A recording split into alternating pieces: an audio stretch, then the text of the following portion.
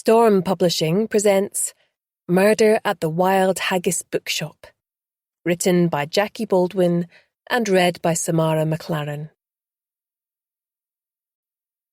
Chapter 1. Beth. Beth put down her ancient copy of Pride and Prejudice and sighed with pleasure. Although she loved all sorts of different books, this was one of her comfort reads that never failed to delight. Jumping to her feet, she placed it back on one of the two bulging bookcases on either side of the stone hearth. She glanced at her watch, hurriedly gathered up her leather satchel, then turned to the mirror in the hall to pull her long curly hair into submission before sticking it up in a messy bun. The face that stared back at her was ghostly pale, with a smattering of freckles across her nose and cheeks. It was not unheard of for her to get sunburnt in the time it took to hang washing out on the line. Poking her head round the living room door, she spied her black cat, Toby, giving her a stern look from the sideboard. Used to inspiring terror in the mean streets of Glasgow, he was slowly adjusting to a more rural life in the Scottish Highlands. He had taken to following her along to the shop at times, which had initially worried her until she realised that he was used to far heavier traffic in the city than he'd ever find up here. The customers looked forward to seeing him. She dropped a kiss on his massive head, then pulled on a wool coat over her navy tweed skirt and slid her feet into her trademark sensible shoes. The air in the house was distinctly cooler than usual. No wonder, as it was already into October.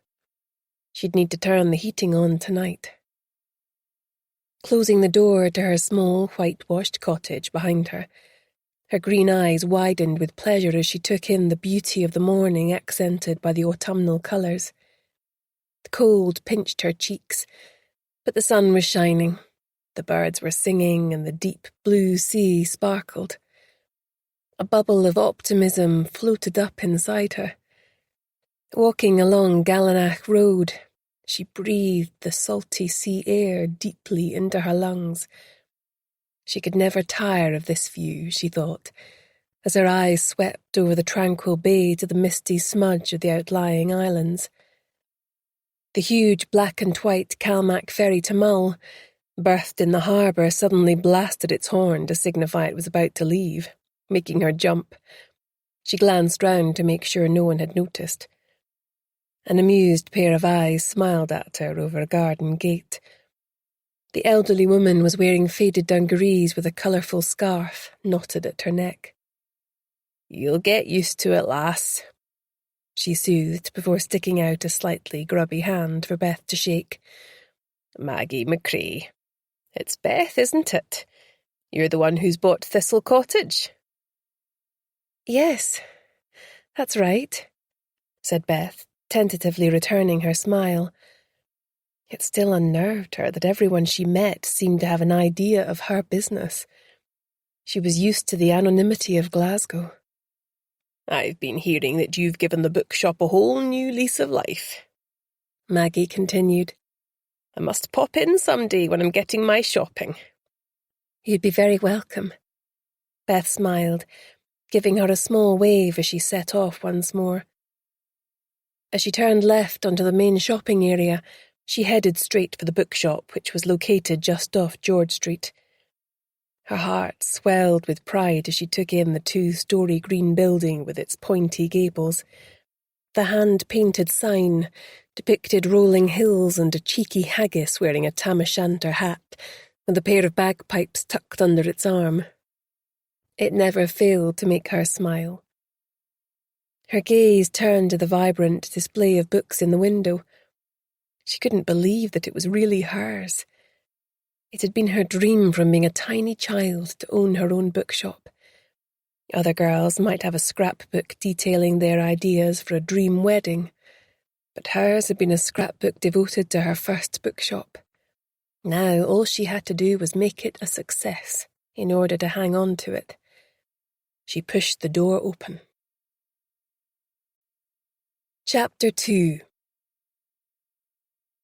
The smell of coffee and books tickled her nose. Hurrying through to the kitchen at the back of the shop, she quickly opened the containers of chocolate chip cookies she had prepped at home and placed them in the fan oven. Soon their delicious aroma would spread around the shop, enticing her customers to linger. "Morning, Lachlan." She waved at the man adjusting the books on the reclaimed timber shelves as she walked back through into the main part of the shop, stooping to straighten one of the colourful rugs that were scattered throughout.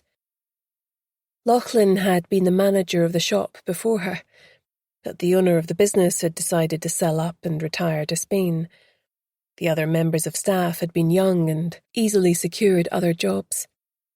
Although only in his late 40s, he had worked in the bookshop for most of his adult life and hadn't found anything else by the time she took it over. It had seemed sensible to take him on to manage the shop, as she hadn't had the faintest idea of how to do it herself. Although he was generous with his knowledge and worked hard, she knew he often bit his tongue over what he no doubt termed her outlandish notions. The previous incarnation of the bookshop had done well enough, but Beth rather thought the owner had been a bit stuck in the past and was eager to make some changes now it was hers. "How many are you expecting tonight for this shindig?" Lachlan asked, his features arranged in a frown as he pushed up his glasses. He thought she was crazy starting up a crime book club in the evenings, but she'd assured him he wouldn't need to be involved with the Armchair Detectives Club. "Just 5, plus myself," she replied. "I thought I could start with those and then, through word of mouth, increase it up to a maximum of 10. "You'll be lucky," he grunted, shaking his head. "I think it's a really smart move, actually," her assistant Morna called, emerging from the back storeroom and fixing Lachlan with a stern look. "Everyone has to buy the book from us in advance as part of the ticket price, so if they didn't show up it would be an epic fail and total waste of money for them, but we've still made a sale." Even though she was grateful for his expertise, Beth did wish Lachlan could be a bit more positive at times and less a prophet of doom. "Beth, have the extra books for fan fiction night come in yet? I can't see them anywhere," asked Morna. Beth smiled at the fierce-looking young woman before her. She had her own unique style, and the thick layers of makeup, black eyeliner and piercings served as less of a fashion statement and more of a suit of armour, she suspected. Ferociously intelligent, she was a dedicated gamer. Beth had given her a free rein to build up the science fiction and fantasy side of the business, and she was doing a wonderful job. "Sorry, Morna, the delivery came in just as we were about to close. They're in a corner of the staff room underneath the new curtains for the children's area." Morna rolled her eyes, though it was hard to tell underneath all the makeup. She was always borderline insubordinate, but never crossed irrevocably over the line. Beth suspected she was struggling with some issues in her personal life. She always seemed so tightly coiled. Despite being well-spoken with the kind of refined accent typically gained in a boarding school, her clothes were cheap and her shoes worn. The bell tinkled once more, and her youngest recruit, Chloe, came hurrying in, huffing and puffing. Timekeeping was not her forte, partly due to her frenetic social life. Just hearing about her wild nights out was enough to curl your hair. "Morning, everyone," she called out in a soft Highland accent, earning her a ferocious scowl and a pointed look at her watch from Morna. On the surface, Chloe was an unlikely person to find working in a bookshop. The word bling came to mind when one looked at her. Beth saw Chloe as a magnificent bird of paradise compared to her own drab sparrow. Plus she was wonderfully entertaining for the rest of them. Well, maybe not for Morna. Those two were oil and water, and viewed each other with mutual distrust and suspicion. "Hi, Chloe. Once you're sorted, could you post on our socials about tonight's crime book group?" "Already on it," she replied. "That's why I was late," she added, shooting a glare at Morna. I've made these cool graphics using Canva and posted them on our Facebook page, X and Insta. She pulled out her phone and scrolled down before presenting the screen to Beth with a flourish. See? Those are amazing, Chloe. I love them, said Beth. What she knew about social media could barely fill a postcard, but it was child's play to Chloe, who seemed to spend as much time online as she did in the real world. I also made a TikTok. Chloe stalked over to Morna and showed her. Not bad, she conceded grudgingly. Encouraged, Chloe gushed. I could do some for your section, if you like. You do that? Sure. Chloe shrugged. It's all one bookshop, isn't it? That would be cool, thanks, said Morna, sounding like the word was stuck in her throat. The door opened. Morning all. Dave the postman grinned, handing across a pile of letters and padded envelopes to Beth. That's your lot for today. I swear my bag's been getting heavier and heavier since you took the shop over. Hey, Dad, called Chloe, walking over. Mum's on a course tonight. Are you cooking or do you want me to stop by the chippy? How does my cheesy chicken sound? He asked. Perfect, she grinned. I'll do the dishes. Any gossip from your round? None that I care to share, he shot back, doing his best to look mysterious. After he had left, Beth marvelled at their easy relationship. Her own relationship with her father, such as it was, had been fraught, to say the least. Chloe was an avid reader and devoured young adult and romance titles. Her current passion was romantasy, which was edging dangerously into Morna's territory. She was also much smarter than the airhead persona she liked to cultivate. It felt good to have the young ones in the shop. At 34, Beth knew that she wasn't old, but her tastes were more middle-aged than they should be. She had never been as carefree as Chloe. Her life experiences had shunted her down a very different path. She had converted one of the large stockrooms previously filled with sets of old law books that no one would ever want into a light and airy cafe with an espresso machine and pre-loved leather sofas where customers could take the weight off their feet and relax with some home baking. On one wall, the shelves were filled with a curated selection of books with staff reviews posted underneath, with funky magnets which were also available to buy. The others contained crafts and artwork for sale by local artists. Lachlan had been scandalised when she first proposed getting rid of the law room, or his treasures, as Beth liked to secretly think of them. These books are of historical value, he had spluttered. Gently, she had explained that now that legal session cases and case reports were online, it was virtually impossible to sell them, given the amount of room they took up and that they were no longer being printed. The day passed like any other, with customers wandering in to browse the shelves or ask for something specific. Some stayed for a cup of tea and a chat. As the sun began to set and pink tinged the early evening sky, Beth gently shooed the last couple of stragglers out and closed the door behind them. Her staff weren't long in following them out of the door. It was time to get ready for the first meeting of the armchair detectives. As she moved through to the cafe, she removed the canapes that she had made last night from the fridge and stuck them in the oven to bake. She had put on quite the spread for the inaugural book club meeting, desperate for it to go well. To create a fun atmosphere, she'd used blue and white crime scene tape to outline a dead body on the floor, and ordered themed blood spatter serviettes and plates.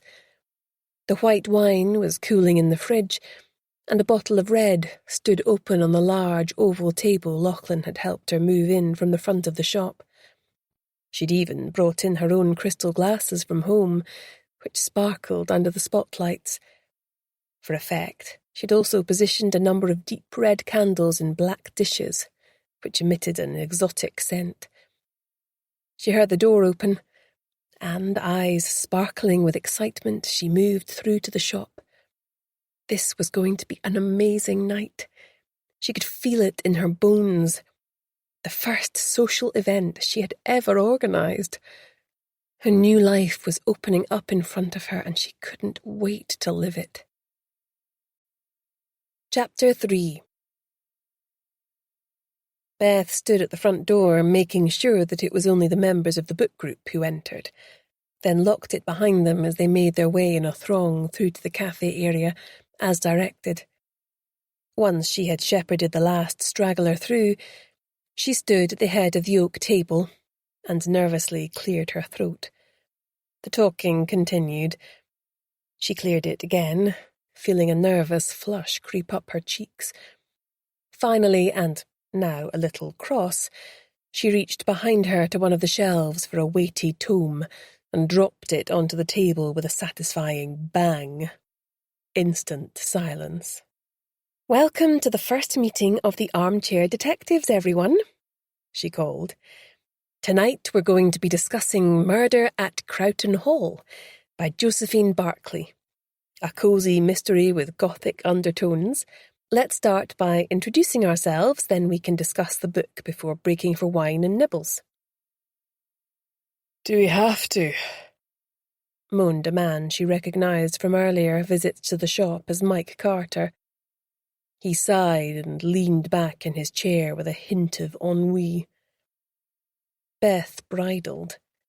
He was tall and lanky, late 40s with long, floppy, dark hair and wearing cords and a tweed jacket.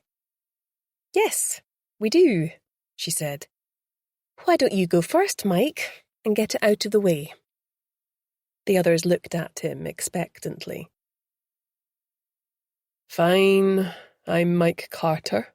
I teach English at the high school for my sins. I read widely in the crime fiction genre. I have to say this book was dismal." "We'll come on to the book later." Beth smiled through gritted teeth. Glancing at the vibrant, beautifully made-up woman next to him, she nodded encouragingly. "My name's Veronica Kerr, Ronnie for short," she said, dimpling. "I run Glow, the beauty parlour a couple of doors up from here. It's not normally such a mess in front of the shop, but some idiot tourist managed to demolish my garden wall last week. I mainly read gritty crime thrillers, but I have to say I really enjoyed the book." She turned and glared at her neighbour pointedly. "I'm not surprised you enjoyed it," Mike sniffed. "What's that supposed to mean?" Ronnie snapped back, eyes narrowed. Moving on," said Beth, gesturing to the elegant older woman on the other side of Ronnie.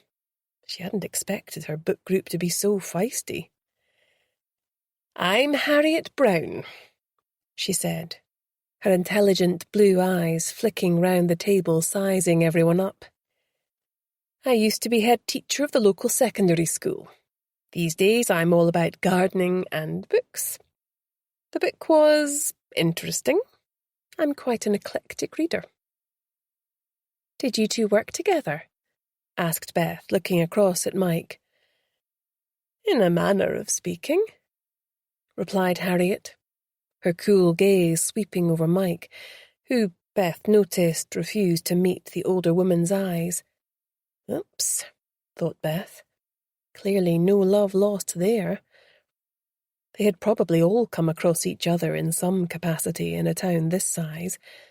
The introductions were really for her benefit. "Dan Guthrie," said a young man who looked to be around 30. "I'm a writer. My first crime novel is due out shortly." He added almost apologetically, dropping his eyes. Everyone apart from Mike gave him a spontaneous clap. Beth noticed Mike rolling his eyes. "That's wonderful," Beth exclaimed. "Can we please get on?" sighed Mike. "We're meant to be here to discuss the book, not network." Beth ignored him, though he was making her increasingly uncomfortable. "And last but not least," she said to the attractive brunette on her right. Despite her looks, she had a hard edge to her that Beth found intimidating. She could give even Ronnie a run for her money in the glamour stakes. I really need to up my game, Beth thought, wincing. A Darcy Baxter, the woman said in a clear, strong voice with a Glasgow twang. I'm an investigative journalist, currently working for the local rag, but not for long. She added with a mysterious smile. I've rotted up here long enough. I have discovered a secret that's going to propel me back into the big leagues. Glasgow, here I come. Intriguing, said Beth, though all of a sudden she felt a bit sick and clammy. I love all kinds of crime fiction, but my favourites are those where someone will go to any length to cover up a secret. We've all got them, haven't we? She said, pinning everyone around the table with a knowing smirk. Clearly she was just bursting to let the cat out of the bag, but the journalist in her reined it in. Mike snorted behind his hand, covering it with a cough. What was his problem? Beth hoped he didn't come back. He seemed rather hostile for what was meant to be a simple social event. Was it her imagination, or had the evening just taken a darker turn? Everyone suddenly seemed frozen in their seats, staring down at the table as though they wished themselves anywhere but here. This is not going well. Beth panicked. She had to move things along, loosen them up a little bit. So, she said brightly, what did we think of the main character, Fletcher Monterey? Two-dimensional and dull as ditchwater, announced Mike, folding his arms. Well, I liked him, pronounced Darcy, also folding her arms. In fact, I really liked him, if you get my drift, she said, waggling her eyebrows suggestively. Everyone apart from Mike and Dan laughed and nodded in agreement. How about you, Dan, since you're the expert in our midst?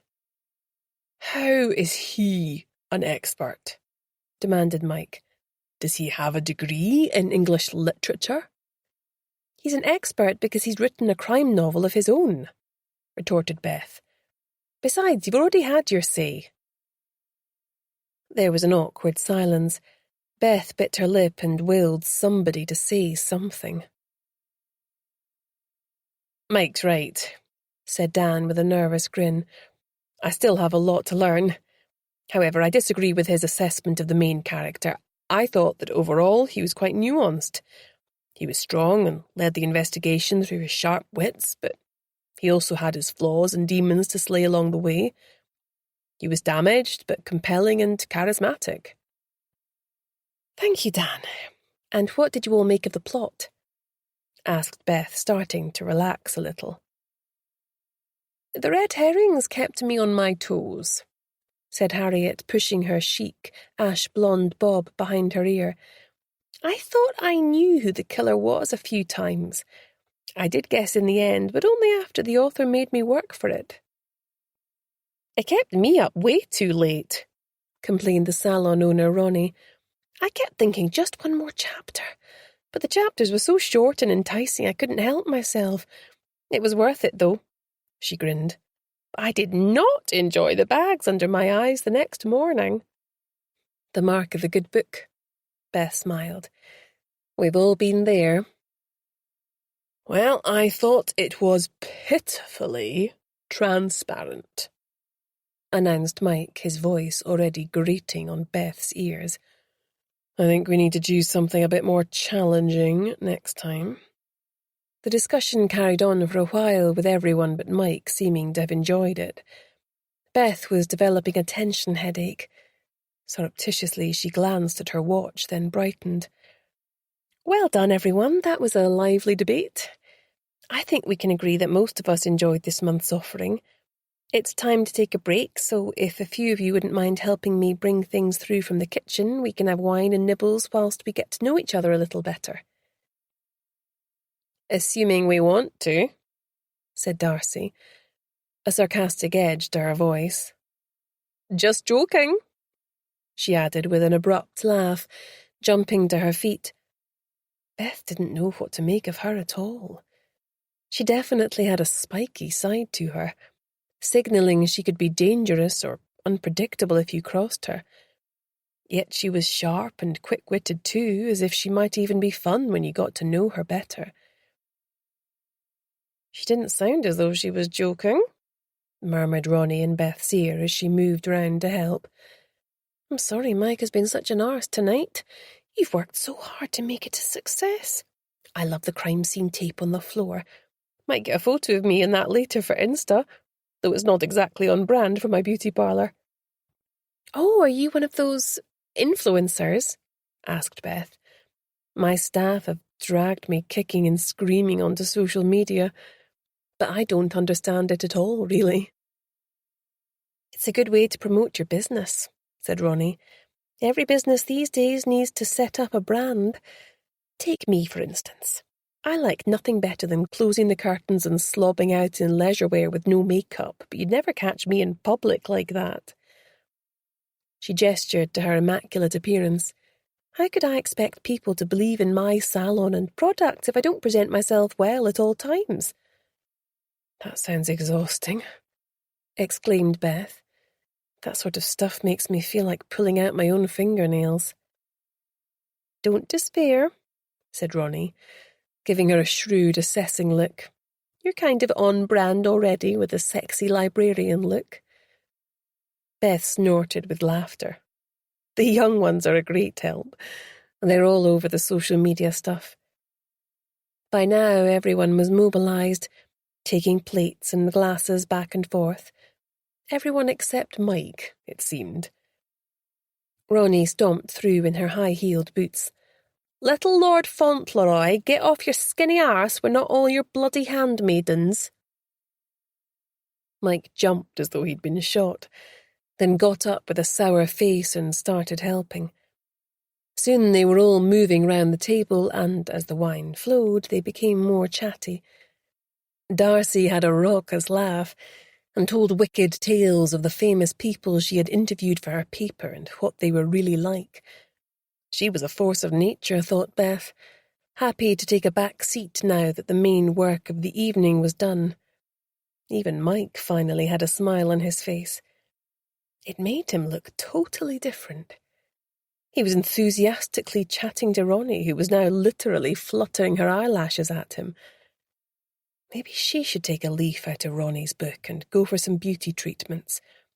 She'd never worn makeup, but now might be the time to experiment. She loved Darcy's huge gold hooped earrings. No, who am I kidding?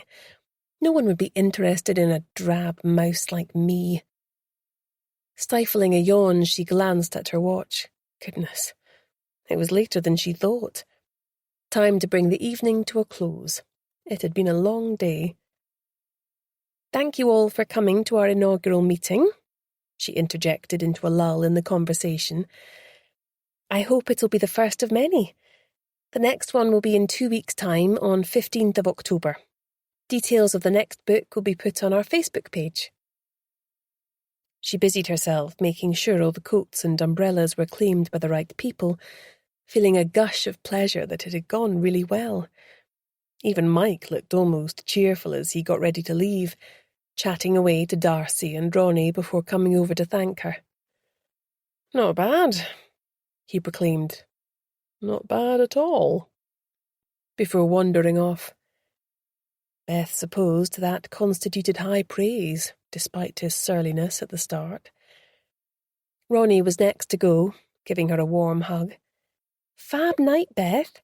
Looking forward to the next one. If you ever fancy a glow-up, you know where to come.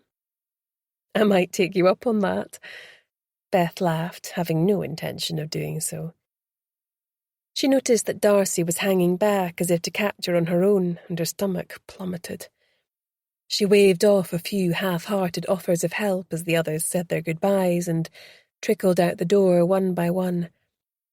Once they had left, Darcy walked over to her. Beth held her breath. I admire what you've done with the place, Darcy said, her expression hard to read. Thanks for a great night. See you next time. Beth was at a loss. She had the impression that Darcy had been about to say something else but had changed her mind at the last minute. Smiling, she waved her off and rushed back to the kitchen to compose herself, exhaling with relief. She'd been worried about nothing. She set about clearing up as the sound of their chattering voices receded into the night. Eventually there was silence, and she felt her shoulders come down and her body relax. She dug out her headphones, selected some soft rock from her phone to energize her, and put it on full blast, her head bobbing away. Although she was tempted to leave the dishes until the next day, she managed to power through until everything was shipshape. Finally, feeling tired to her very bones, she turned off the music and the kitchen light before making her way through into the adjacent room with a cup of tea before heading home.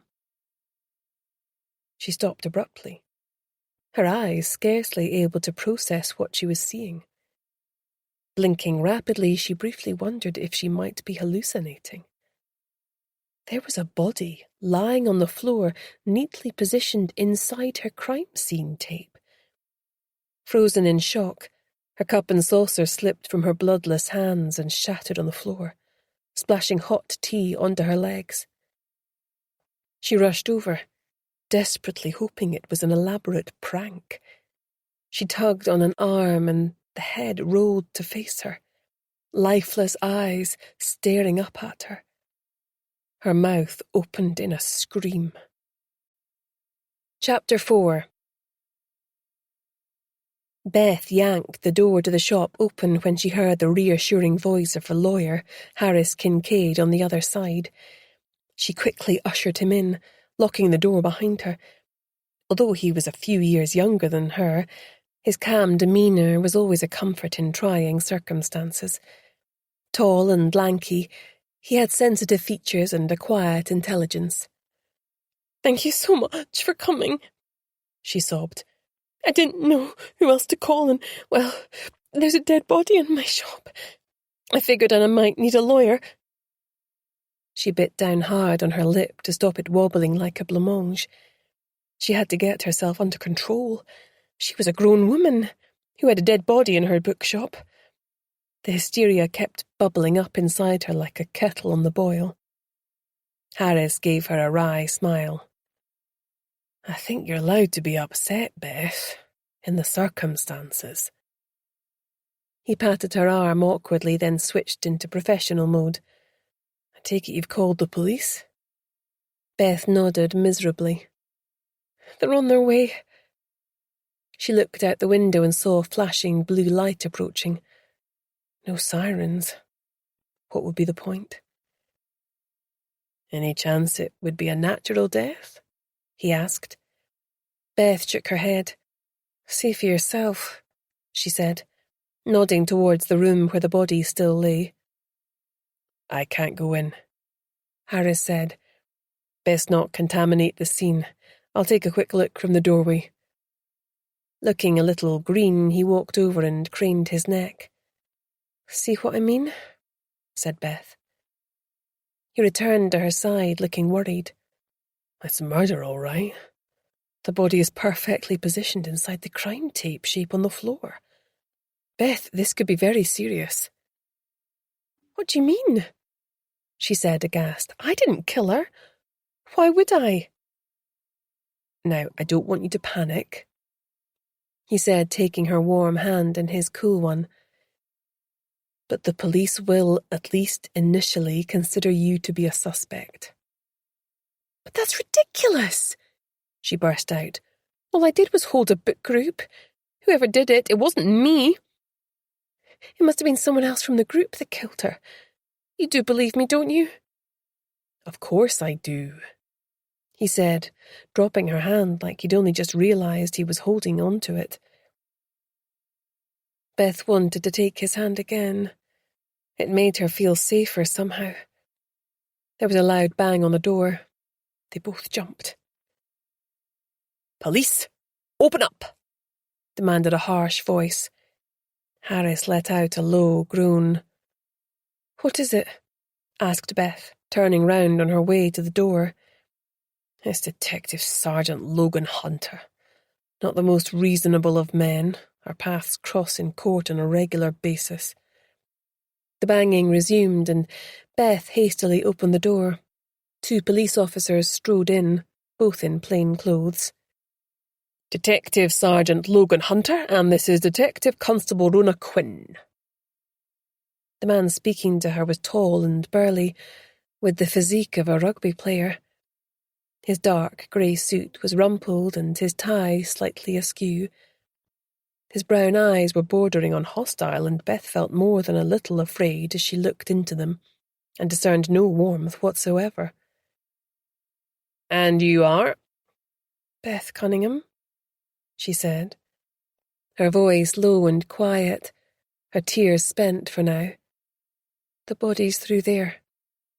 Stay here with D.C. Quinn, he commanded, as he strode away into the adjacent room. A couple of minutes later he was back, his face even graver now. He shook his head at the unspoken question in his colleague's eyes. There was a muted knock on the door. "That'll be the duty police surgeon," he explained as D.C. Quinn opened the door to admit a stooped, elderly man with kind eyes. "Dr. Kennedy!" Beth exclaimed. "She one of your patients?" asked the sergeant, jerking his head in Beth's direction. "You know I can't comment on that," the doctor said with a frown, turning to give Beth a quick wink. "Fine," sighed D.S. Hunter. "Body's through there. I need you to pronounce life extinct. We're looking at a murder investigation." He turned towards Beth. "As this is now a crime scene, you'll need to vacate the premises until further notice." "But this is where I work," said Beth, uncomprehending. "It's a bookshop. My staff will be here in the morning. I have customers." She sat down heavily on a nearby chair. Did that police officer just roll his eyes? How dare he? Her face flushed with anger, and she sprang to her feet only to have Harris steer her out the door by the elbow. "We'll meet you at the police station," he said over his shoulder. "The police station? But I want to go home," she muttered, that treacherous lip wobbling again as she strived for control.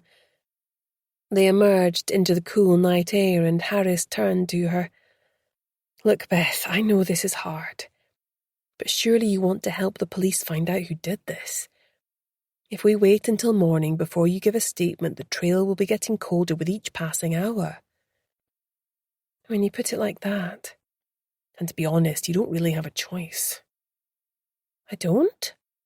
she asked, bewildered. "No. The only reason you're going with me and not being escorted in a police car is because he trusted me as your lawyer to get you down there. Now, you don't have to answer their questions, but assuming you have nothing to hide," he shot her a sharp glance, "it's probably best to cooperate." "This is a nightmare," she groaned, rocking on her heels. "That poor woman. Who could possibly have wanted her dead?" "Oh, you'd be surprised," he said, his mouth set in a grim line. "What do you mean by that?" she asked. "Nothing," he said, shrugging it off. "Come on, let's walk there. It's only a few minutes away, and the fresh air will do you good." As they set off walking, another police car arrived, closely followed by a large police van. As they rounded the corner off the high street, they saw a black hearse gliding through the silent streets in the direction they had come from. Beth shivered. Death had stalked her mother for months before she had succumbed. She hadn't expected to encounter it again so soon. All too quickly, they turned into Albany Street and arrived at the police station. Beth's breath caught in her throat. It reminded her of a time in her life she'd rather forget. Sensing her hesitancy, Harris paused beside her. "Ready?" he asked. "As I'll ever be," she muttered. and pushed open the door. Chapter 5. The desk sergeant, a grizzled man of around 50, had clearly been advised to expect them, and they were immediately shown into an interview room that smelled of pine disinfectant with an undernote of sweaty feet. They sat side by side behind a table that was bolted to the floor. By now it was nearly 11 o'clock, and Beth would have given anything to be tucked up in a warm, cosy bed where none of this nightmare had happened. Her thoughts flew to the dead body, and she gave herself a silent rebuke. How could she dare moan when their life had stopped dead like a broken watch? She resolved to do everything she could to aid catching the killer, no matter what the cost. This was personal. She glanced sideways at Harris. As the lawyer her mother had engaged to deal with her estate and arrange the purchase of the bookshop and cottage, he had really taken her under his wing. Although he was very reserved and she struggled to know what he was thinking at times, she felt that he was someone she could rely on and turn to in a crisis. And this certainly qualified as a crisis, she thought, squirming in her uncomfortable plastic seat. She hoped it wouldn't be that unpleasant sergeant who came to question her. There was something about him that made her hackles rise. The door swung open, and her heart sank.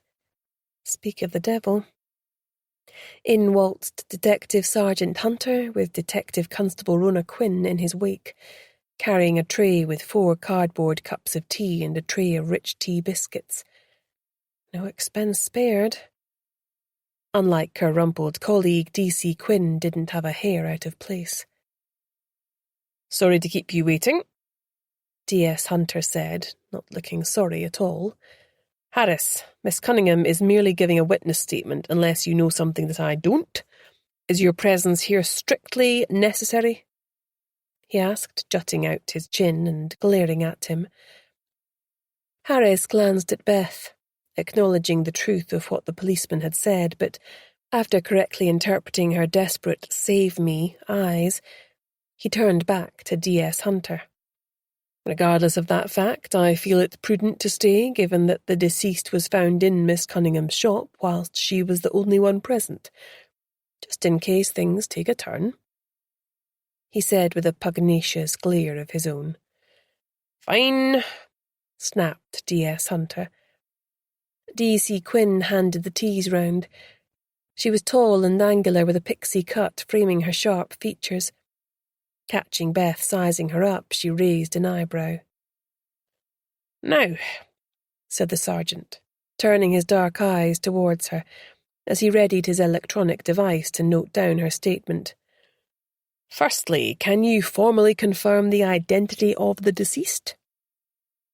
Yes," said Beth. "Her name was Darcy Baxter.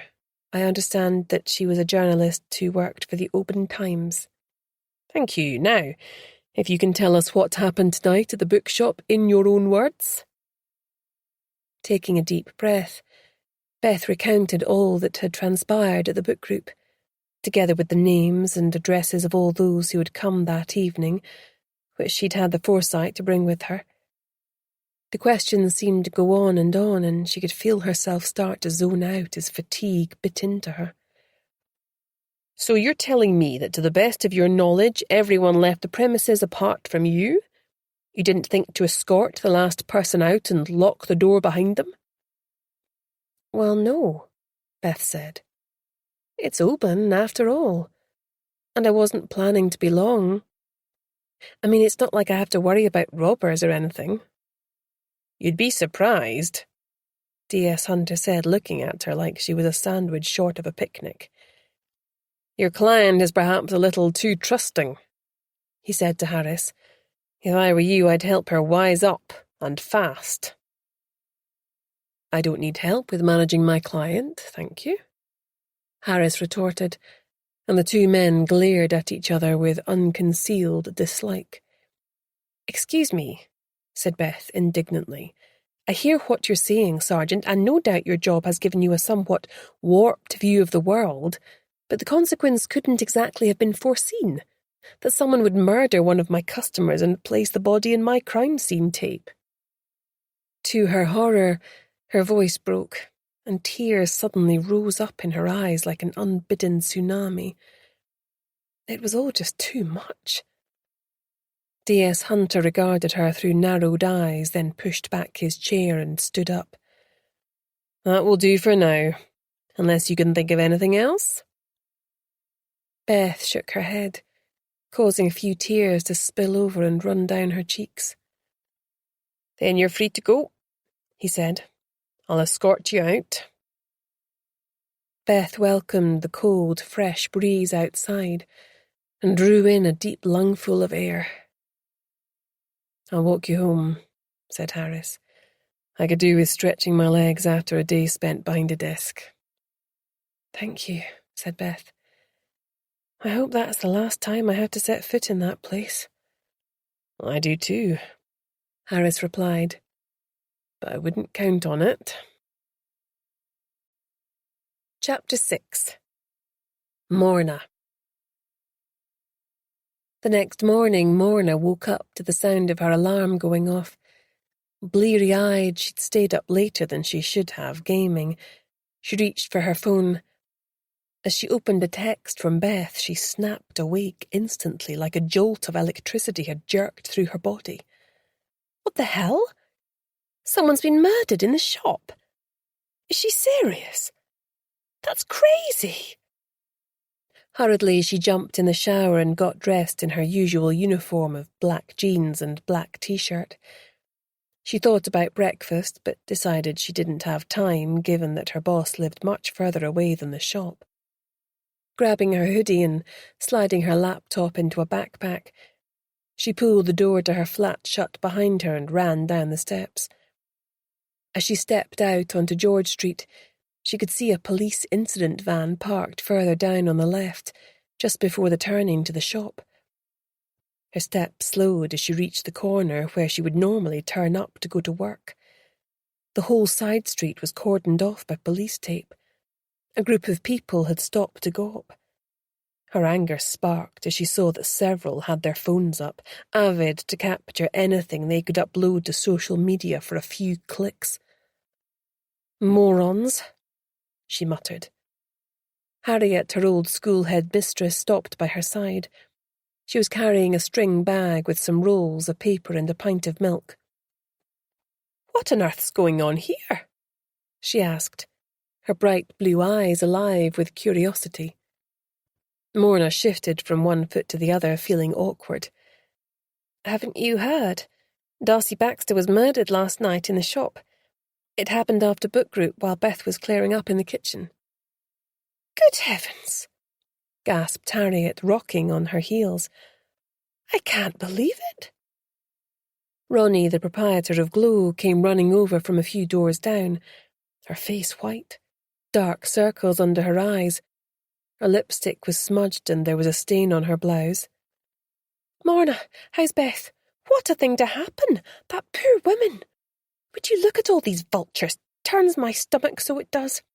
They need to get a life, she said, raising her voice and throwing a contemptuous glance in their direction.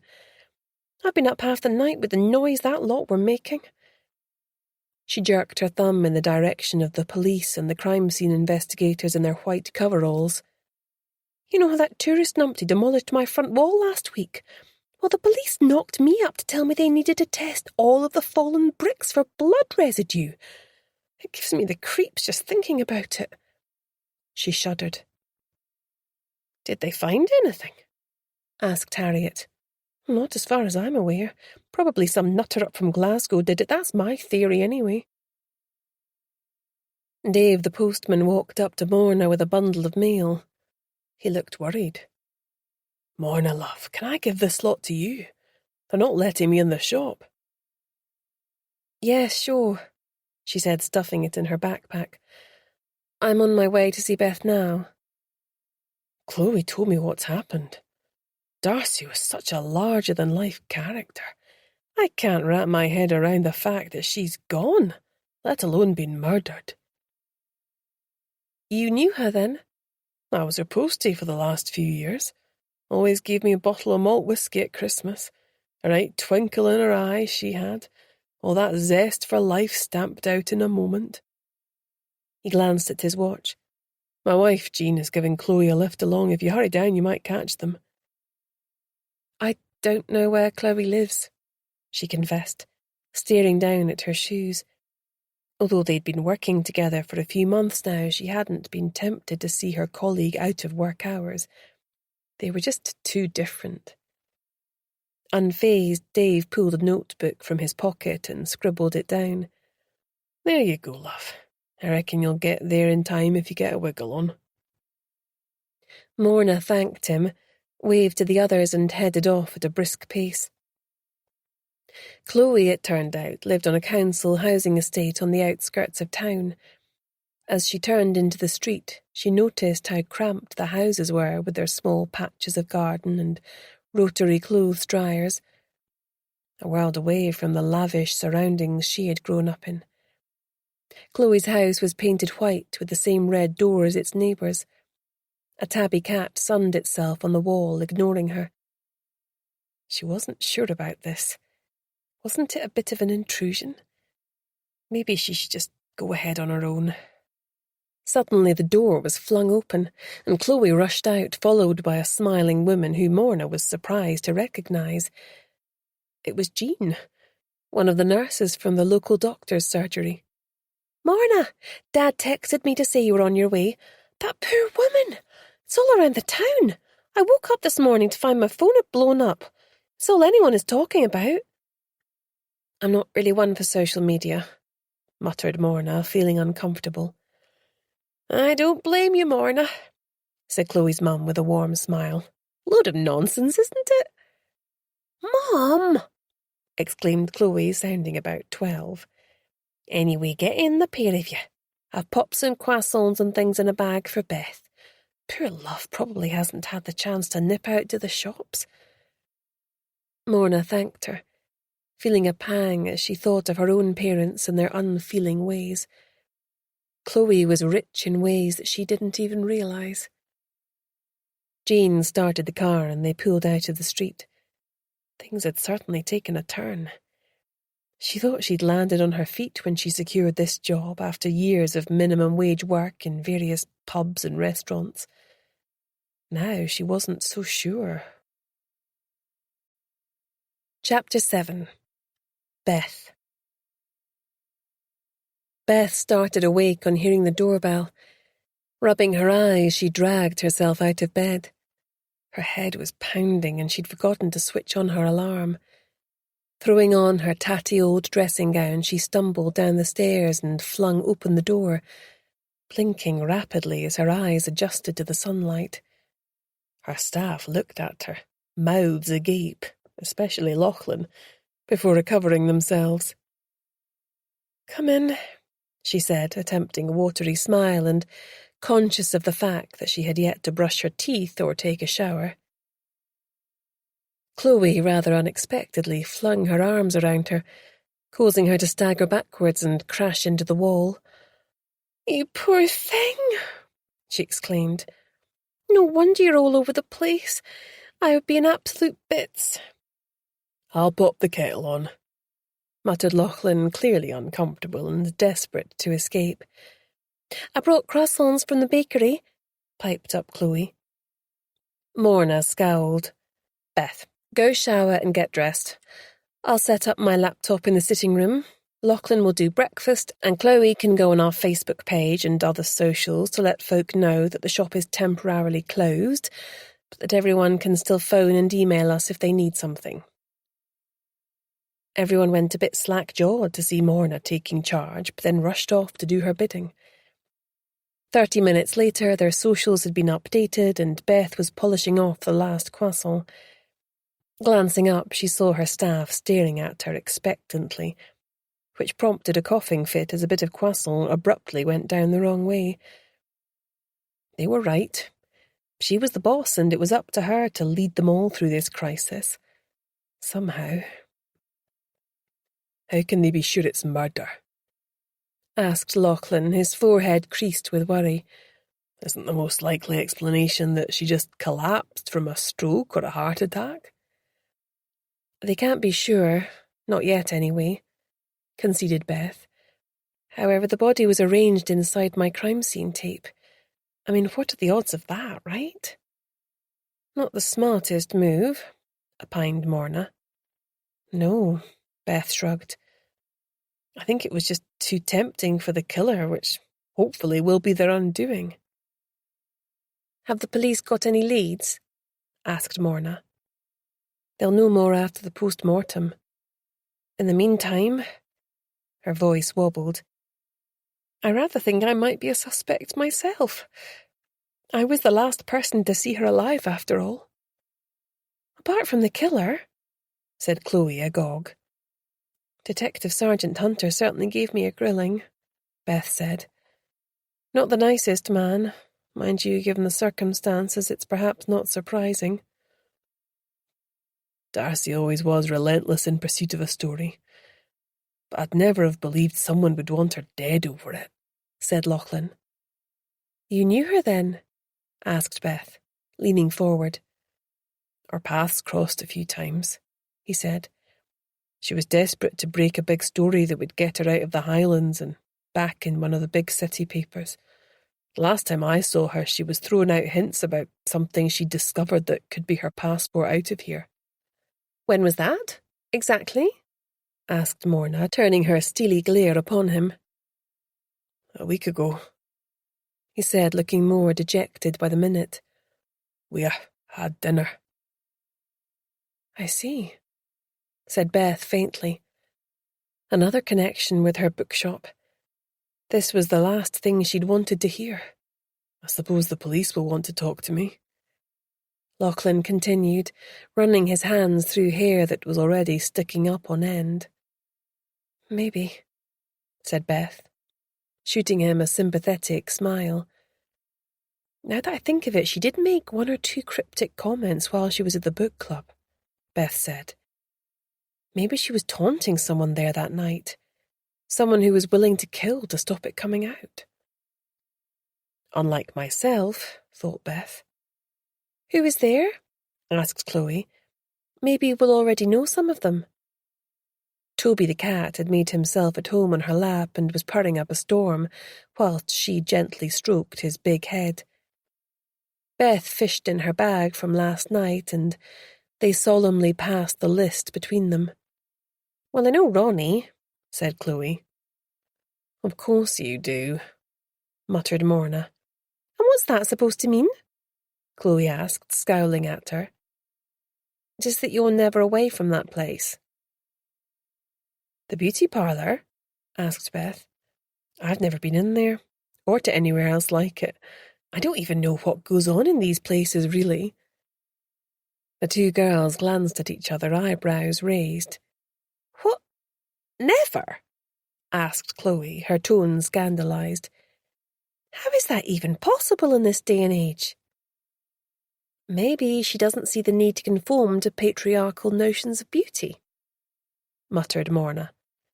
Not this again. You're such a hypocrite, Morna, snapped Chloe. You wear just as much makeup as me, more, in fact, so it's only okay if you're trying to look all alternative.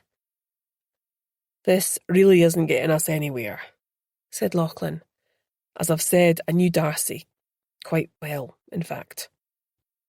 He went a little pink. I don't know Ronnie, but I know everyone else on the list. Dan Guthrie, the novelist, was a regular customer of the shop, though I have to say he didn't buy much in the way of fiction. Mike Carter has been in and out the shop for years. He was a bit unpleasant to Dan, said Beth. I wonder why. Mike can be a bit bitter and twisted, said Lachlan. That's no motive for killing Darcy, though, said Beth. You two went to the local school, didn't you? She looked over at the girls. I did, said Chloe. Did you have Mike Carter for English? Yes, said Chloe. I liked him. He had a very sarcastic sense of humour, but at least he didn't play favourites. I do remember hearing him and Harriet Brown having a shouting match one day, back when she was head teacher. She said if he didn't resign, she would find a way to end him. She shrugged. Nothing came of it, though. What about you, Morna? Asked Beth. Only for 5th and 6th year, Morna replied. I did have him for English. I thought he was quite cool at the time. He was open to fantasy and stuff, unlike some of the others. Beth noticed that she had wound some hair around her finger and was subtly tugging on it. Clearly thinking about her school days was stressing her out, even though it was a long time ago. Time to change the subject. Obviously the police will be looking into everyone who was there that night, but let's not forget that the door was left unlocked for at least half an hour whilst I was clearing everything away and washing up the dishes. Someone could have been waiting for her to leave and then hid her body back inside to conceal it from passers-by. It's entirely possible they didn't even know I was still in the kitchen. Although I was listening to loud music, I had my earphones in to avoid disturbing neighbours. I also had the door to the kitchen closed to prevent the heat getting out. Beth shivered. It was only now sinking in that had she entered the room just a few minutes earlier, not only might she have caught the killer in the act, but they might have murdered her too. For the rest of the morning, the team worked at Beth's scrubbed pine kitchen table that she'd moved with her from Glasgow. It was a comfort to have reminders of her previous life surrounding her. Toby scowled at them from the dresser for disturbing his peace before getting bored and stalking off to the sofa for a nap, a beady eye flickering open every so often. Around noon there was a loud rap at the door, making them all jump. Beth went to answer it, her heart hammering. As she opened the door, she was faced with a grim-faced D.S. Hunter with his sidekick D.C. Quinn. His dark eyes were hard as flint. Detective Sergeant Hunter, do you want to come in? I was just going to put the kettle on. She tailed off as his lips visibly tightened. Her stomach roiled. The way he was looking at her, something was very wrong, and she had a feeling she knew what it might be. Beth Cunningham, I am detaining you on suspicion of the murder of Darcy Baxter. You do not have to say anything, but anything you do say may be taken down in evidence and used against you in a court of law. Do you understand? Beth sagged against the wall as her legs nearly went from under her. It was happening again, and she was powerless to stop it. Her staff had come out into the hallway, their faces a mix of shock and confusion, mirroring her own. Please lock up behind you, and can someone feed Toby before you go? She said to them, nodding at the keys on the table. Lachlan, can you call Harris Kincaid and tell him what's happened? Ask him to meet me down at the station. D.S. Hunter then placed her in handcuffs, took her by the arm and frog-marched her to the waiting police car. She was dimly aware of a few neighbours stopping to gawp at them. This was a nightmare, one that showed no signs of releasing her any time soon. Chapter 8. Beth was dry-mouthed with fear, which was in no way alleviated by the cup of tea she'd been brought by D.C. Quinn, who was looking at her differently now. Clearly they knew about her past. That was the only explanation she could think of for why they had suddenly detained her. When she had moved to Oban, she dared to believe that the events of 21 years ago could finally be put behind her for good. Yet she could hardly complain. Wouldn't it, after all, be karma? Didn't she deserve to have this new, happy life snatched away from her? The door opened, drawing her back from her turbulent thoughts, and in walked Harris Kincaid. A lump rose in her throat just looking at him. He was so good, so decent. Would he still want her as a client once he learned who she really was, and what she had done as a scared kid? Harris, thank God you're here. Of course, he said with a small smile. Why wouldn't I be? You're my client. He took a seat beside her at the table. They'll be in shortly to question you under caution, he explained. You don't need to answer any of the questions they put to you, but it might be better to get ahead of this from the outset. You know then? She asked in a small voice. I do, he said, his voice grave, his eyes kind. I've always known. Your mother told me in case it ever became an issue. How you had changed your names and moved from Aberdeen to Glasgow. What must you think of me? Beth whispered, forcing the words out from between trembling lips. Tears threatened to fall, but she dashed them from her eyes. She was fighting for her survival now, and couldn't give in to the wave of emotion that threatened to drag her under the surface. She had to fight back. As you were so young at the time, and in those particular circumstances, I doubt that'll be the only reason they're looking at you. Harris said thoughtfully. A bigger concern is that it gives you a motive. Darcy Baxter hinted to everyone there that she was going to expose a secret. The press are always fascinated by child killers. It could have made quite the juicy story. Beth groaned. I'm doomed, aren't I? She said, slumping down further in her uncomfortable black plastic seat. It makes you a person of interest, but they're going to need more than that to make it stick, he said. And they know it. The only way they can obtain corroboration is if you inadvertently provide it. Don't do that. After confirming your name, date of birth, and address, all further questions should be met with the same answer. On the advice of my lawyer, I have no comment. Got it? He said urgently, his eyes staring deeply into hers. She nodded mutely, the feeling of déjà vu sending a puddle of acid into her mouth, which she swallowed back down with a gulp. If you stick to what we agreed, they're going to have to release you in a few hours. Don't be goaded into digging your own grave. Stick to the plan. Beth jumped as the door opened forcefully, and D.S. Logan Hunter entered. His presence filled the room and made Beth shrink into herself even further. D.C. Rona Quinn followed in his wake and quietly closed the door behind them. The air seemed thinner with them in it, and Beth could feel her breaths becoming faster and shallower. A sour smell caused her to wrinkle her nose until she identified the source. It was coming from her. The smell of fear. It took her straight back to the horror of that earlier interrogation when she was only 13. Then, too, a tall, dark man had stuck his face aggressively in hers and demanded answers she did not have.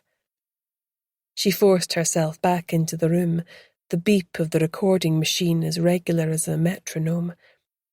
D.S. Hunter was glaring at her across the cheap, bolted-down table. He must have asked her a question. His colour was heightened and his lips compressed into a thin, tight line. On the advice of my lawyer, I have no comment to make. She stumbled, her voice sounding forced and unnatural. It was harder than it looked in the movies to say nothing at all in her defence, especially when D.S. Hunter was doing his level best to goad her. She shot Harris a beseeching look. He sent her a warning glare back and slightly shook his head. Sighing, she dragged her attention back to the questions which were now striking her like bullets, piercing her to the core. Suddenly D.S. Hunter slammed both hands down on the table, palms down. Beth jumped at the sound. You do realise that if you fail to mention something on which you later want to rely on in court, your silence now can be founded upon. He was just trying to scare her, thought Beth resentfully. I am well aware, and have no comment, she shot back at him, rattled nonetheless. He sat back in his seat, clearly frustrated, and gestured to D.C. Quinn to take over the questioning. Her demeanour was more sympathetic, and Beth welcomed the respite. Look, Beth, I appreciate how difficult all this must be for you, she said, her voice low and musical, unlike that of her boss, which grated on her ears. "You must have fought so hard to come back from what happened to you all those years ago, when you were still a child." Beth nodded, tears springing to her eyes. "Sorry, could you answer for the tape?" D.C. Quinn said gently. "Yes," she said. Harris nudged her ankle with his foot, admonishing her to be on her guard. Beth was by nature polite to her core and found it even harder not to respond to these ever-so-gentle questions. She was desperate to unburden herself to a sympathetic ear, but now was most definitely not the time, she reminded herself. Oban was meant to be a fresh start, wasn't it? "Yes," she said, still guarded. "It surely wouldn't hurt to offer a little more information. After I was released from the secure unit, I never went back to school. My mother had multiple sclerosis. I became her carer until she died." Another kick from Harris. She felt like kicking him back, but refrained. This wasn't about Darcy, and it felt good to talk. After all, it was her story to tell. "That must have been tough," said D.C. Quinn, her eyes encouraging. "Yet you seem to have made a success of your life since moving here. I hear the bookshop is doing well, and you've been positively welcomed into our community." "Yes," said Beth, feeling suddenly emotional. It was true. Her life since she moved to the Highlands had been beyond her wildest dreams. A home of her own, a modestly thriving business, even people she felt she could tentatively call friends for the first time. "So you were prepared to do anything?" said D.C. Quinn, her eyes hardening.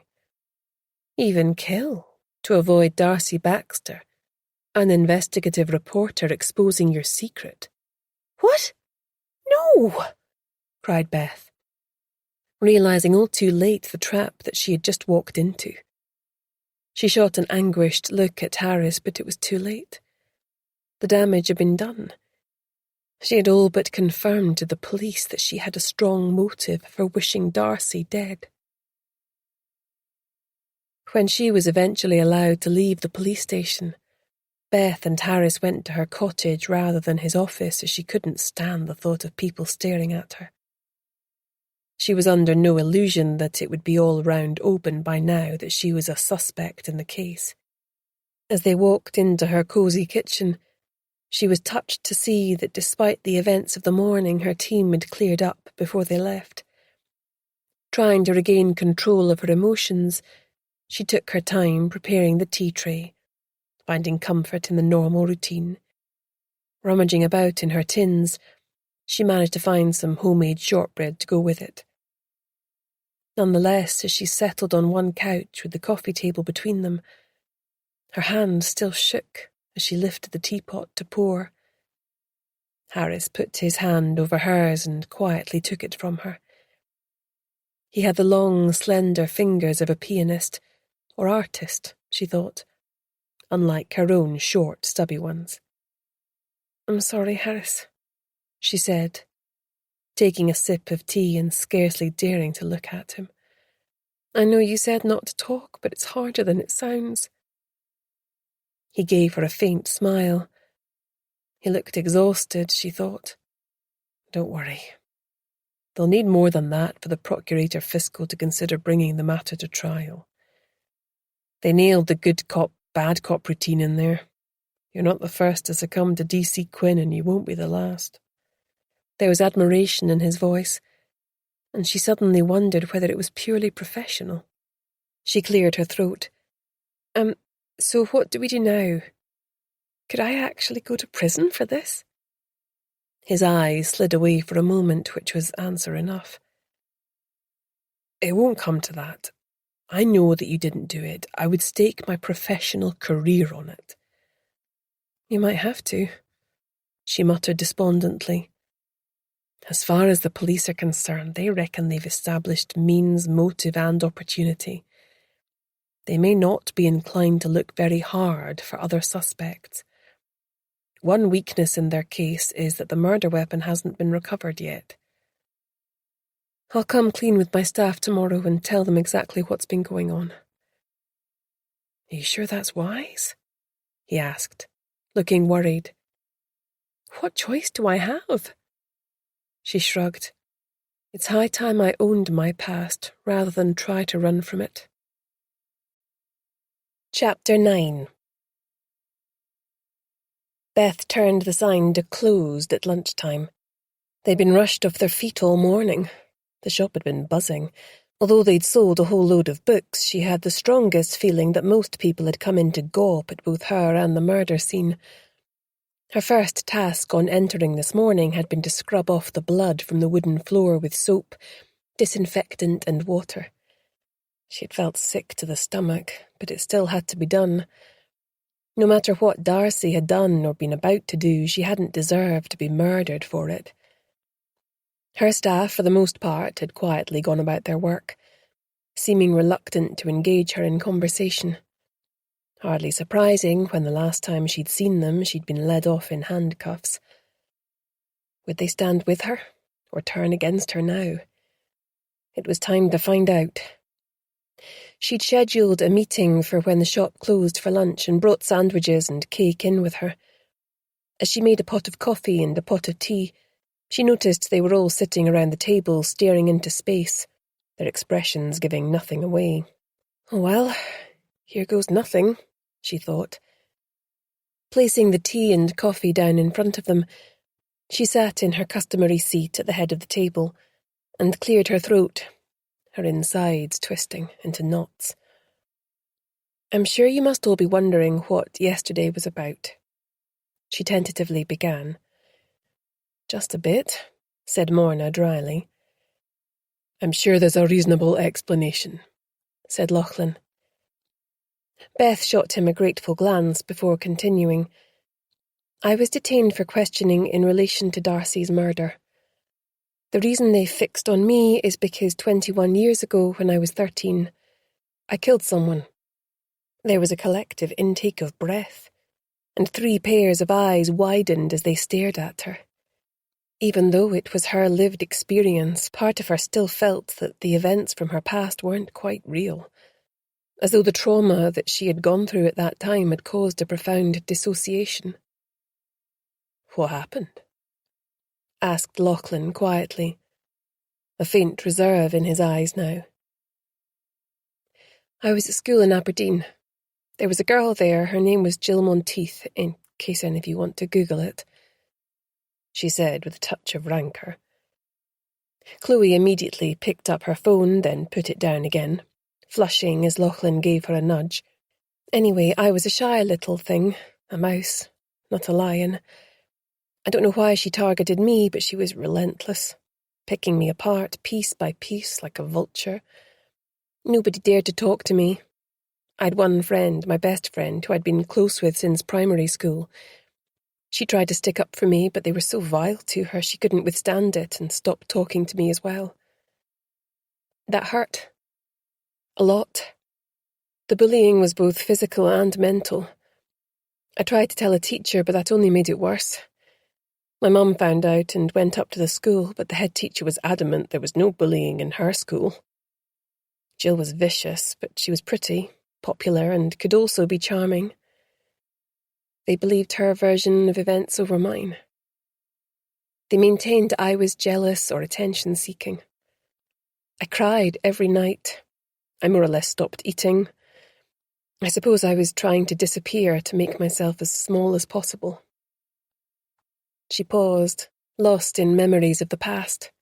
So, how did you go from there to committing murder?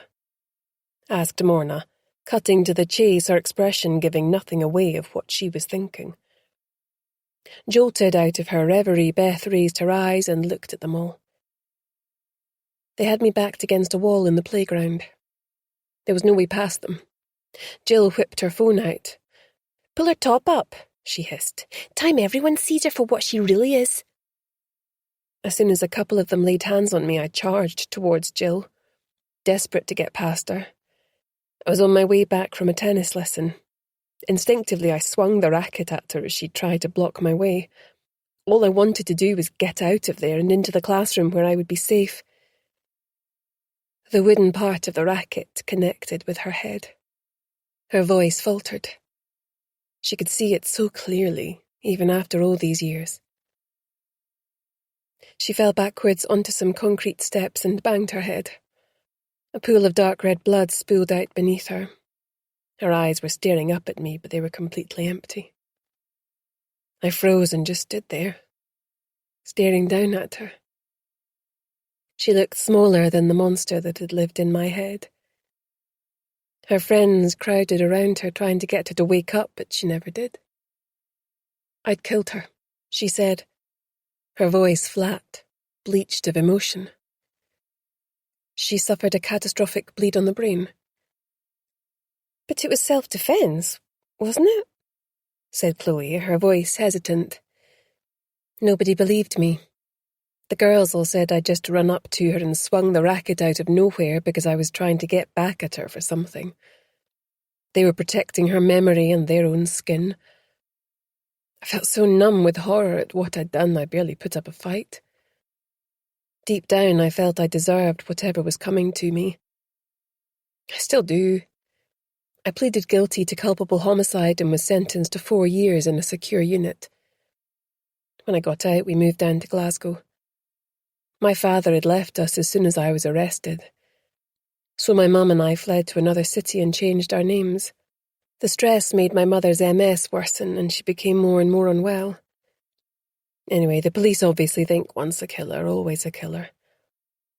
I need to find out who the real murderer is, or I have a horrible feeling that my life as I know it is over, she said, exhaustion suddenly sweeping across her. There was an awkward silence. Beth lifted her head and looked at each of them in turn. Their faces were guarded, giving nothing away. What had she expected? That they would all pledge undying loyalty and spring to her aid? That hadn't been her experience of life so far. Anyway, she continued, if any of you feel uncomfortable working for me and want to leave, I will be happy to provide you with a glowing reference, which all of you have certainly earned. If you decide to stay, I must warn you that the press attention may become relentless once my personal circumstances come to light. I will give anyone who decides to leave a month's pay in lieu of notice. I'm going for my lunch now to give you a chance to discuss matters amongst yourselves. She rose from her seat, picked up her bag and walked out of the door, her chin lifted and her back ramrod straight. It was happening again. But this time she was going to fight. Not just for her, but for Darcy as well. She deserved to have her real killer brought to justice and made to pay for what they had done. Chapter 10. Beth wandered forlornly along George Street. As it was October, the number of tourists had dwindled. There was a definite chill in the air. When she'd made her grand exit, she hadn't had the forethought to bring her coat or grab a sandwich, so she slipped into the chocolate shop and headed for a table towards the rear, where she sat with her back to everyone. She was definitely in need of some comfort food. A plate of waffles and a friendly greeting from the waitress soon made her feel a bit better, and she felt her taut muscles relax ever so slightly. She was surely blowing everything out of proportion. They would need real evidence to convict her this time, and as she knew that she hadn't killed Darcy, she knew that couldn't possibly be forthcoming. Even though she hadn't been to university, her mother had always said she had a good brain. It was time to put it to use, and show those police officers that they were looking at the wrong person. She would show them, all of them. She was no longer that frightened child. She was a resourceful woman with right on her side.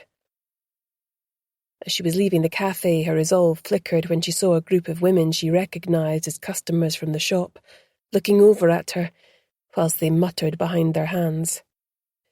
"Good afternoon, ladies," she said with a bright smile, as she sailed past them without waiting for a reply. Let them gossip for now. She was determined not to cave in, even if the whole town joined in. As she opened the door to the bookshop, she didn't know what to expect. Would some of her staff have taken her up on her offer and simply left? Her heart in her mouth, she pushed open the door and saw them all still there, eating and drinking at the staff room table, as though it was just a normal day.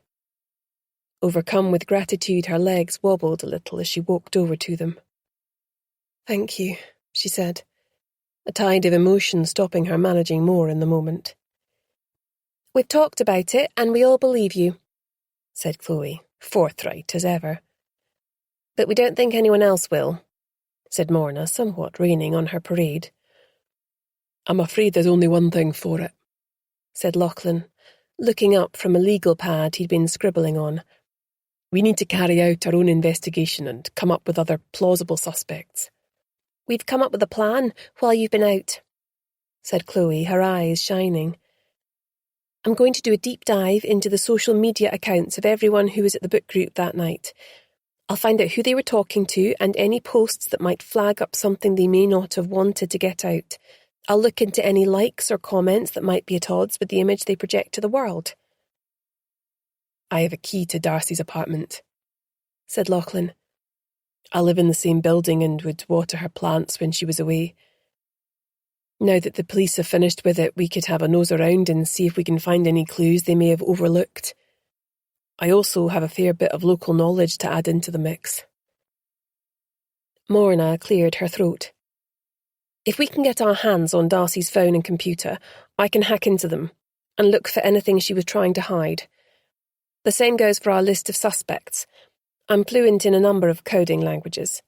We have a list of suspects," said Beth faintly, collapsing onto a seat at the table as her legs threatened to give way from under her. "Yes," Morna replied firmly. "We've talked about it and come to the conclusion that it had to be someone there that night. If it was a stranger, how would they have known that Darcy wouldn't come out of the door with a few people and walk off in a group? If it was a stranger, why not just call round to her place on whatever pretext and kill her there? Even better, follow her down a dark close off the high street at night." "I see what you mean," said Beth. "Darcy was hit over the head with an unidentified object. There was no finesse about it, which suggests it was unplanned and rushed. Whoever it was must have panicked when they heard Darcy banging on about exposing a big secret and lashed out at the end of the night in desperation." "So, find the secret, find the killer," piped up Chloe. "That gives us 4 suspects to concentrate on," said Beth. "Mike Carter, Ronnie Kerr, Harriet Brown and Dan Guthrie. We need to speak to all of the witnesses to see if any of them remember seeing Darcy engaged in conversation with anyone outside the shop. It would have been easy to take her by surprise if they were chatting at the door, then simply push her inside when the coast was clear," said Morna. "I see 2 different scenarios," said Lachlan, scratching his chin thoughtfully. "One is that she was knocked out by a blow to the head, just outside the shop, then dragged back inside. The other is that someone got her back inside on a pretext and then attacked her from behind." "The thing that really creeps me out," said Chloe, "is that whoever did it didn't just kill her in the heat of the moment and scarp her. They took the time to position her body inside the crime scene tape. I mean, I myself will go to some length for a cool Insta shot, but most people would balk at the idea of messing with a dying body for the aesthetic." "It would only occur to someone with a monstrous ego," said Beth. "Or a psychopath," said Morna, her face expressionless. Beth's heart thumped. "Let's not get ahead of ourselves," she said. "The most likely scenario is that someone panicked and killed her as an act of self-preservation." The door handle rattled, making them all jump. It was time to reopen the shop. "To be continued," Beth said, jumping to her feet and running to the door, feeling buoyed up by the support of her team. For the first time, she was starting to think there might be a way out of this terrible mess.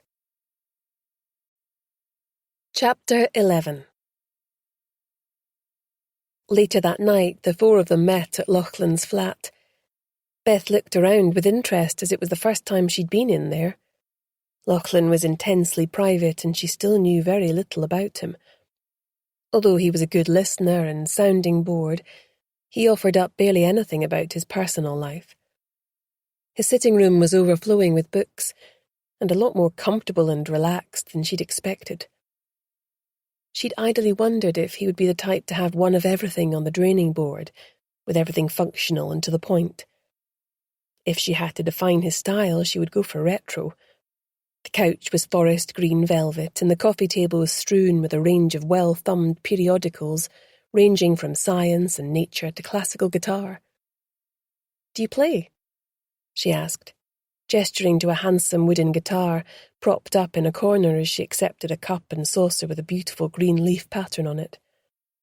"I do," he replied, a little bashfully, which she found endearing. Lauchlan walked over to the mahogany and brass turntable and put on Ella Fitzgerald.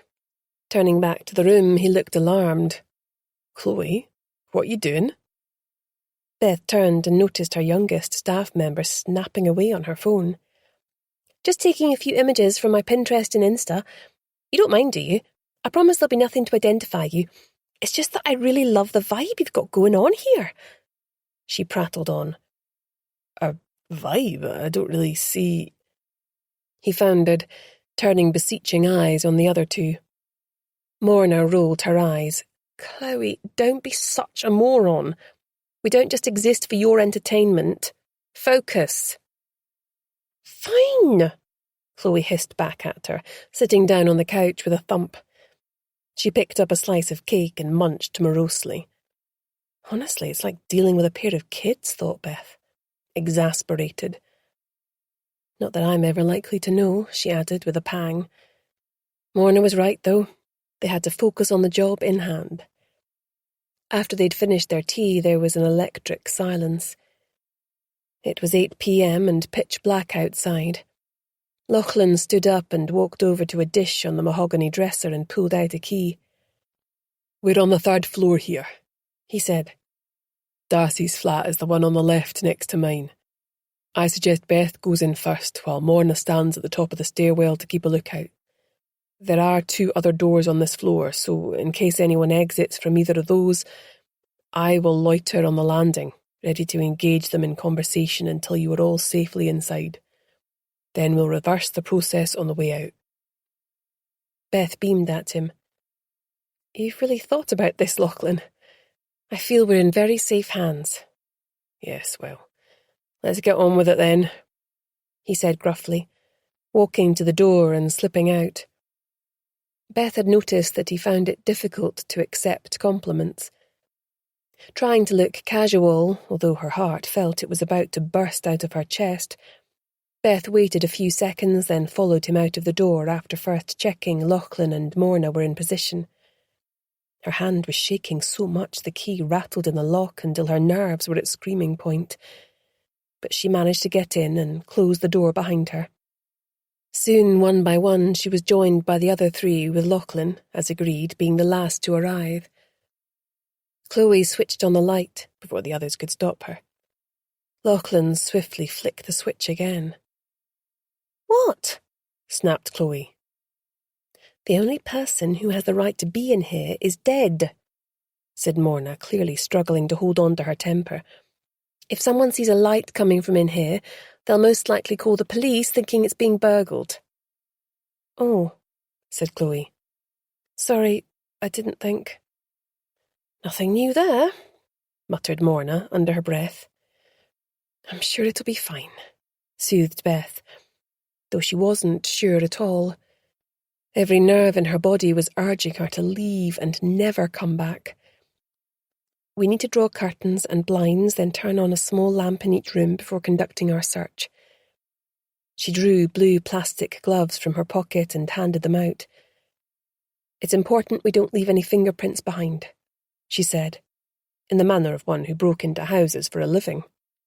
Soon, Darcy's home was filled with soft light, and they split up to systematically examine the various rooms. Beth was in the bathroom. She noticed there were 2 toothbrushes in the holder and was surprised the police hadn't removed them for DNA testing. Maybe they already knew who she'd been seeing. She opened the mirrored medicine cabinet and discovered a plethora of skin products promising the elixir of youth. There was no prescription medication, merely paracetamol and a multivitamin. There was also shaving cream and an expensive brand of aftershave. She headed back through to the lounge. "I need to find her phone or laptop," said Morna in frustration. "The police will have them," said Lachlan. "Can't Harris get a look at them as your lawyer?" Morna asked, turning to Beth. "I'm afraid not," she answered. "They only have to disclose evidence if I'm actually charged. So far I've only been detained for questioning." "Drat," said Morna. After a moment, though, she brightened. "If I could find her login details, I could maybe access her accounts remotely." "Her study's through there," said Lachlan, indicating one of the 2 doors off the living room. Morna went off to look there, and Beth followed her in. Darcy clearly didn't expect much in the way of visitors, as her study was entirely given over to work, without so much as a sofa bed in evidence. Her heart sank as there were piles of paper on every surface, apart from a rectangular space on her desk which had clearly been occupied by her laptop. The police must have already been through all of this, but Beth couldn't take the chance they had missed something, as they seemed so focused on building a case against her. The handbag that Darcy had been carrying the night that she was murdered had probably been seized by the police. It had been a distinctive red colour and by some big designer. She remembered Ronnie complimenting Darcy about it on the night. A woman like that must have more than one bag, Beth thought suddenly. Maybe even more than one briefcase. Heading into the bedroom, she slid the doors to the large built-in wardrobe open. Unlike Darcy's workspace, this was meticulously organised. The clothes were colour-coded and her shoes were stacked in clear plastic boxes. There were 5 other cardboard boxes of varying sizes. Each contained a soft bag, enclosing an immaculate designer handbag. Beth knew some women treated such items with reverence, but she was more of a 2 for £15 kind of person herself. The whole designer thing had never appealed to her. Why would you fork out vast amounts of money to a fancy designer to advertise their products for them free of charge? Barking mad, in her humble opinion. The first 4 bags were completely empty, and she nearly didn't bother looking in the 5th, which was wrapped in tissue paper. It was a handsome emerald green satchel with the leather so soft and buttery it made you want to stroke it. As she opened it up, it too appeared empty. However, something about the weight felt a little off, and she felt around inside until she discovered an invisible zipped pocket, cleverly hidden under a flap in one of the compartments. Carefully, she extracted a slender mobile phone. It still had charge in it, but needless to say, it was password protected. Suddenly the doorbell rang, causing a jolt of fear. Beth raced through to the lounge where the others looked similarly terrified. "Did someone lock the door?" she whispered, anxiously. They all shook their heads. Lachlan crept over to the lamp and turned it off. The 2 girls turned off the remaining lamps in the other rooms, then ran back. Slowly the door handle started to turn. Chloe pointed to the heavy velvet curtains and they all moved fast to conceal themselves as a shaft of light from the hallway spilled into the room. A large parcel was dropped inside the doorway by a delivery man clad in leathers with a helmet, who took a photo on his phone. Then, to Beth's horror, he glanced behind him and fully entered the flat, closing the door behind him. She heard a sharp intake of breath from Chloe, who was beside her, and gripped her arm. Beth peered round the edge of the curtain again. They had to wait and see how this played out. Was he going to steal something? Had he caught a glimpse of them after all?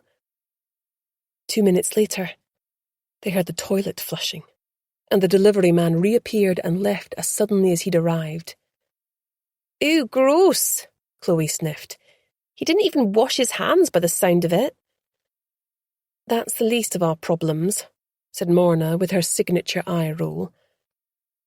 That's me done for the night, said Lachlan, his voice sounding strained. I'm not cut out for all this cloak and dagger stuff. I agree. We've done enough for one night, said Beth, her legs turning to jelly as the reaction set in. Let's quit while we're ahead. We can discuss our findings at work tomorrow. You lot go ahead. I need to pop to the loo. I'll lock up and hand the key in to Lachlan on the way back. You can use my loo, said Lachlan. I'm only along the hall. I really don't think you should. But she couldn't wait. His words faded as Beth ran for the toilet. Fear had that effect on her. It was only as she was washing her hands that she noticed something was different. What was it? Suddenly she had it. The second toothbrush had gone. Everyone had left by the time she emerged. She walked over to where the parcel lay on the floor, expecting it to be from Amazon. Switching the overhead light on, she scrutinized it carefully. It was wrapped in brown paper and had stamps on it, but no sign it had ever been through a sorting office. Besides which, no postman she knew worked as late as this. It was the size of a shoebox. Tentatively, she lifted it up and gave it a gentle shake. It definitely had something in it. What to do?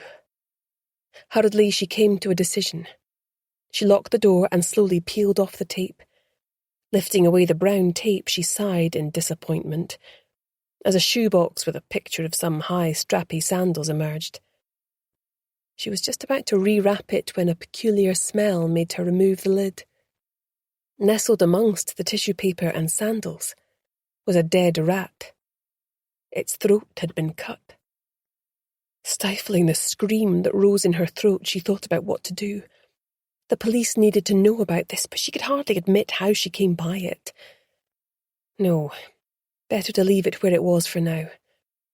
Hurriedly, she reassembled the parcel and put it back where it was. She took out a clean white hanky and wiped the doorknob and key before using it to open the door and lock it. She had intended to pop into Lachlan on the way back, but couldn't face it in light of what she had seen. Hurriedly, she popped the key through his letterbox and ran lightly down the stairs. She needed to get back to her cottage and lock the world out to feel safe again. Chapter 12. At 9 a.m. the following morning, Beth entered the cool, dark interior of Mortimer, Niven and Kincaid as a grandfather clock chimed, an echo from a bygone era. She arrived in reception slightly breathless from the stairs. "Can I help you?" asked the slender older woman sitting behind a desk, starched to attention. "Yes, I need to see Harris, Mr. Kincaid, on an urgent matter." "And your name is?" "Beth Cunningham." The older woman's eyes widened and her pen twitched out of her hand. Notorious already, Beth thought glumly. It was hopeless. She'd never get in without an appointment. Miss Pringle, according to the name on her desk, bent her head to the appointment diary, then smiled up at her. "Mr. Kincaid has appointments all morning, but I can squeeze you in if you don't mind waiting half an hour or so," she said with a warm smile. "If you take a seat in the waiting room, I'll get Heather to bring you along a cup of tea." "That would be great. Thanks," Beth said, relieved. As she walked along the corridor, she noticed oil portraits of stern, unsmiling men in legal gowns. It was strange to think that some or all of them were probably Harris's forebears. Taking a seat in a small room filled with uncomfortable, hard-backed wooden chairs, she noticed how quiet it was.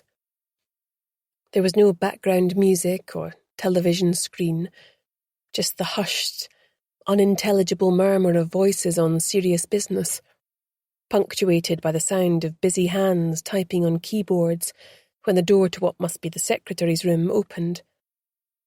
A tiny, dark-haired girl, who looked to be around 17, brought her a cup and saucer on a tray with a piece of shortbread beside it.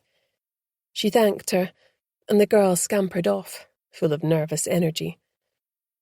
Eventually, after she'd seen her lawyer walk out 2 clients, dispatching them with a firm handshake and warm civility, it was her turn. It was strange hearing Harris in full professional mode. "Beth, I wasn't expecting you in today.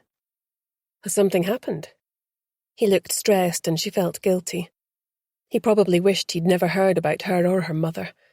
He showed her into his large, high-ceilinged room with huge picture windows overlooking the bay.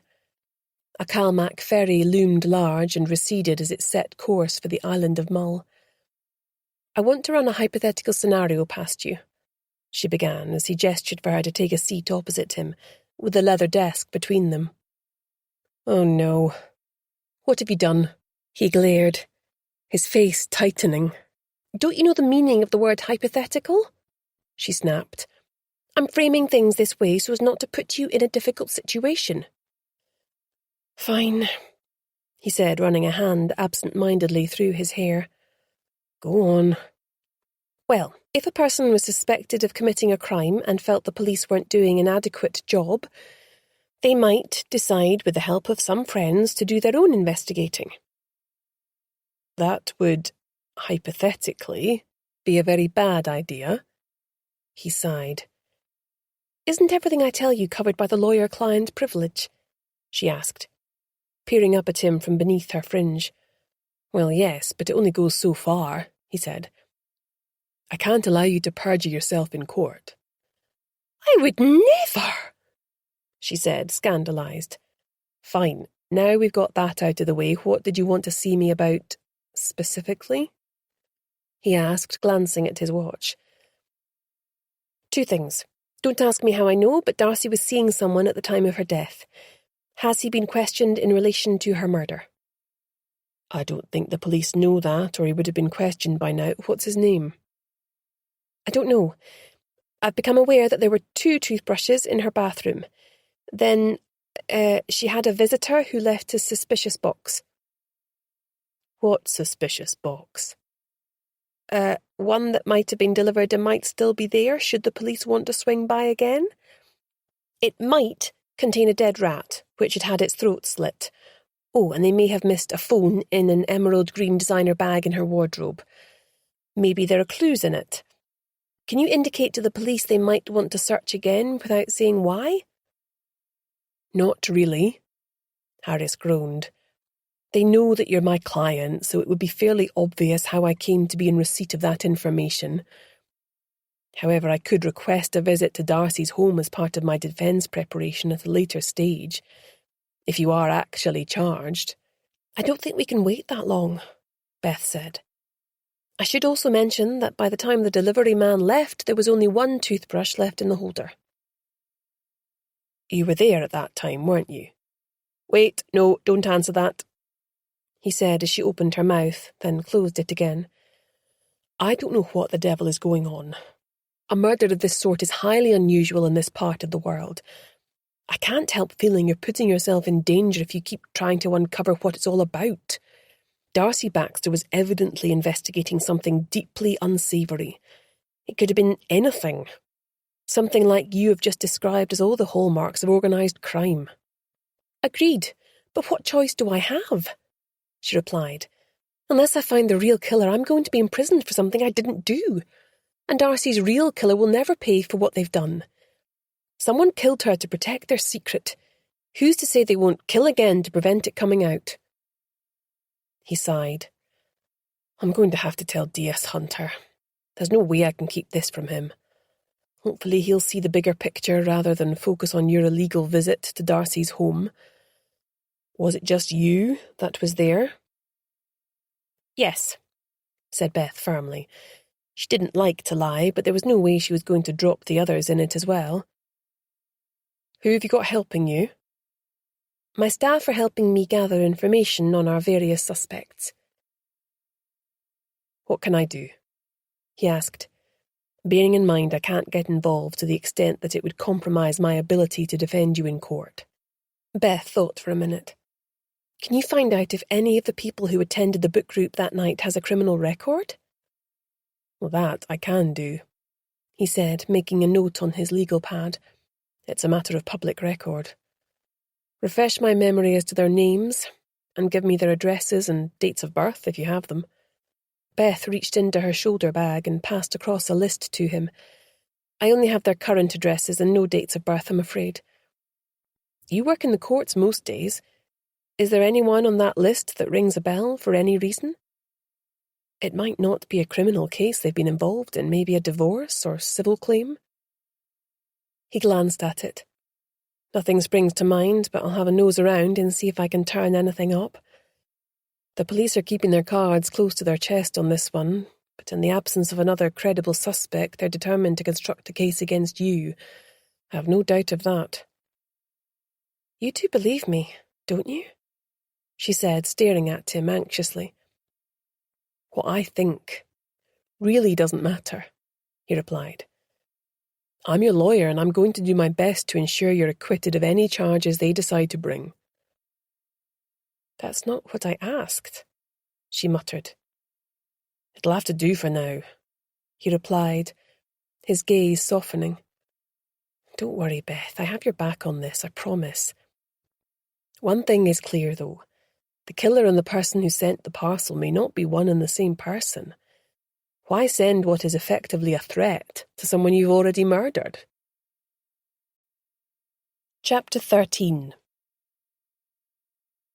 As Beth turned the sign on the door to close, she heaved a sigh of relief. It had been a trying morning, although the till was overflowing.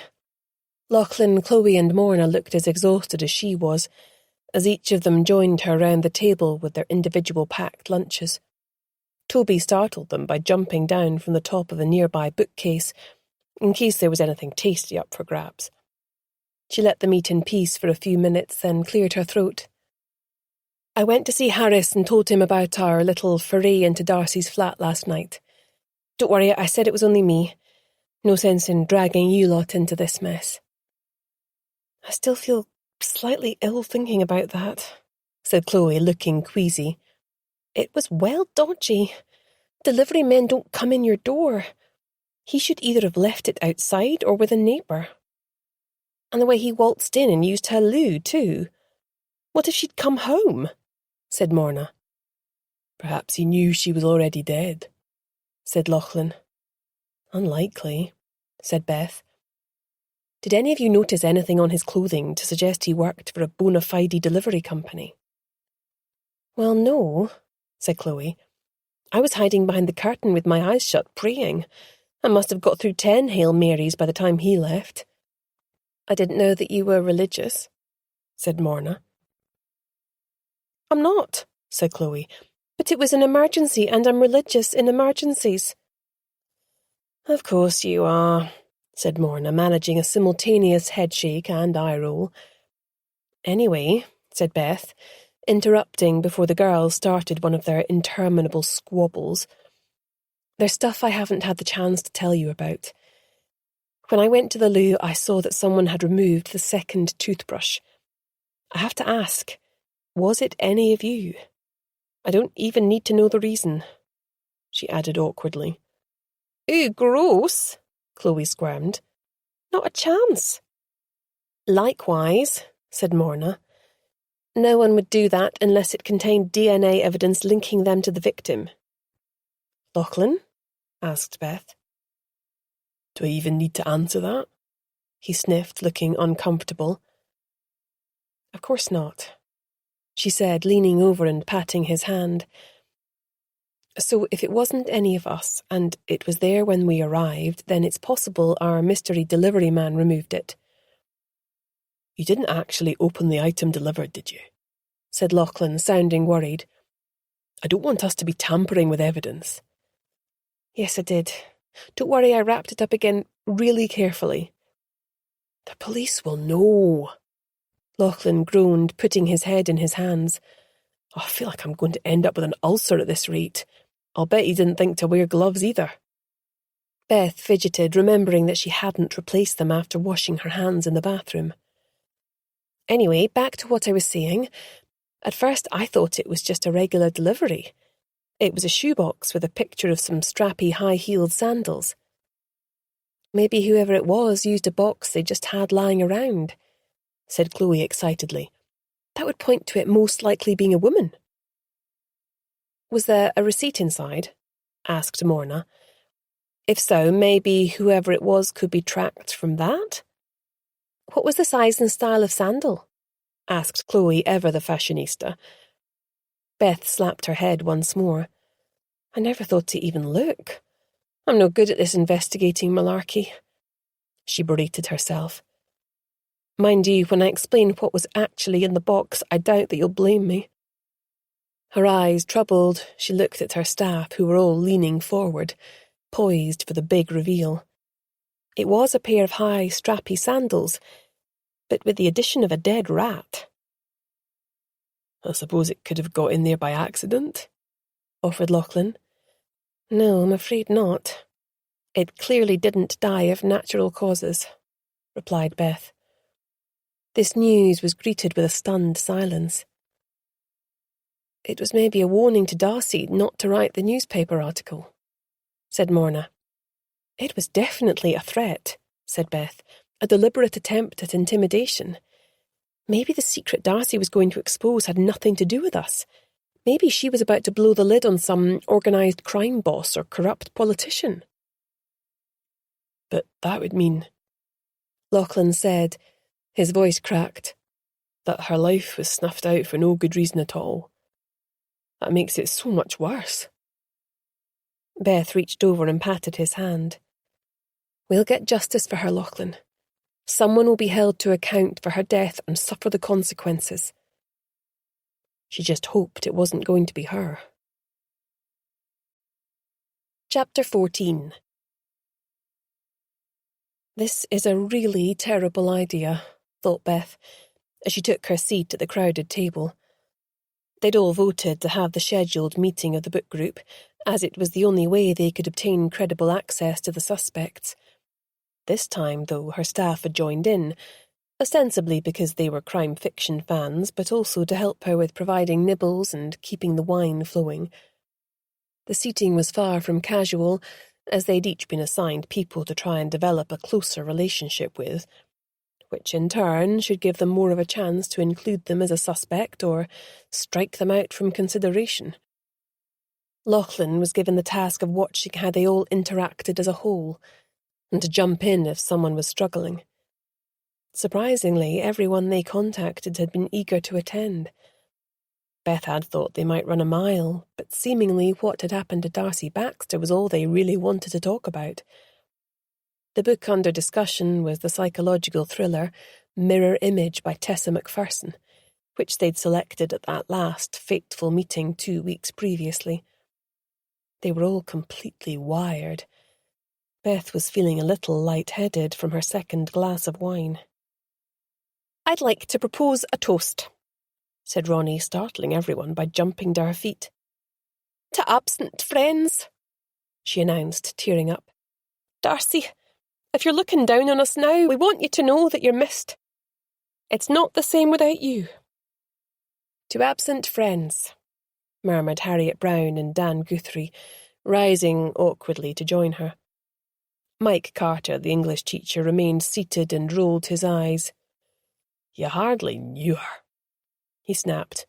All this fake emoting is pathetic. What's next? Going to get the Ouija board out? You're all heart, muttered Ronnie, sitting down and glaring at him. At least I don't allow myself to be led around by my feelings like a bull with a ring in its nose, he said, staring the beautician down. Beth could feel the air crackling with hostility. Her staff looked at a loss. Chloe, in particular, was white as a sheet. This had been a terrible idea. She jumped in to try and regain control. Thank you, Ronnie. That was a lovely gesture, and one that I'm sure Darcy would have greatly appreciated.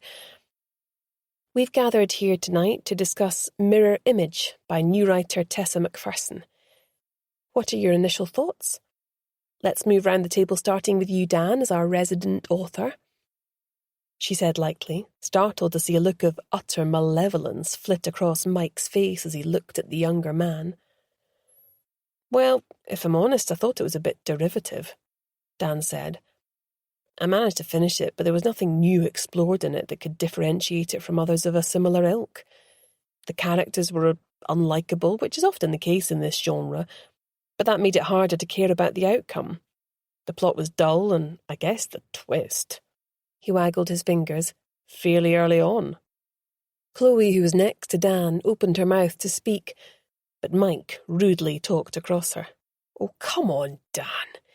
You've been a writer for all of 5 minutes, and you think that gives you the right to dismiss all psychological crime fiction in favour of your own woke nonsense? That's not what I actually said, Dan glared. In any event, I can't imagine how you know my novel is woke nonsense, since you haven't even read it. He turned to the others. In the last week I've had a bit of a pile-on of vicious 1-star reviews online, and my book's not even out yet. Don't worry. I'm sure the negative Nellies will soon be drowned out by the flood of positive ones after the public get their hands on it, said Chloe, patting his arm reassuringly. The thing is, my publisher thinks it's one individual that has set up a ton of accounts to try and sink my book before it's even off the starting block. A disgusting troll, said Morna. I can take a look if you like. I'm quite handy on the tech front. Would you? I'd be really grateful. At the moment, it's all I can think about. He had the grace to look sheepish. Well, that and what happened to poor Darcy, of course. I hadn't expected this publishing malarkey to be such an emotional roller coaster. This is meant to be a book club, not Oprah, sighed Mike. Can we move on, please? Of course, said Beth brightly. Where were we up to? Chloe? Well, I absolutely loved it. I think the whole mirror play gave it a bit of an edge, which I'd never seen done in a psychological thriller before. It really creeped me out. I couldn't decide if the main character was losing her mind or if someone was messing with her. The twist, I thought, was brilliant, and I definitely didn't see it coming. I loathed the husband from the get-go. Talk about mansplaining, she said with a pointed look at Mike. I was blown away when I discovered that the wife was manipulating him, and not the other way round. Harriet jumped in. I have to say it was a bit overblown for me. I'm more inclined to crime novels that present a puzzle for me to solve.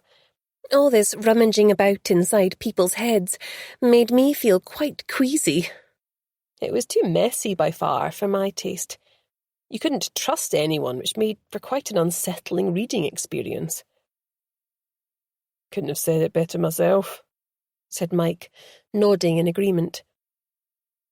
High praise indeed, murmured Dan, shooting Mike a hostile look. I enjoyed it as well, said Ronnie. It was like being inside a nightmare.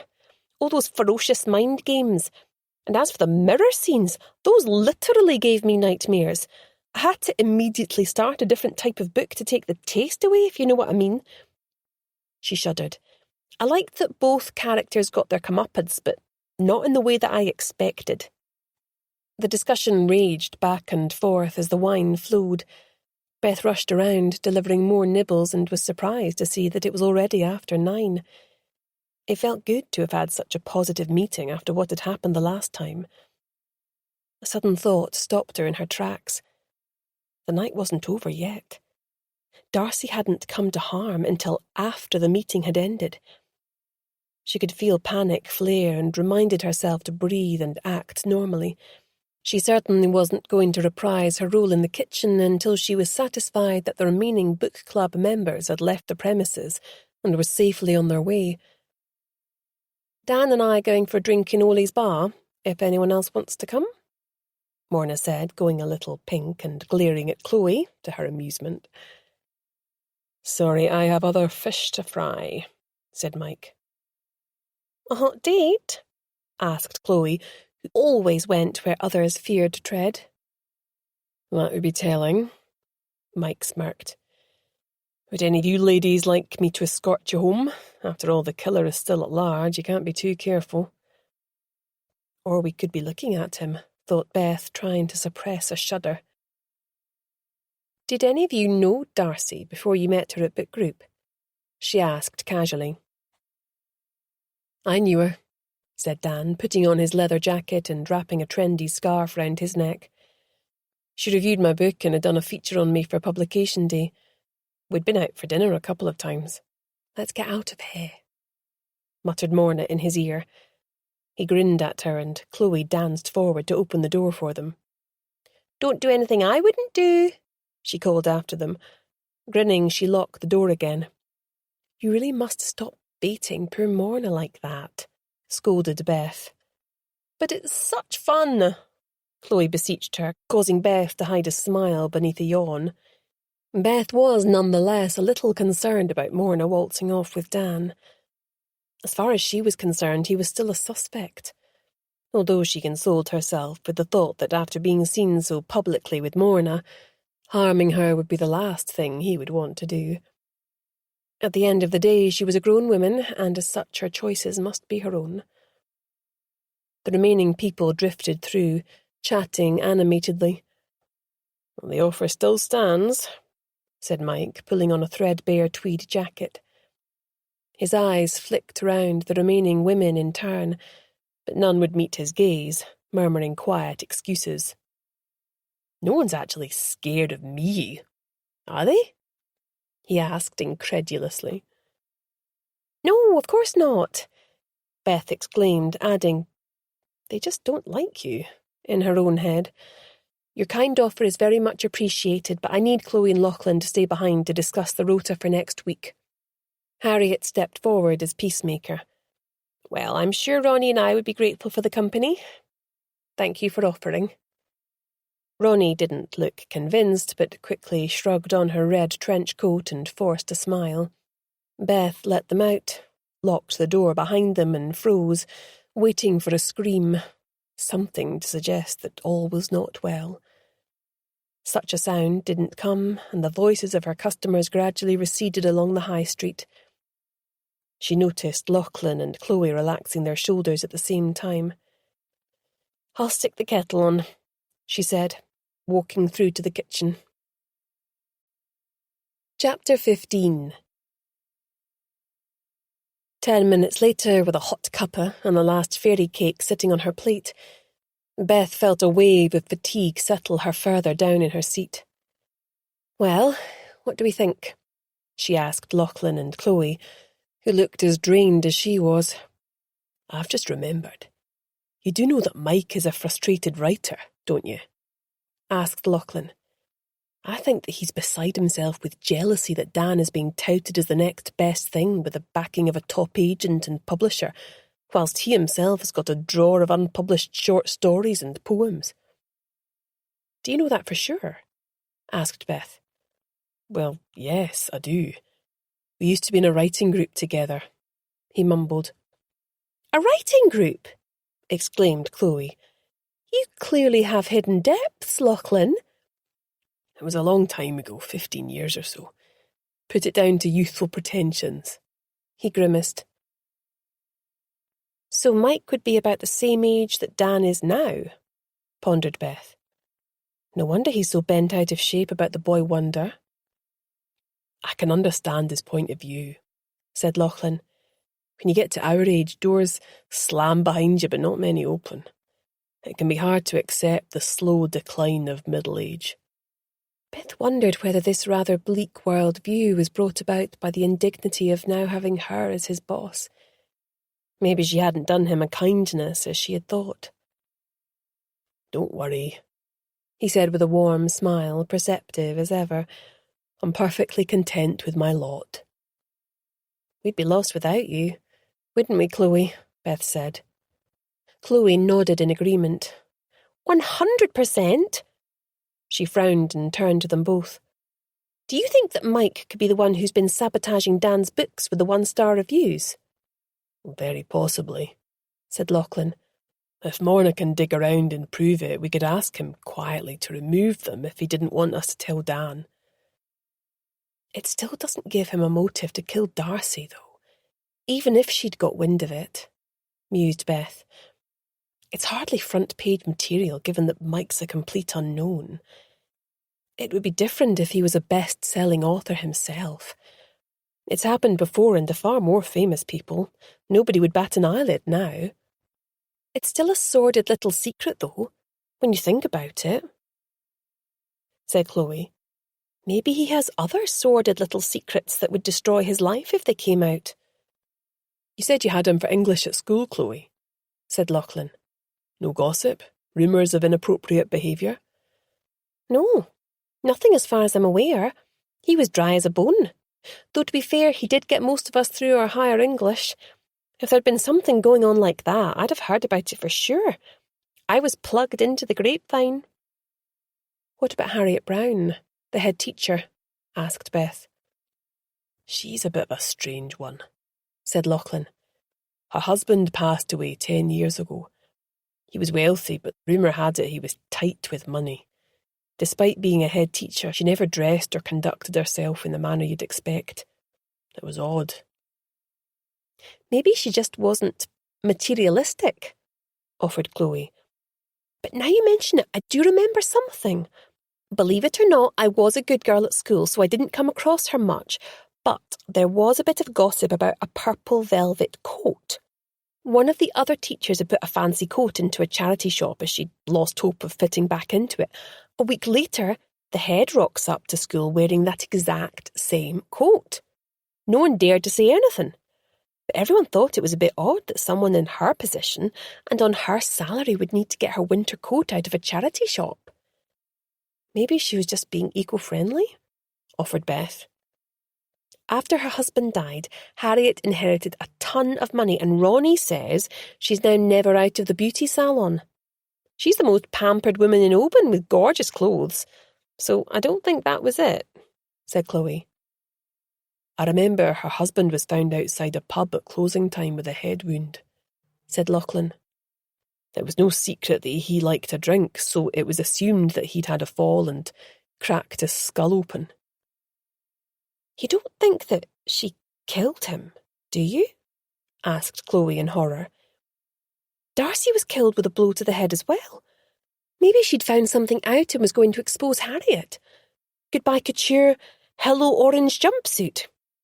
The orange jumpsuit is American jails, said Lachlan, a fount of knowledge on most things.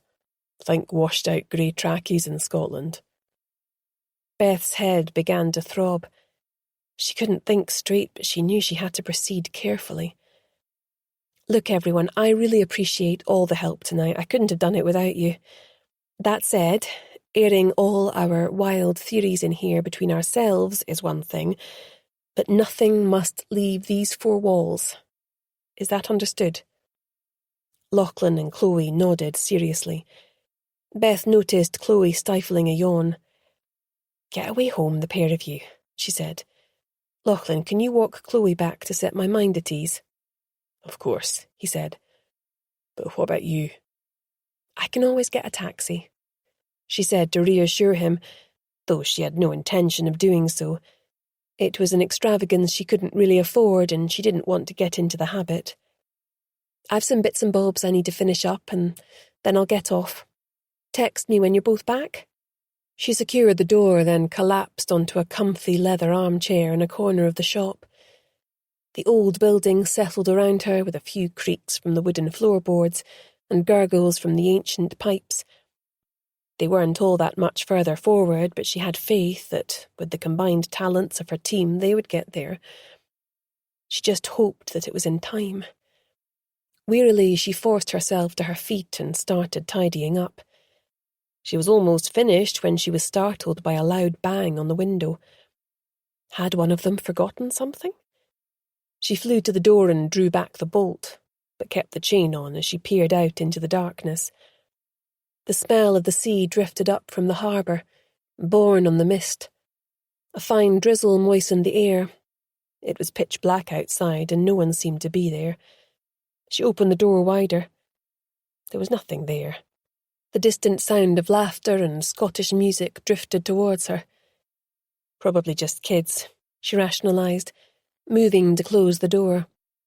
A flash of white caught her eye.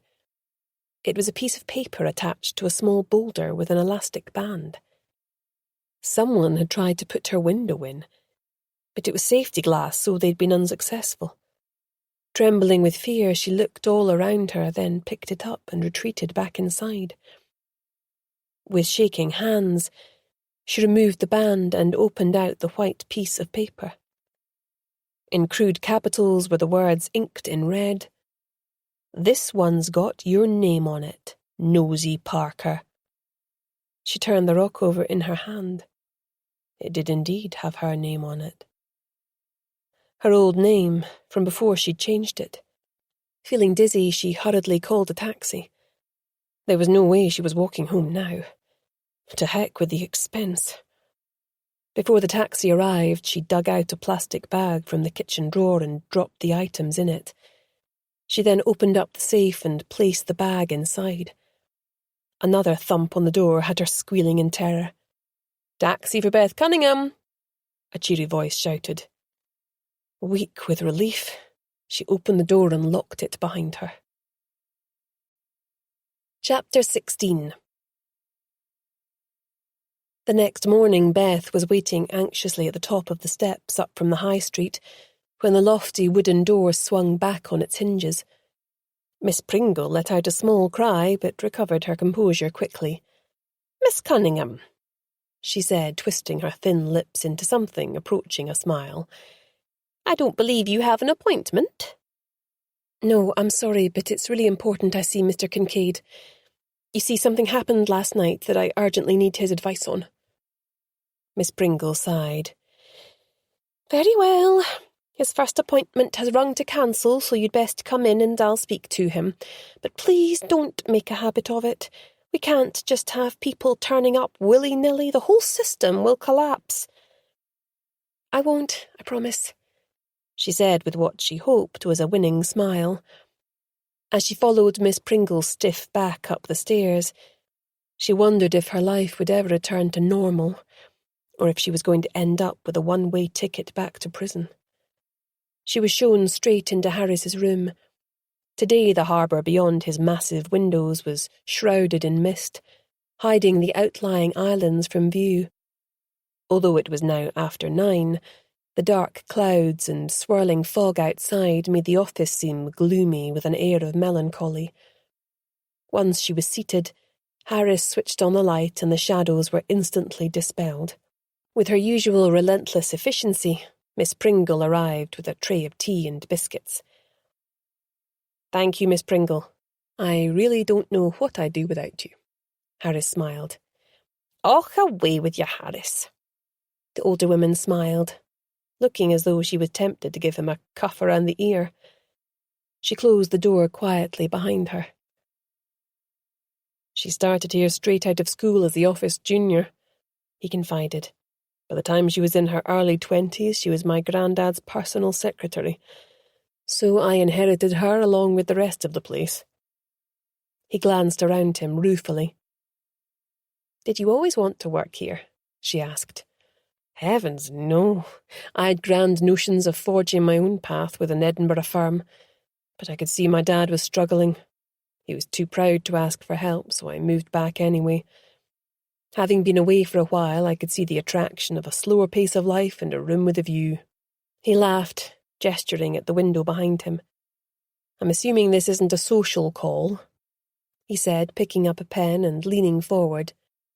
"No," she said, tears prickling, as she remembered the stark terror she had felt last night. She dug around in her large shoulder bag and extracted the plastic bag containing the rock. Carefully she pushed it across the table towards him, and he examined it carefully without removing it from the plastic. "What's the story?" he asked, looking worried. "Well, we had another meeting of the book club last night," she confessed. "Do you think that was wise?" "Not particularly wise, but necessary if I'm to identify the real murderer. Anyway, everything had gone well and the rest of them had gone off in pairs with the door locked behind them. Half an hour later there was a loud bang on the window. When I opened the door there was no one there, but I found the note attached to that stone. Whoever it was is trying to warn me off. They must have got wind of the fact I'm investigating the murder." "You mentioned that everyone who attended left in pairs," said Harris. "Either none of them were involved or someone managed to double back on themselves after walking away." "But what do I do about this?" she asked, pointing to the plastic bag. My first instinct was to take it to the police to prove to them that there's someone else out there doing this who is likely responsible for murdering poor Darcy. But on the other hand, I also don't want to stir it all up again. I know that Sergeant Hunter is hell-bent on building a case against me. He might think I've made the whole thing up to deflect attention away from me. What do you think I should do? Harris sighed. I do see your dilemma, but I don't think you've got a choice, really. There could be fingerprints on it that might lead to the killer. Equally, the writing and the ink could all proffer clues. Did you pick it up with gloves on when you first found it? I should have done, she admitted. But to be honest, I was in too much of a flap to even think about it at the time. Which means that if the killer took precautions and wore gloves themselves, then yours might be the only fingerprints on it. It's a chance I'll have to take, she said, her mind made up. Would you like me to come with you? He asked, in case you run into any bother with the good detective sergeant. No, it's fine. I'll call you if they try and hang on to me, though. Sorry to barge in this morning. Be careful, he warned. The killer clearly sees you as an obstacle to getting away with murder. I don't want you walking anywhere on your own, least of all late at night. You have my number. If you're worried at all, then don't hesitate to phone me, day or night. Do you give all of your clients this gold star service? She teased. That would be telling, he said, tapping the side of his nose. Chapter 17. Heading into the police station, Beth experienced a strong sense of foreboding. When she'd been released from the secure unit, she'd vowed to never darken the door of a police station again. Now she'd been dragged into a huge mess, which, this time, was not of her own making. As she approached the counter in reception, she hoped against hope that D.S. Hunter was not working today. The lanky young constable greeted her with a cautious smile. I'd like to report a crime, she said. At least I think it's a crime. It's most likely related to a murder case you're working on, one in which I'm apparently the chief suspect. She burbled on, so nervous she was unable to stop herself. A name? He said, looking startled, as well he might. Beth Cunningham, she said. Someone left this for me last night. She heaved the boulder out and placed it on his desk with a thump. His eyebrows shot up once more. If you'd like to take a seat, I'll see who's available, he said, disappearing from view so that he could tell the person on the other end of the phone that a Looney Tune had arrived in the station. Not D.S. Hunter, not D.S. Hunter, she prayed, her fingers crossed fervently. She heard footsteps. A pair of shiny black shoes presented themselves in front of her downcast eyes. Not D.S. Hunter, what? He said, staring down at her with his customary frown. Oh no, she must have said it aloud. Nothing. I came to hand this in. She held up the bag. I went to see Harris Kincaid this morning, she added, as though invoking his name would have a magical effect on the surly officer. It didn't. Right, he said, looking bored. Come this way, Miss Cunningham. She stood up, her shaking legs causing her dress to flutter as she followed him. As soon as he had keyed in a code and she was through the security door, she immediately felt trapped as it clanged behind her. He showed her into a small interview room that smelled of the obligatory disinfectant and smelly feet. There was no D.C. Quinn this time. He examined the boulder and its paper wrapping silently whilst it was still in the bag. Mind if I hang on to this? He asked. No, of course not, she snapped. I wasn't planning on placing it on my mantelpiece. Tell me how this came to be in your possession? He asked, turning his dark eyes her way. Well, we had another book group meeting at the shop with the, remaining participants and 3 of my staff members. It all passed off without incident. The meeting ended at 9 p.m.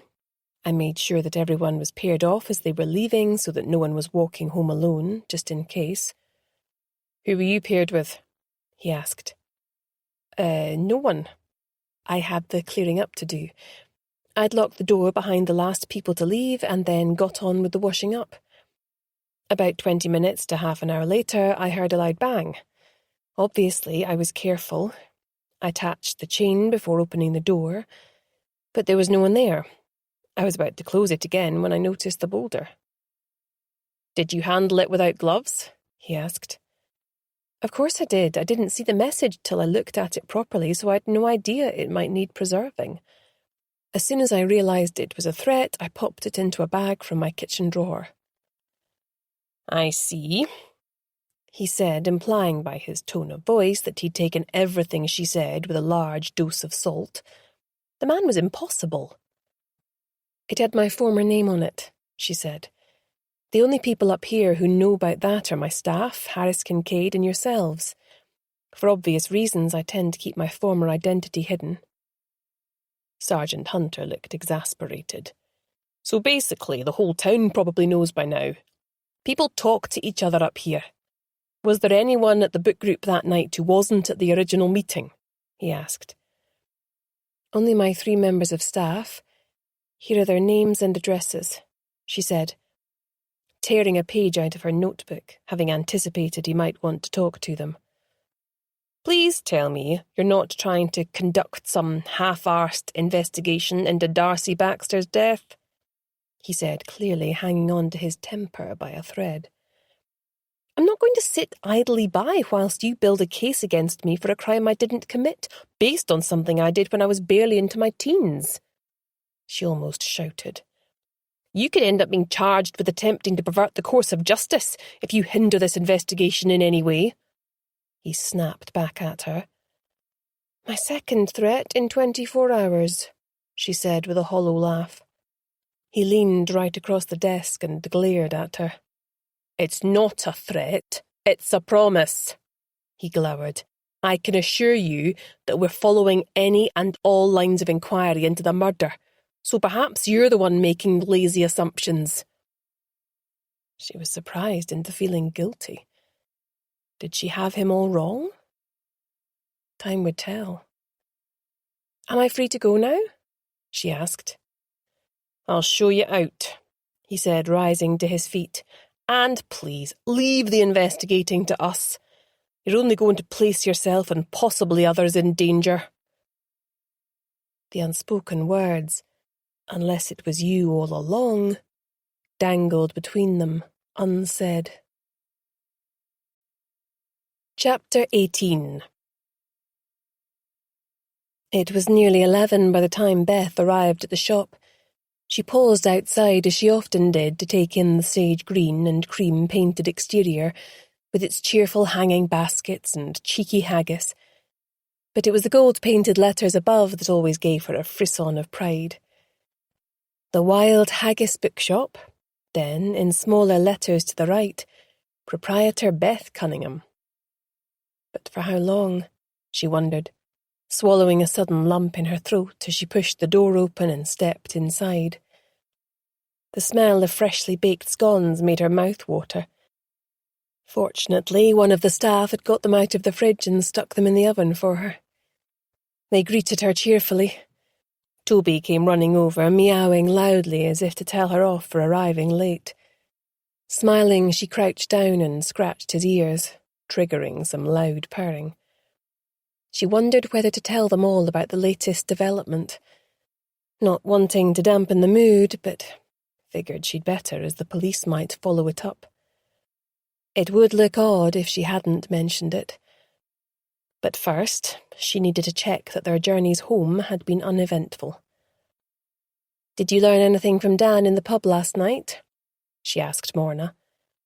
Her normally taciturn assistant flushed bright red and ducked her head beneath her long fringe before answering, much to Chloe's amusement. "I talked to him about Darcy and asked if she'd been seeing anyone before her death. He said she'd hinted at an ongoing relationship but didn't let on who it was." "Somebody local?" "Impossible to say," Morna shrugged. He said some people thought she and him were an item, but they just got along well. She used to refer to him as her toy boy to wind him up. If there was a relationship with someone else, he suspected that it was a clandestine one, maybe because they were married.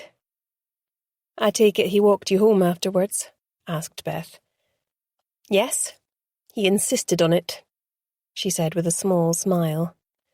"And did you invite him in for coffee?" asked the irrepressible Chloe. "None of your beeswax," Morna scowled. "Now, is this interrogation over so I can get back to work?" She stormed off to her section. "Oops, might have hit a nerve there," said Chloe mischievously. Beth shook her head at her. She hoped that Morna knew what she was doing.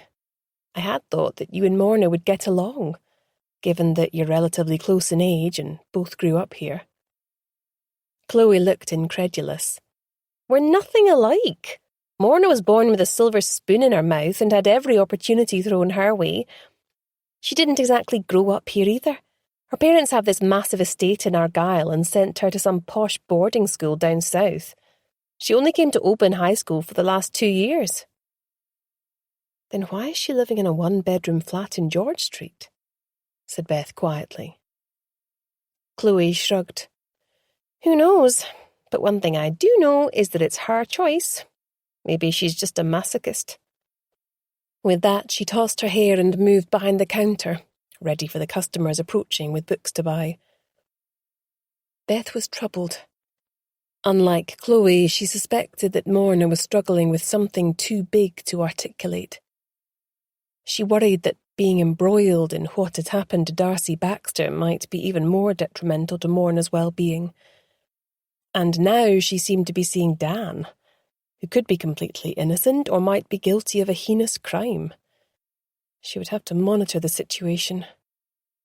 Maybe D.S. Hunter was right and she should leave the investigating to the police. The trouble was that she couldn't trust him to be both diligent and impartial. Harris clearly didn't like him either. Whether that stemmed from personal or professional reasons, Beth had no way of knowing. All morning there was a steady stream of customers.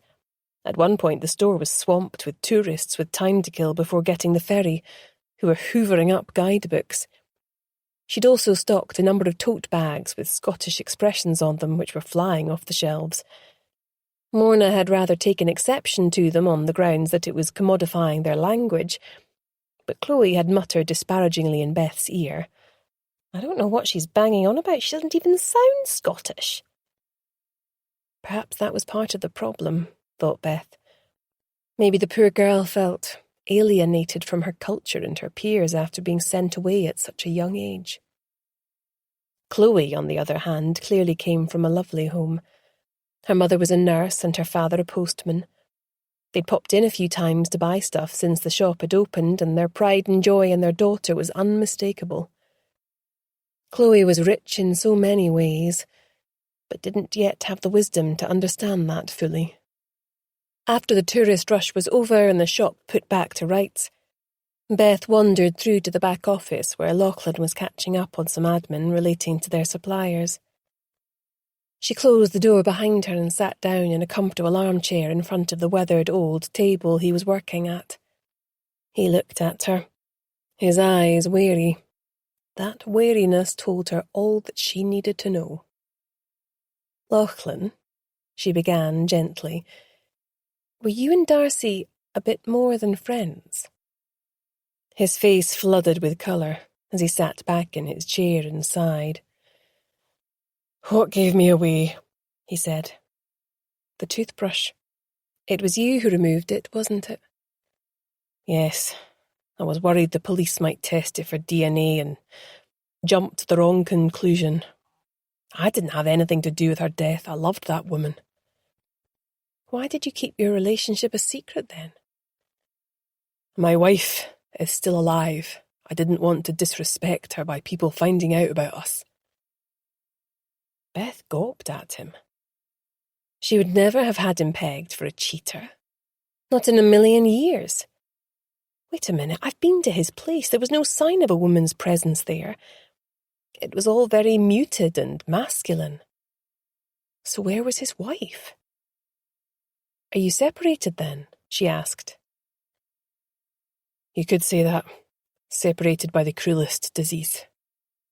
She's in a specialist facility down in Glasgow. I visit her once a fortnight, but she has no clue who I am. It's getting harder and harder to witness her decline. The reality is that I lost the very essence of her years ago.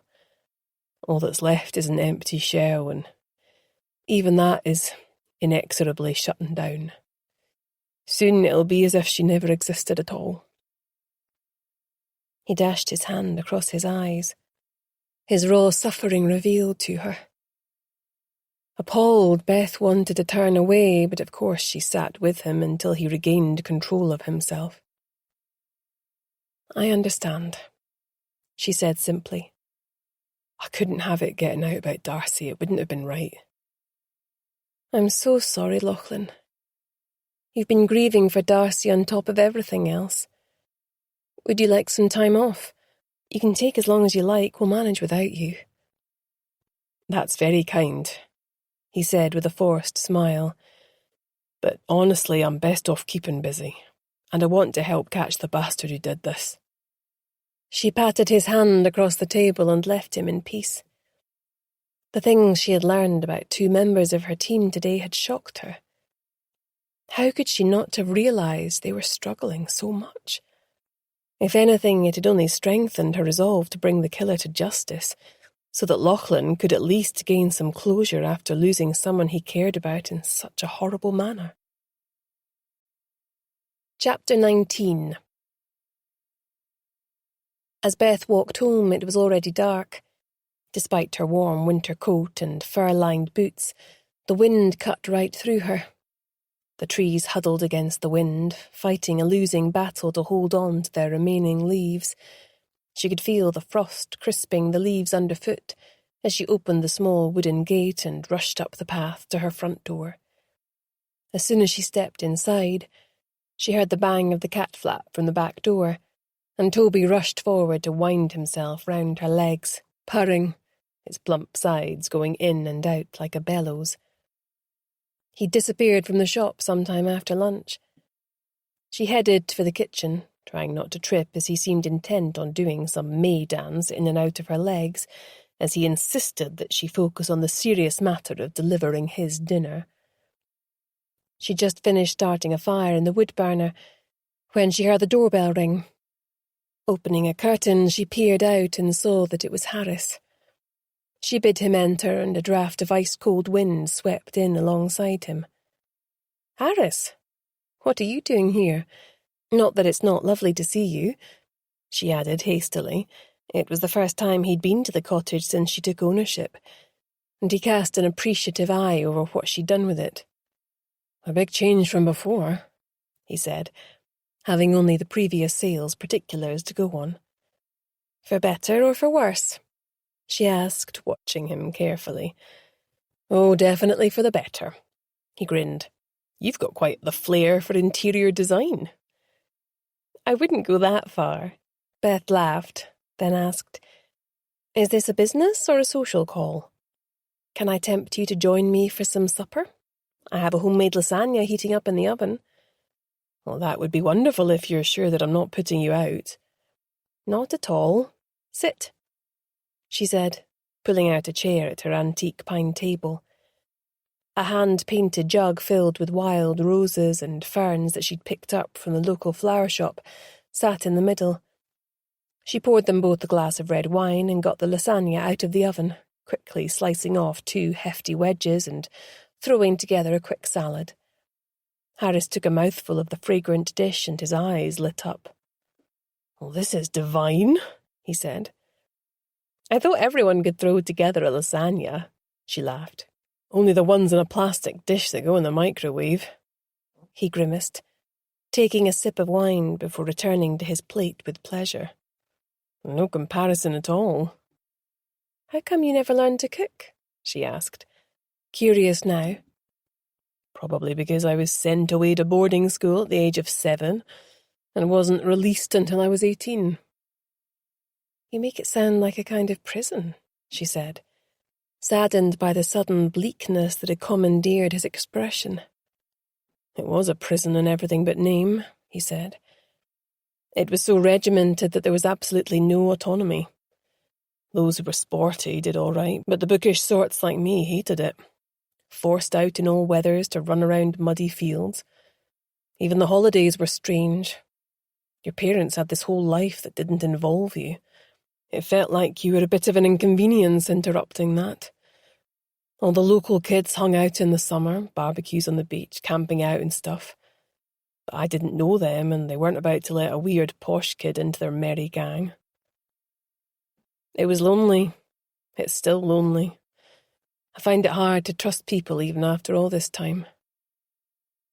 I'm not surprised, she said. I was like that for a long time due to being bullied at school. Some of the kids who went along with it used to be my friends further down the school. When I was sentenced to secure accommodation, I was terrified that it would be even worse. But this older girl took me under her wing when she found out I'd been bullied. She said I reminded her of her kid sister. No one messed with me because that meant she'd mess with them. What was she in for? Asked Harris. Murder, replied Beth. She'd killed her stepfather for hurting her sister. She had her issues, but deep down she was a good person. One bad act doesn't always have to define you. Are you still in touch? We managed it for a while, but then she turned 18 and got transferred to Barlinnie prison. I got out not long after that. By then Mum was a lot sicker and my time was taken up with caring for her. I can't describe how wonderful it felt to have a home again. Mum was always a great cook. As her illness took hold, she didn't have the energy for it anymore, so she did her best to pass on her culinary skills to me, probably in the spirit of self-preservation. She smiled.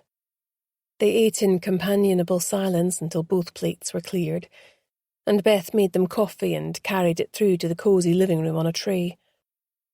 She was amazed at how comfortable she felt with Harris.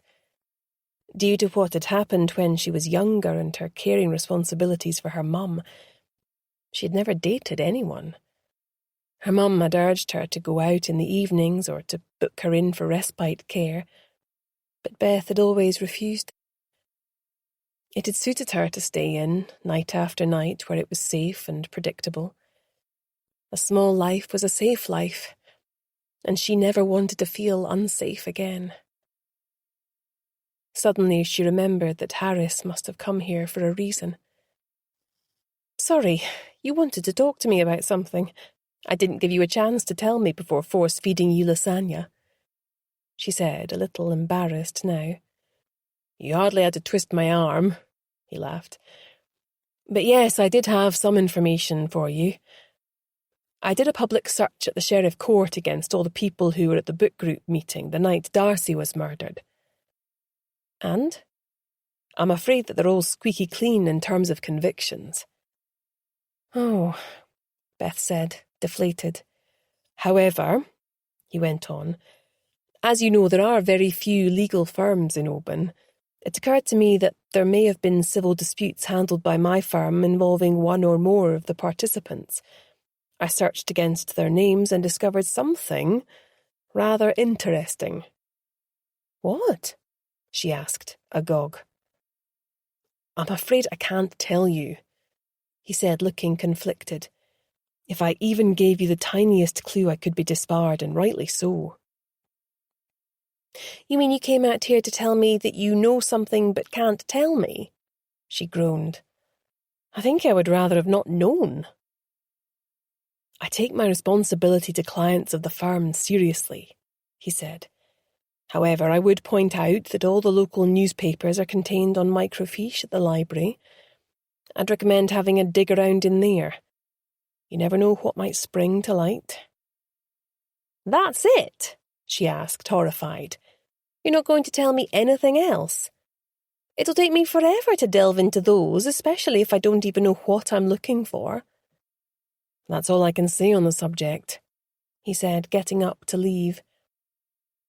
Beth caught him looking at the remaining lasagna the way she wished someone might look at her one day. "Would you like to take the leftovers home?" she asked. "I've no intention of having any more. I've eaten too much already." "Well, if you're sure." "Of course," he said, his eyes lighting up. She smiled to show there were no hard feelings. The man clearly had hollow legs. After Harris had left, she made some tea and curled up on the sofa with a warm throat to ponder recent events. The cottage was silent apart from the crackle of logs on the wood-burning stove. Toby joined her, turning round and round until he felt he had the ideal spot before flopping down beside her, purring. Sighing at the thought of tackling the stacks of papers at the library, she wished for a moment that her lawyer could be a tad less ethical. But then he wouldn't be Harris, would he? And she was becoming rather fond of him, just the way he was. Chapter 20. The following morning, Beth strolled into work, with the clouds scudding across the bay on her left and the golden leaves fluttering down from the trees on her right. She had a home, a cat, and a job that she loved. She would even go so far as to say that she had friends, people who cared for her. It was all a far cry from the chronic stress of the children's unit and the isolation of caring for her mum. Not that she would change a minute of that special time she had with her lovely mum. The isolation had come not because of her mum, who had constantly urged her to go out and do things for herself.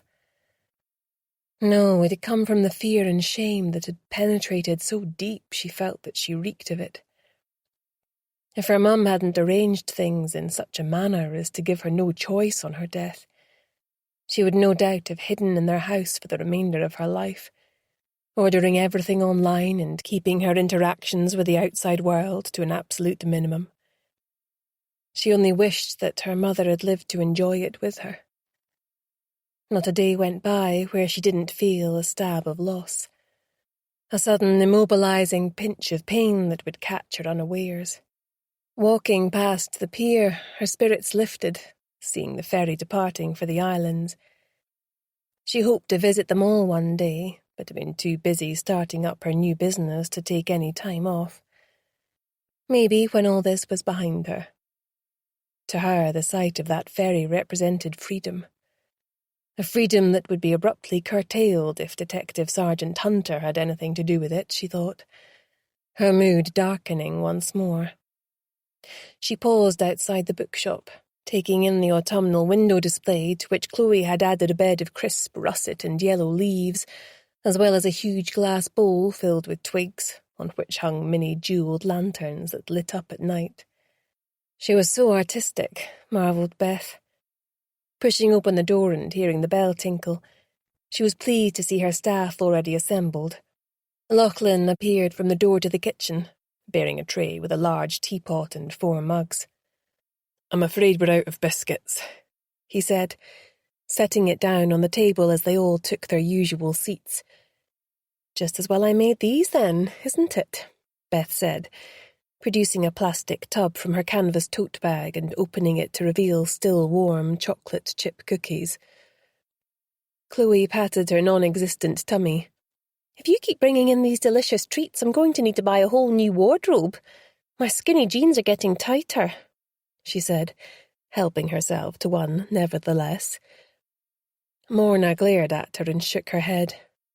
"Will you stop moaning about your imaginary fat? It's insensitive," she muttered. "Crikey, if you swapped bodies with me for the day, you'd probably have a nervous breakdown." She grabbed a cookie and took a large bite. "Pardon me for breathing," snapped Chloe. Beth and Lachlan exchanged glances. Time to change the subject. They had a few minutes still before the shop opened. "Harris came round last night," she said. "He mentioned that I should search back in the local papers for a dispute involving someone from the book group." "Who?" asked Morna. He couldn't say. Reading between the lines, a client of his firm was involved. I'm going to go into the library at some point to view back editions of the Open Times, sighed Beth, not relishing the prospect. Not today, though. I'll need to work up to it. Sounds deadly boring, Chloe winced. I've been digging into the book group's socials. I found some stuff that was interesting. Darcy's Facebook page, Insta and X accounts are still live. I started with hers in case a family member got in and took them down. Anything helpful? Asked Beth, hopefully. Some interesting stuff. I went right back to the beginning of all her accounts. Took me forever scrolling back. She was a typical oldie. What do you mean? Asked Lachlan. Well, she didn't really manage her pages to put a carefully curated image out there like everyone knows how to do these days. She would do drunk posts and not delete them. If she was going through stuff, it was out there for everyone to see. The good, the bad, and the downright ugly. She got into some full-on spats with other users, public hissy fits about any number of topics. She was also very political, which in itself invites a lot of trolls. She was tempestuous, to be sure, said Lachlan with a sigh. Beth shot him a glance. So far as she knew, no one else was aware of his relationship with Darcy. It must be hard on him hearing her life dissected like this, but it had to be done if they were to have any chance of identifying her killer. Any interactions with any of our book group? Asked Beth. This is where it gets interesting, Chloe said. All of them, apart from Harriet, my old head teacher. They followed her on social media and she followed them back. She was quite flirty with Mike Carter for a bit. They're both lefties, so seemed to bond over the latest political rant. Do you think she was involved with him? Asked Lachlan, tight-lipped. It seemed to me that they might have been for a while, but then it was clearly over by last year because he started having a bit of a go at her, sounding all bitter and twisted. I wouldn't have thought he was her type, snapped Lachlan, causing Chloe to shoot him a curious look. Anyway, said Beth, rushing in, that could give him motive to kill her. A spurned lover? Maybe, said Morna. I still think it's more likely to be related to this secret she was going to splash across the nationals. If we work out what that was, then we find our killer. You make it sound so easy, sighed Beth, morosely helping herself to another gooey cookie. We know that Mike is a teacher and frustrated writer, consumed by jealousy for those writers who make it into the big time. What could he have been up to that she found out about? Now I think about it, said Lachlan, he certainly doesn't come across as broken up about her death. No, but neither do you, thought Beth. It set her thinking, though. Lachlan had been at pains to remove his toothbrush from Darcy's bathroom, not exactly the action of someone who had nothing to hide. Oh, she hated this wretched investigation. She was starting to suspect everyone now, including a member of her own staff. Beth, are you listening? Demanded Morna. She snapped her attention back to see her staff all staring at her. Sorry, Morna, can you repeat what you just said? There's an underground teaching blog doing the rounds. It's called A Teacher's Call to Arms. It's a no-holds-barred account from an anonymous Scottish teacher that has been running for around 15 years. And do you think Mike Carter's behind it? Asked Chloe, looking startled. Well, Harriet Brown's also a teacher, but I doubt very much that it's her, said Morna. It's pretty vicious and inappropriate, but funny with it. The Department for Education has been on the warpath trying to find out who's behind it and shut it down, but to no avail. Whoever it is must be tech-savvy and reroutes the IP address around servers across the world. What would happen to the teacher if they were outed? Asked Beth. They'd be drummed out of the profession, said Morna. I've printed off a number of posts so you can see for yourselves. It's hilarious, but pretty toxic and clearly written by a male teacher. She handed them round and they all started reading. The anger and scorn leaps off the page, murmured Beth after a few minutes. It's funny, but very caustic. Those kids and parents that he eviscerates would be humiliated to read what he's written about them, assuming it's true, of course, and not complete fiction. Beth glanced over at Chloe and noticed with alarm that her cheeks were flushed and she was struggling not to cry. Suddenly she threw down what she was reading and ran out of the room. Beth looked over at Morna, who was looking elated. "Morna," she snapped in her most authoritative voice, "what the hell is going on?" She snatched up the sheets of paper Chloe had been reading from and scanned them anxiously, her heart sinking as she read further. It was sarcastic and scathing, and judging by Chloe's reaction, it was all about her. "Don't you get it, Beth? This proves that Mike Carter is behind the blog.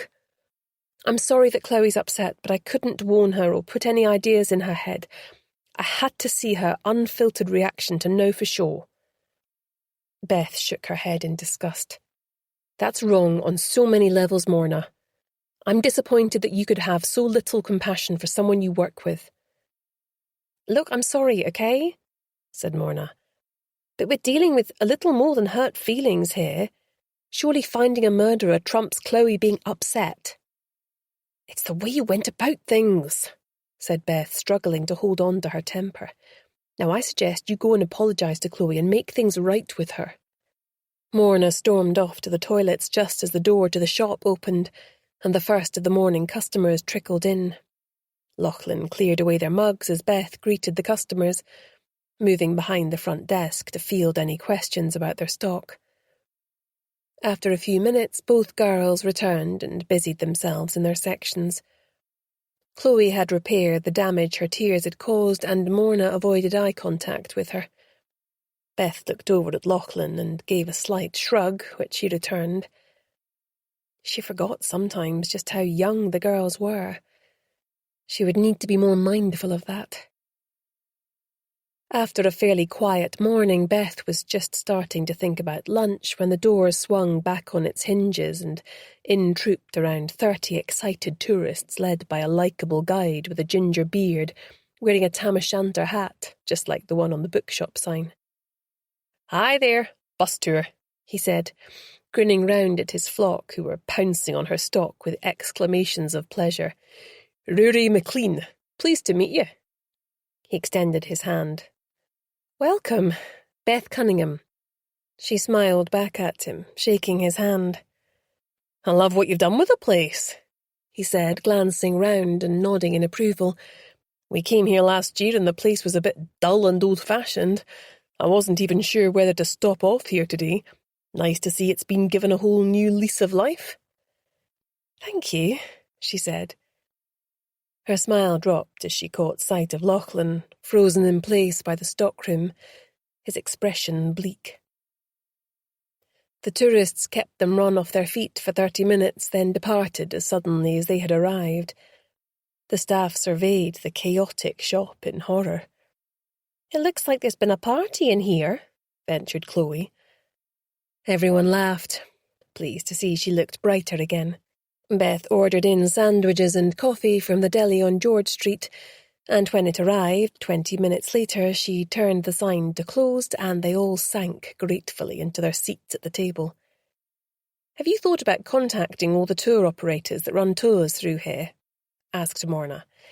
"You could send them some catalogues and their tour bus could order by click and collect, so they can just turn up here and get their preferred books easily instead of the mass snap and grab panic as usual. We could serve coffee and cakes while they wait." "That's a great idea, Morna," Beth smiled, pleased things were back on an even keel again. "Why don't you action that, since it was your idea?" "Great," said Morna, her face lighting up in a way that they didn't often see. "I had an idea of my own," said Lachlan, determined to contribute. "Books have often helped me through challenging times. I thought we could maybe get a local journalist involved to write an article and ask people to write in anonymously with their feel-good, inspirational books that help them through a crisis or low time in their lives. Then we can compose a list of 20 of these and put them on special offer in the window, perhaps." "If people tick a box to say they agree, we could also put anonymous snippets of their experience up on postcards too, and people can add to them by posting them in a box in the shop," said Chloe excitedly. But it would have to be done via a booth, with a ballot-type box so people could do it privately, said Beth, thrilled by the idea. Those who take part could be entered into a raffle to win a complete set of all the books, said Morna. We could go even further than that, said Lachlan, looking more animated than Beth had ever seen him. Maybe this could catch on as a national movement of sorts if the idea gains traction. Wouldn't that be wonderful? Said Beth, energy racing through her at the thought. Perhaps you could lead with that initiative, Lachlan. Maybe even chat to the local doctor's surgery. They're open to all kinds of social prescribing now. They might be willing to buy all the books in our eventual list and lend them out to patients. It was so heartening to see her team's enthusiasm after what had been a gruelling few weeks for them, that she decided not to return to Morna's discovery about Mike Carter for now. She would have to find a way to speak to both Chloe and Morna separately to see what exactly was going on. For now, she was going to take the win, she thought, munching contentedly on her sandwich as the others excitedly discussed their new initiatives. It was gratifying to feel that, after a life living on the periphery of society, she was now becoming a fully paid-up member. But only if D.S. Hunter didn't succeed in ripping the rug out from underneath her feet. Chapter 21. "Not so fast, you two," said Beth, as Morna and Chloe reached for their coats. "I want to talk about what happened earlier." "But it's time to go home," said Chloe, looking longingly towards the door. "It's been a long day," sighed Morna, looking mutinous. "Look, I do know that, but I don't want whatever this is to fester. If you talk about it now, you can both have a long lie-in tomorrow and come in at 11 instead. Deal?" "Deal," they both muttered, sliding into their seats at the table. "Tea? Coffee?" asked Beth brightly. Both of them shook their heads. Tough crowd. Morna cleared her throat. "Look, Chloe, I really am sorry for what I did. I got a bit carried away with trying to prove Mike Carter was behind that blog. If he'd thought Darcy was about to go public and expose him, he might well have snapped. His whole career would have been at risk." Chloe looked up and gave her a small smile. "It's okay. I probably overreacted. It was a bit of a shock. I always got on with him at school. I liked him and thought he liked me. He had a sarky humour, but I thought he was mostly funny.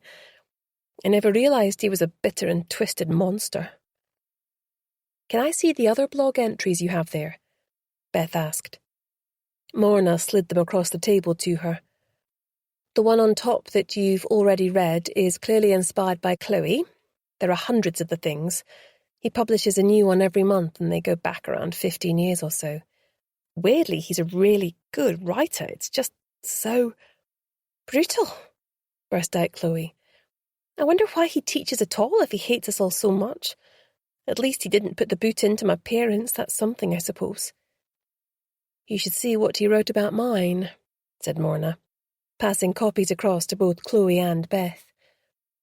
Chloe looked up after they had both stopped reading, her eyes questioning as she looked across the table.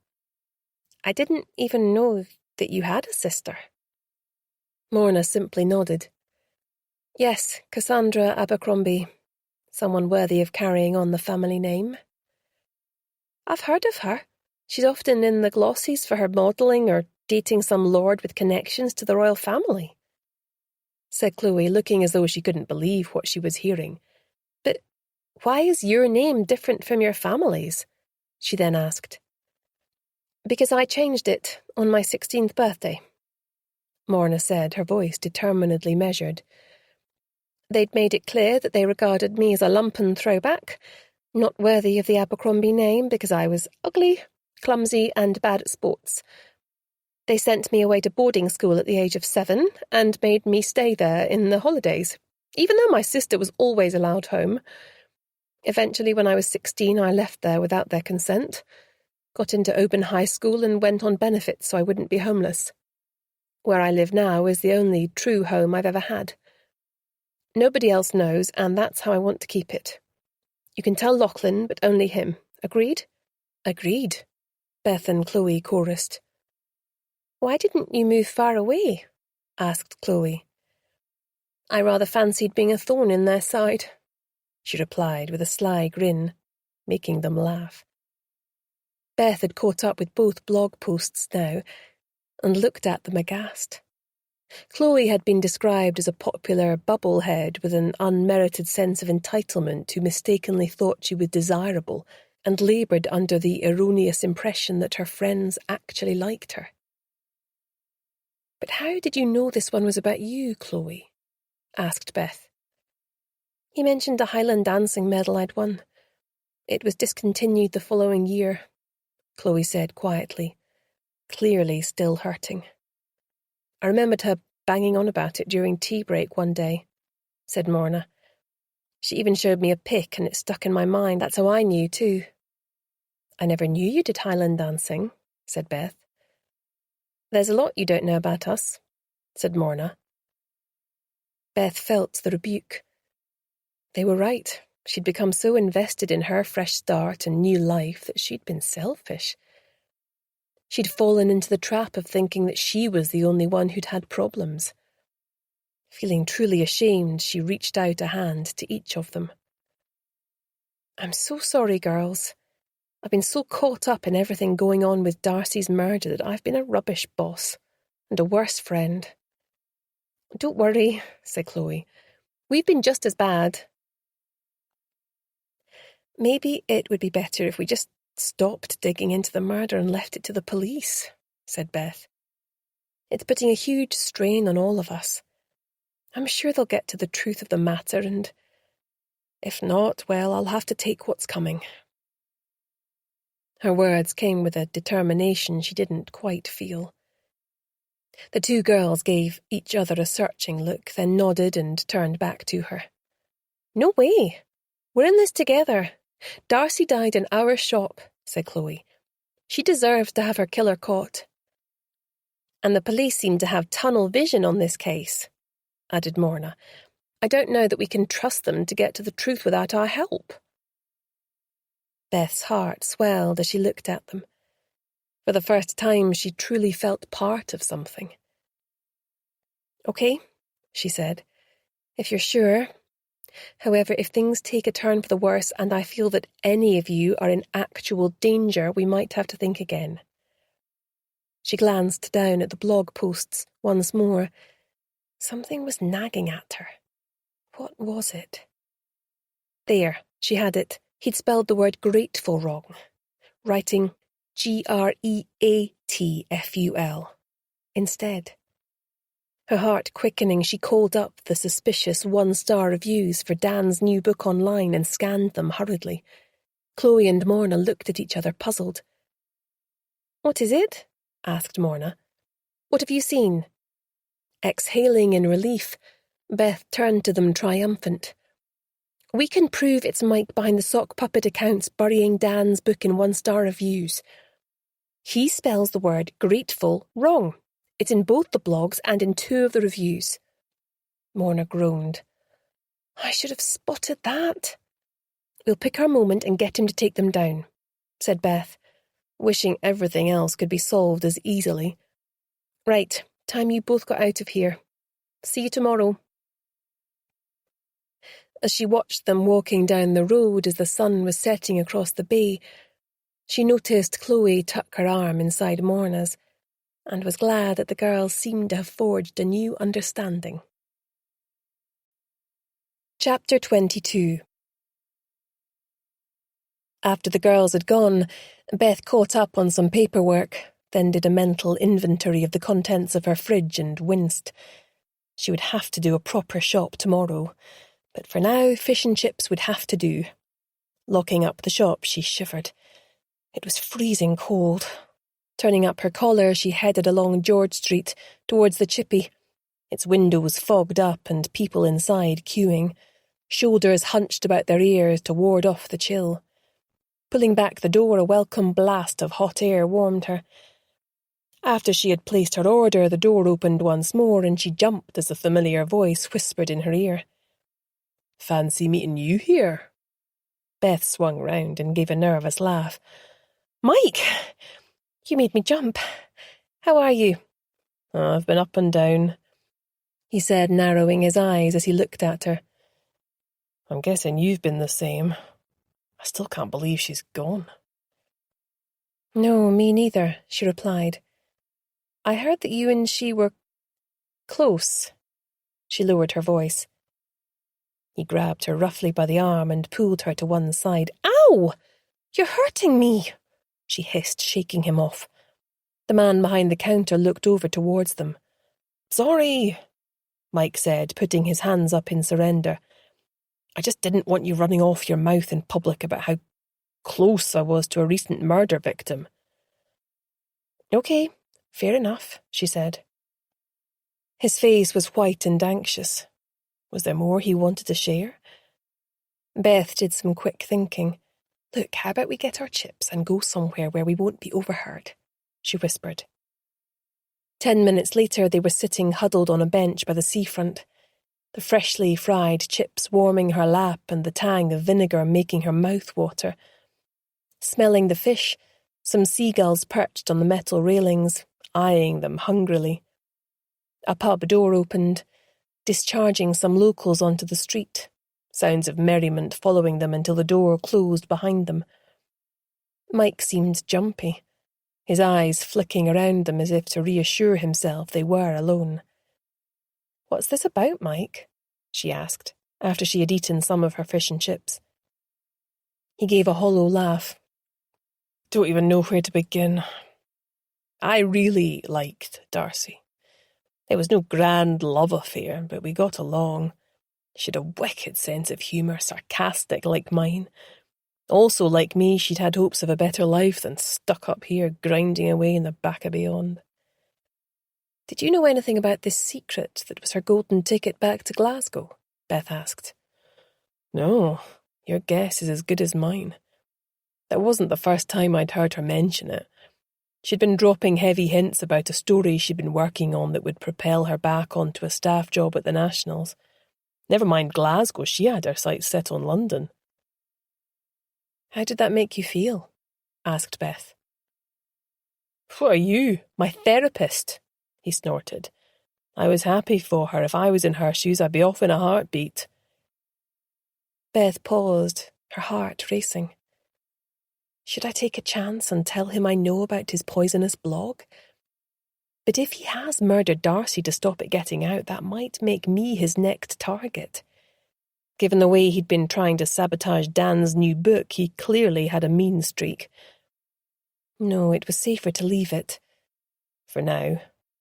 She didn't dare antagonize him further. "I can hear the cogs turning from here," he said, turning to stare at her curiously, a chip suspended in mid-air.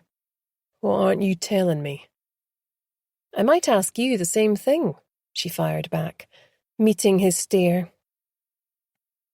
He shook his head and got to his feet, screwing up his chip paper and depositing it in a nearby bin. "I know that the police think you did it," he said shortly. "You need all the friends you can get. So if I were you, I wouldn't be pissing people off by spreading malicious gossip about town. People stick together up here. Being an incomer, you better watch your back." "Is that a threat?" asked Beth, also rising to her feet. "Hardly." His lips twisted in a sneer. "If I was threatening you, you'd know about it."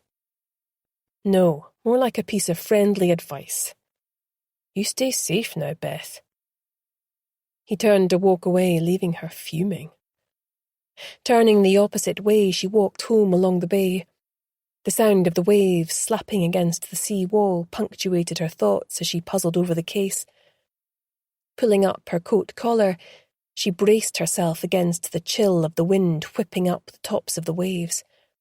Tasting the salt of the spray on her lips, she wondered how long she would be at liberty to enjoy the beauty of her chosen home.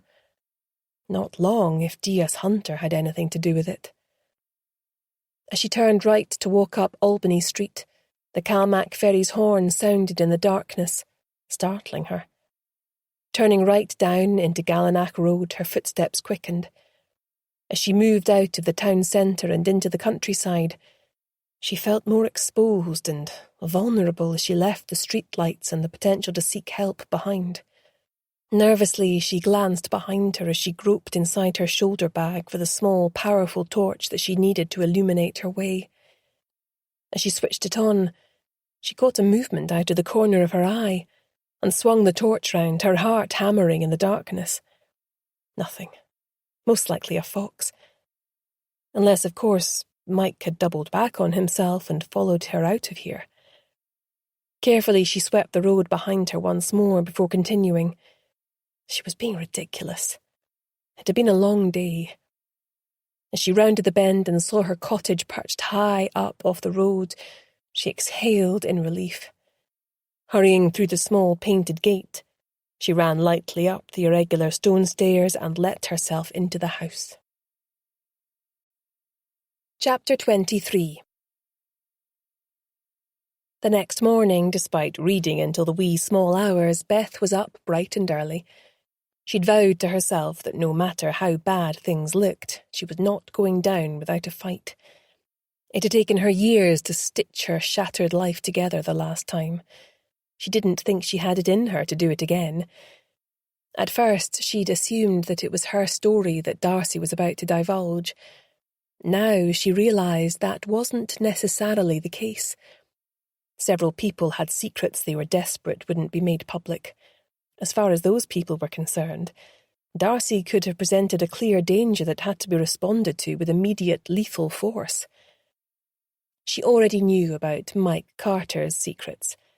She had to pin down the others' secrets and expose them all to the police as potential murderers.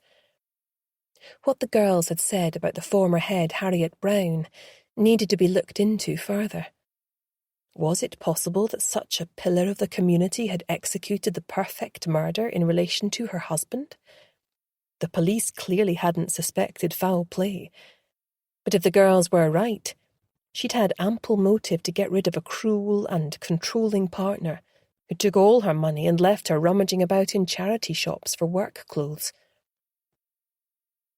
She couldn't ask her about it directly. Harriet would shut her down with just one glare from those icy blue eyes. She still had the whole head teacher vibe going on, even though she was retired. She had no idea as to whether Dan or Ronnie had any secrets of their own, but needed to look into them for the sake of completeness. Maybe it was time she indulged herself in a few beauty treatments, she mused. There's a first time for everything, she thought with a grin. She picked up the phone to Ronnie. Fortunately, someone had cancelled an appointment, and she was booked in for a pedicure that afternoon. As she left the cottage, her thoughts turned to Dan. Unlikely though it seemed that someone so apparently open and congenial could be a killer, she had to be thorough and look into him as well. What possible secret could he be hiding? Well, for a start, he wasn't married, so he couldn't be cheating on his wife. Given the huge advance he was being paid, his book was set to be a runaway success. Fame and prosperity seemed to be on the horizon. All the more to lose, perhaps.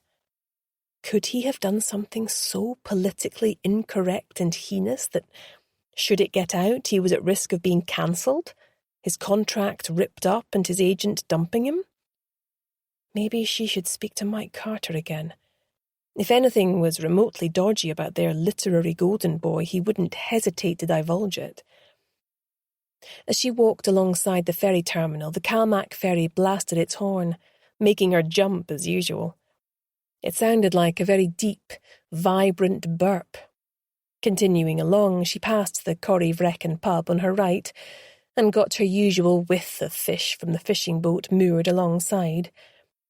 Out of the corner of her eye, she thought she saw a black cat slink behind some lobster pots waiting to be loaded. Clearly, Toby was on the prowl. She didn't call out to him as she knew he would completely disown her. Glancing back at the pub, she paused to read a poster on the window. That night there was going to be an open mic night for new and emerging writers. What better way to get them all captive in one place again, away from the more formal book club setting? Hopefully a few drinks might loosen some tongues. Continuing with a spring in her step, she arrived at the bookshop full of good cheer. Morna and Lachlan were standing behind the cash desk, nursing cups of coffee. "Morning," Beth chirped. "Isn't it a glorious day?" "Is it? I hadn't noticed," muttered Morna. "You're such a morning person. Lachlan and I are more night owls. We need to acclimatise gently to the morning." "Hi, Beth," Chloe beamed, arriving from the stockroom with an armful of books. "And there goes the other one," groaned Morna. "Do you have to be such a misery guts?" exclaimed Chloe, exasperated. "Why are you so tired, Morna?" asked Beth. Her employee had purple shadows under her eyes and looked drawn and pale. "I was up most of the night looking into the background of our various suspects," Morna replied, stifling a yawn. "All of them are incomers, for a start." "Incomers?" queried Beth. "But some of them have surely been here for decades." Morna gave a twisted grin. "Doesn't matter. Anyone who wasn't born and brought up here counts as an incomer. You're accepted, but only so far." "But that's ridiculous," said Beth, her heart sinking. "Am I never going to fit in here, then?" "Don't blame me," Morna shrugged. "I don't make the rules. Anyway, Mike came here as a newly qualified teacher and stayed. In his early 20s, he joined a local writing group, Kilted Scribblers. They produced some writing anthologies, and he seems to have edited a few and contributed a story and poem to each. The group was very active and applied for Council and Creative Scotland funding for speakers, workshops and the like. But 5 years ago, he left it abruptly." "Do you know what happened?" asked Chloe. "No, but guess who joined the writing group the year before he left and has continued to be involved?" Morna said. "Well, spit it out, lass. The suspense is killing me," said Lachlan dryly. "Dan," she replied, "so that might be the origin of the apparent grudge fest Mike has against him."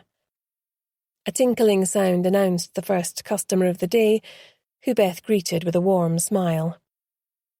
"I wonder if you can help me," said a well-groomed, middle-aged woman. "I'm looking for a present for my son.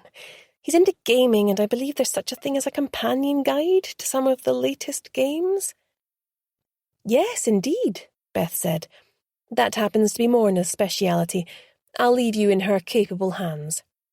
"Follow me," said Morna, walking over, her face lighting up with enthusiasm. "We have a really good selection of those at the back of the shop. What games is he into?" Their voices faded as they rounded the corner. "It never even occurred to me to stock anything like that," said Lachlan. "They're incredibly popular," said Chloe. "All the lads I know buy them, even if they wouldn't be caught dead reading an actual novel." "Graphic novels have also become huge," said Beth. "Some of them have exquisite artwork." "I think manga is pretty cool," said Chloe. "Things have changed so much since I started out in the book trade," said Lachlan. "It makes me feel old, past it, irrelevant." Beth and Chloe looked at him, taken aback by his bleak expression. "You're anything but that," exclaimed Beth. "All that knowledge and experience is invaluable to the rest of us. Plus you've years of experience in running a bookshop. We all completely depend on you, Lachlan."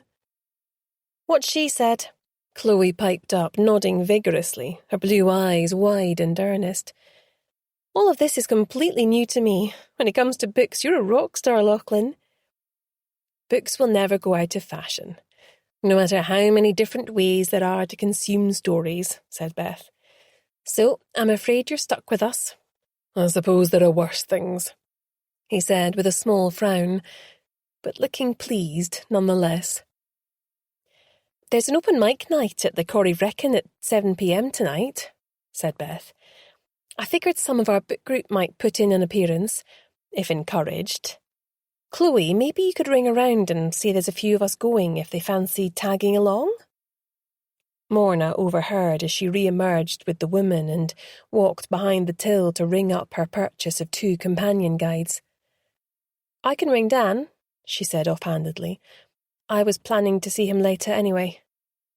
She smiled at the woman who was clutching her card. That'll be $29.98, please. The woman leaned over and tapped her card. Thanks. You've been really helpful. He's such a nightmare to buy for. She turned to leave and Morna went red as she looked up to find them all staring at her. What? She demanded grumpily. Are you kidding? Asked Chloe, her eyes like saucers. When were you going to tell us that you're dating Loverboy? We're not dating, snapped Morna. We just happen to enjoy each other's company. What's wrong with that? Nothing, said Chloe, backing away with her hands up, though Beth could hear a faint refrain of Morna and Dan sitting in a tree, Kissing. OMG! Exclaimed Morna to her departing back. What age are you? Beth reached across and patted her hand. Just ignore her, she's only teasing, she soothed. Well, she needs to grow up, fumed Morna. So do you think Dan will be up for going tonight? Beth asked, still feeling very conflicted about Morna's fledgling romance with a potential murder suspect. Probably. I'll drop him a message, muttered Morna. Great. I've booked into the beauty salon later, so hopefully I'll be able to get some more information after speaking to Ronnie, said Beth. Look, I know you're desperate to clear your name, but it would feel a bit weird pumping Dan for information. Morna blurted out. Relax, Beth smiled. I completely understand. You can leave Dan out of the equation, though I reserve the right to do some digging myself, just in case. Fair enough, said Morna. It probably won't come to anything anyway, knowing my luck. She ambled back off to her section. Beth fervently hoped Dan had nothing to do with the murder, or Morna was going to get badly hurt. A horrible thought crossed her mind. Could he have started something up with Morna to keep tabs on their investigation? Sighing heavily and with her previous good cheer evaporated, she headed for her small office to catch up on some errant paperwork. It was hard to focus on the business when she knew that the police could arrive to arrest her at any moment. Just when was this nightmare going to end? Chapter 24.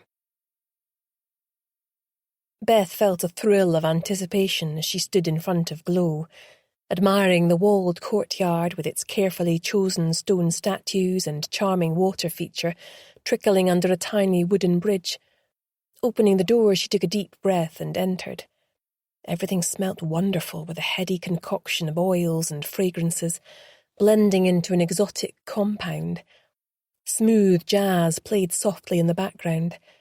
The interior was black marble with brilliant white walls. Warm touches in coral and gold made it feel welcoming. She'd never set foot in such an establishment before, and hadn't known what to expect. It was as if she had entered another world, a secret space for women. Belatedly, she wondered if she should have dressed up as she beheld the other two well-groomed women in the waiting area. A stunning young woman glided up to her with a tray of drinks. She accepted a glass of Prosecco and sank back onto a comfortable white leather sofa. Just as well it wasn't red wine she was drinking. She spent the next few minutes people-watching and listening to snatches of conversation. "Beth, how lovely to see you. Please step this way," said Ronnie, standing at the entrance to one of the treatment rooms. "Just bring your drink with you." Beth lurched to her feet, a little light-headed. As she walked away, she noticed the other two women whispering to each other and laughing behind their hands. Her back stiffened and her shoulders went back. She wouldn't let it bother her. She was used to not fitting in, except at the bookshop, she thought, with a glow of warmth. They accepted her for who she was there. "Don't mind that pair," said Ronnie, closing the door behind her, her shrewd brown eyes having taken in the situation at a glance. "Empty vessels that aren't half as delightful as they think they are. You can relax now. It's just you and me. Not super relaxing to be trapped in a small room with you if you turn out to be the killer, thought Beth, coughing to hide a nervous laugh bubbling up inside her. In no time at all, she found herself sitting in a comfortable chair with her feet in a massage bubble bath. That feels so good, she sighed, wiggling her toes and taking a sip of her drink. My feet have taken a bit of a pounding since I started working at the shop. Yes, I can see that, Ronnie said. They're definitely in need of some TLC. I've been a bit run down recently. I can't get poor Darcy out of my mind. The fact that it happened in my bookstore makes me feel somehow responsible. You mustn't feel that way, Ronnie soothed, taking a foot out and placing it on a towel on her knee before starting to scrape away the dead skin with a scalpel. I barely even knew her, sighed Beth, though some of the others did. She certainly didn't deserve to die in such a brutal way. How well did you know her? Was it her imagination, or did Ronnie stiffen slightly, increasing the pressure on her foot? I'd seen her out and about, but I can't say that I knew her well, Ronnie said, after a pause. Enough to exchange the time of day with, a casual acquaintance, if you like. I would have thought she'd be a regular in here, said Beth. She struck me as being more on the high-maintenance side. She laughed. Isn't this the only beauty salon in town? I'm not saying that she wasn't a client, Ronnie conceded, but I have 2 other beauty therapists as well as a couple of hairdressers and nail beauticians working for me here. She wasn't one of my personal clients. She was certainly glamorous, said Beth. The night she died, I remember her implying she was desperate to get back to the bright lights of Glasgow with a job on the Nationals. I heard that she'd screwed up big time in her last job, and that's how she wound up here in the first place. Everyone makes mistakes, Ronnie shrugged. Mind you, I can't quite imagine her being content to cover council meetings and school sports days. She always had a hunger about her, as though she was waiting for something big to dig her teeth into, like a tiger on the prowl. Sorry, a bit fanciful, I suppose. No, I know exactly what you mean, said Beth, thoughtfully. That night at the book group, it was like she was toying with us. I felt it too. No offence, but I wish I'd never come along that night. I still can't quite believe what happened. It was surreal. The police think that it was her talk of revealing a secret and making a big splash with it in the papers that got her killed, said Beth. Yes, said Ronnie, staring up at her. In case you don't know, I feel I should tell you that it's all around town that you've been hauled in front of the police and that you're their chief suspect. But it wasn't me, Beth said quietly, staring back at her. Ronnie looked away first. Don't worry, I believe you. As a small business owner myself, the very last thing I do is murder someone on the premises I make my livelihood from. As for the other stuff, from when you were young. You know about that too? Asked Beth, colour rushing to her cheeks. Yes, let's just say that one of my other clients wasn't very discreet. We've all got stuff in our past that we aren't proud of. You paid for what you did. No one will hear about it from me. Thank you, said Beth, meekly. One thing I'm glad about is that the killer didn't use one of my books to bash poor Darcy. Apparently the police lifted every one of them off the shelves to check for blood. I hope they put them all back again, Ronnie said with a twitch of her lips. Well, they did, said Beth, but not necessarily in the correct order. Can you believe they're still no further forward in finding the murder weapon? What are they even looking for? Asked Ronnie, patting her feet dry with a white fluffy towel, one at a time. All I know is that they're searching for a hard, blunt object. Doesn't exactly narrow it down, does it? Hardly, Ronnie said with a frown. Like searching for a particular pebble on a beach. They might never find it. At least that must help your case a bit, surely? You would think so, said Beth with a sigh. But from their point of view, I've got motive and opportunity, so it wouldn't take much more for them to charge me. Anyway, let's switch to a more cheerful topic. Your salon has been a real eye-opener. It's absolutely gorgeous. Have you always been a beauty therapist? Yes. I grew up in foster care. I became obsessed with hair and makeup. It made me feel like I could do anything, become anyone. I could alter people's perception of me simply by changing the products I put on my face or the way I styled my hair. That must have been really hard, said Beth. Well, no harder than you've had it by the sounds of things, Ronnie said, turning her shrewd gaze upon her. And look at both of us now, Beth smiled. Both running successful businesses that we love. Women like us have to stick together, said Ronnie, squeezing her arm. Is this the first salon you've owned? Asked Beth.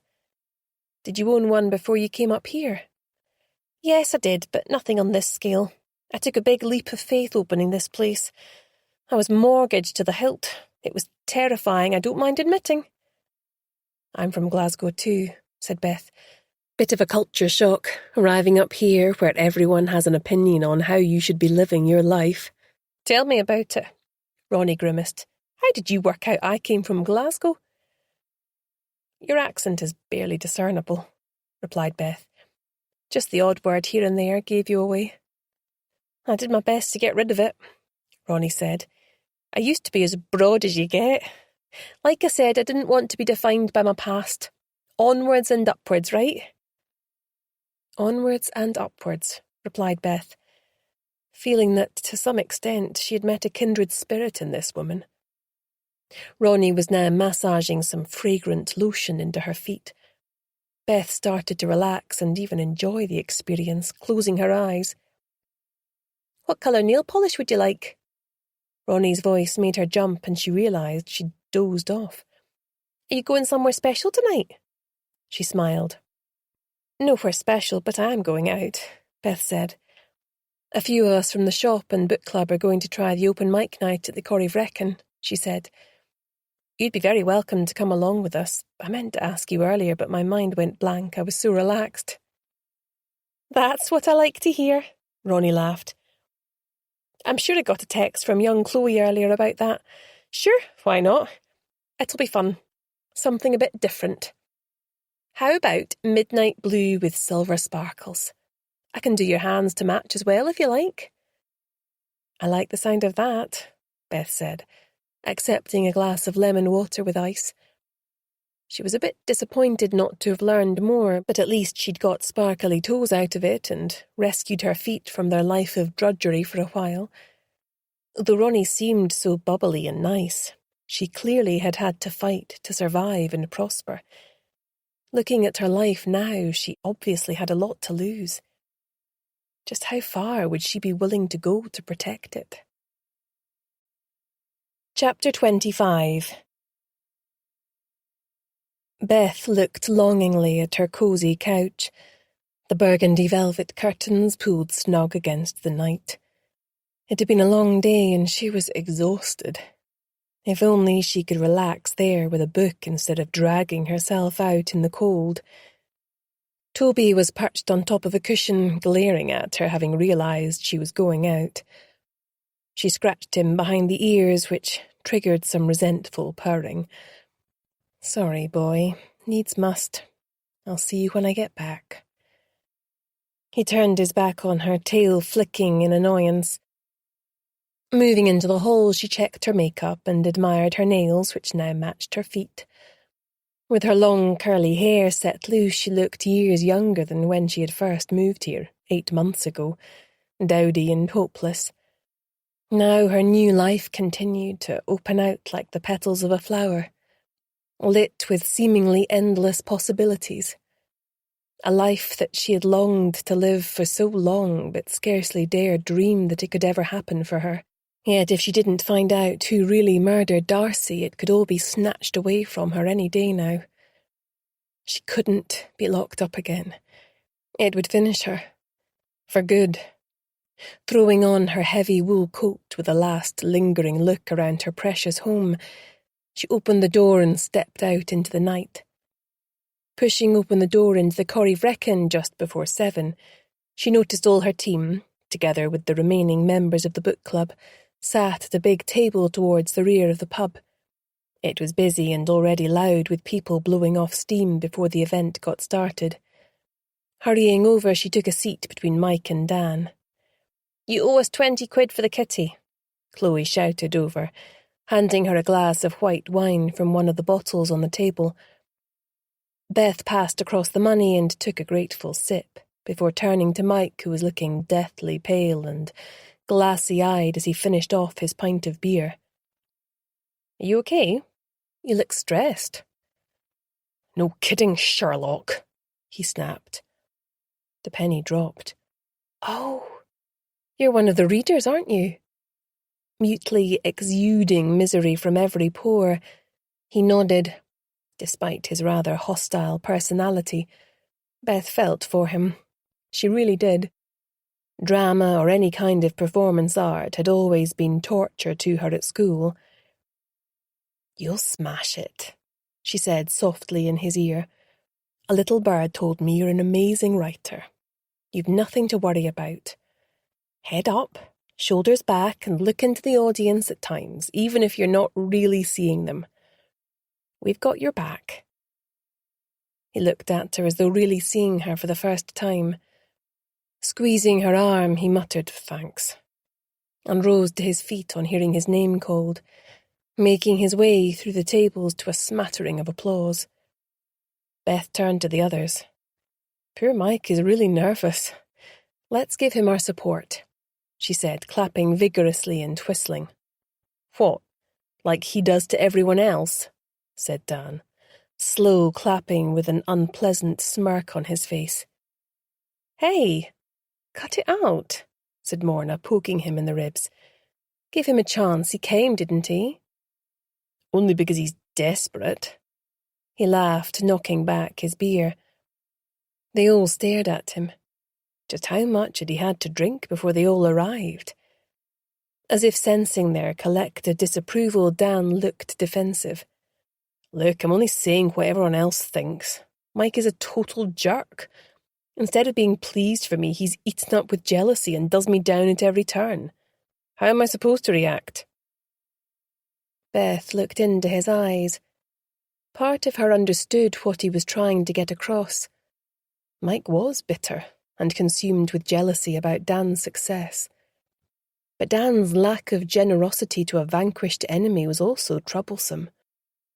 He was young, and he had the world at his feet. Fame and prosperity beckoned, yet he couldn't find it in him to forgive Mike for his sour grapes. Morna was looking troubled as well. The chatter died down and Mike began to speak into the microphone, reading a short story he'd recently written. Beth cringed for him, worrying that it wouldn't be up to much, but to her surprise, she was soon hanging on his every word. It was a chilling tale of a psychopath getting ready for a killing spree, with an unexpected twist that turned everything on its head. Enthusiastic applause and whistles broke out as he made his way back to their table, looking endearingly pink about the ears.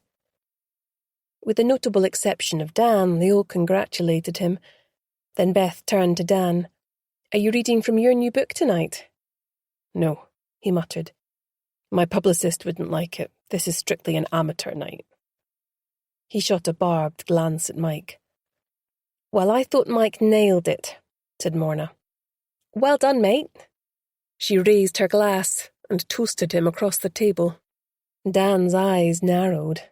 What on earth has got into him tonight? Beth wondered. Everyone fell quiet as the next person started to read, but after the fourth reader a 20-minute break was announced. Beth glanced at her staff. Time to mingle. But before she could make a move, Lachlan slid into the now vacant seat beside her. "What Dan said," he whispered. "I don't buy it. Any publicist would say that more events you can do the better.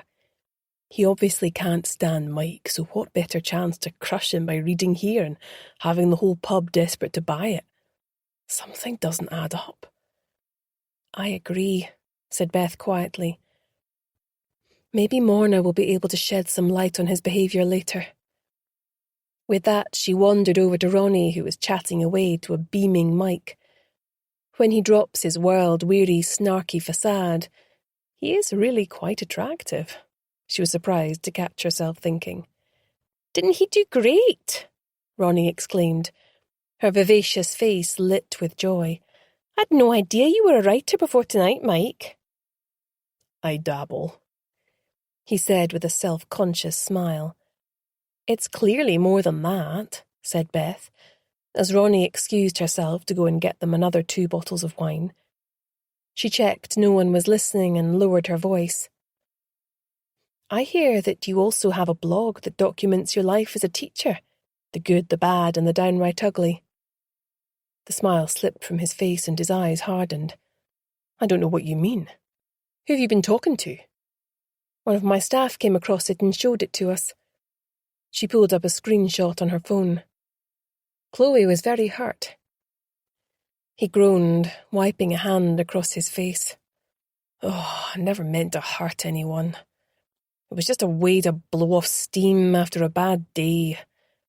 I also used it to hone my writing skills. It's not how I really felt about Chloe or any of them. It was more satirical and as a means of helping other teachers feel less alone in this mad world we live in teaching. I'm a weary old cynic. It was an outlet. It stopped me lashing out verbally at students and parents because I knew I could come home and mercilessly lampoon them for my audience. Did Darcy threaten to expose you?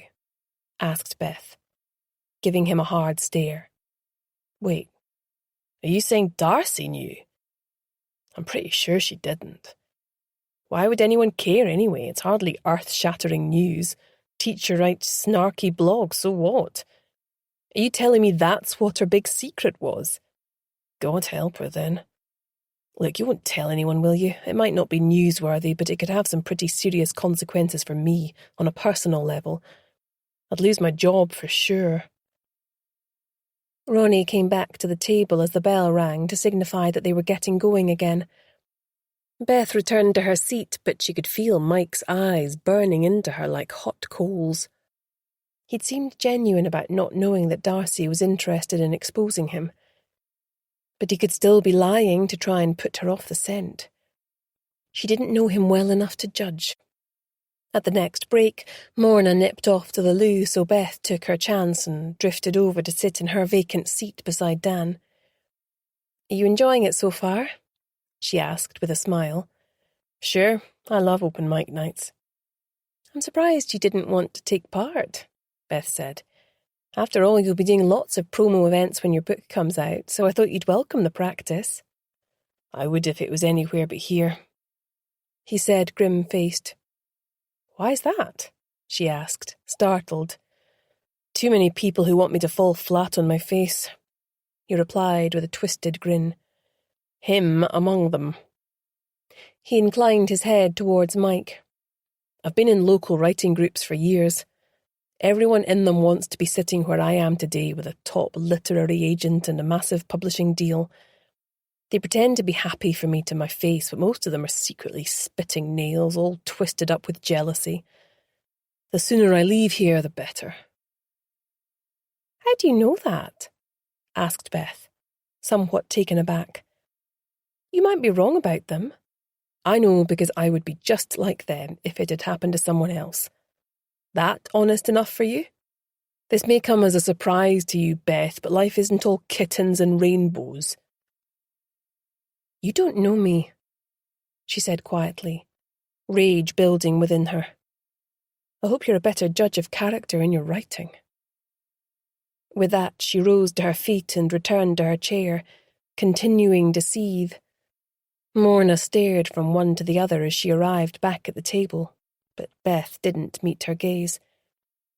She hoped Morna wasn't getting too involved with the handsome young author, as it seemed that his beauty and charm were only skin-deep. She glanced round the table as the bell rang for the final segment. Everyone was happily chatting, but she knew that dangerous currents were boiling up between the cracks. They had all been thrown together by a love of crime fiction, or their paths might never have crossed. If only Darcy hadn't said anything that night about a secret she was going to expose, she might still be alive today. Her indiscretion had cost her life, and plunged the rest of them headlong into chaos. Chapter 26. Beth inhaled deeply, breathing in the cool, crisp Highland air as she walked home.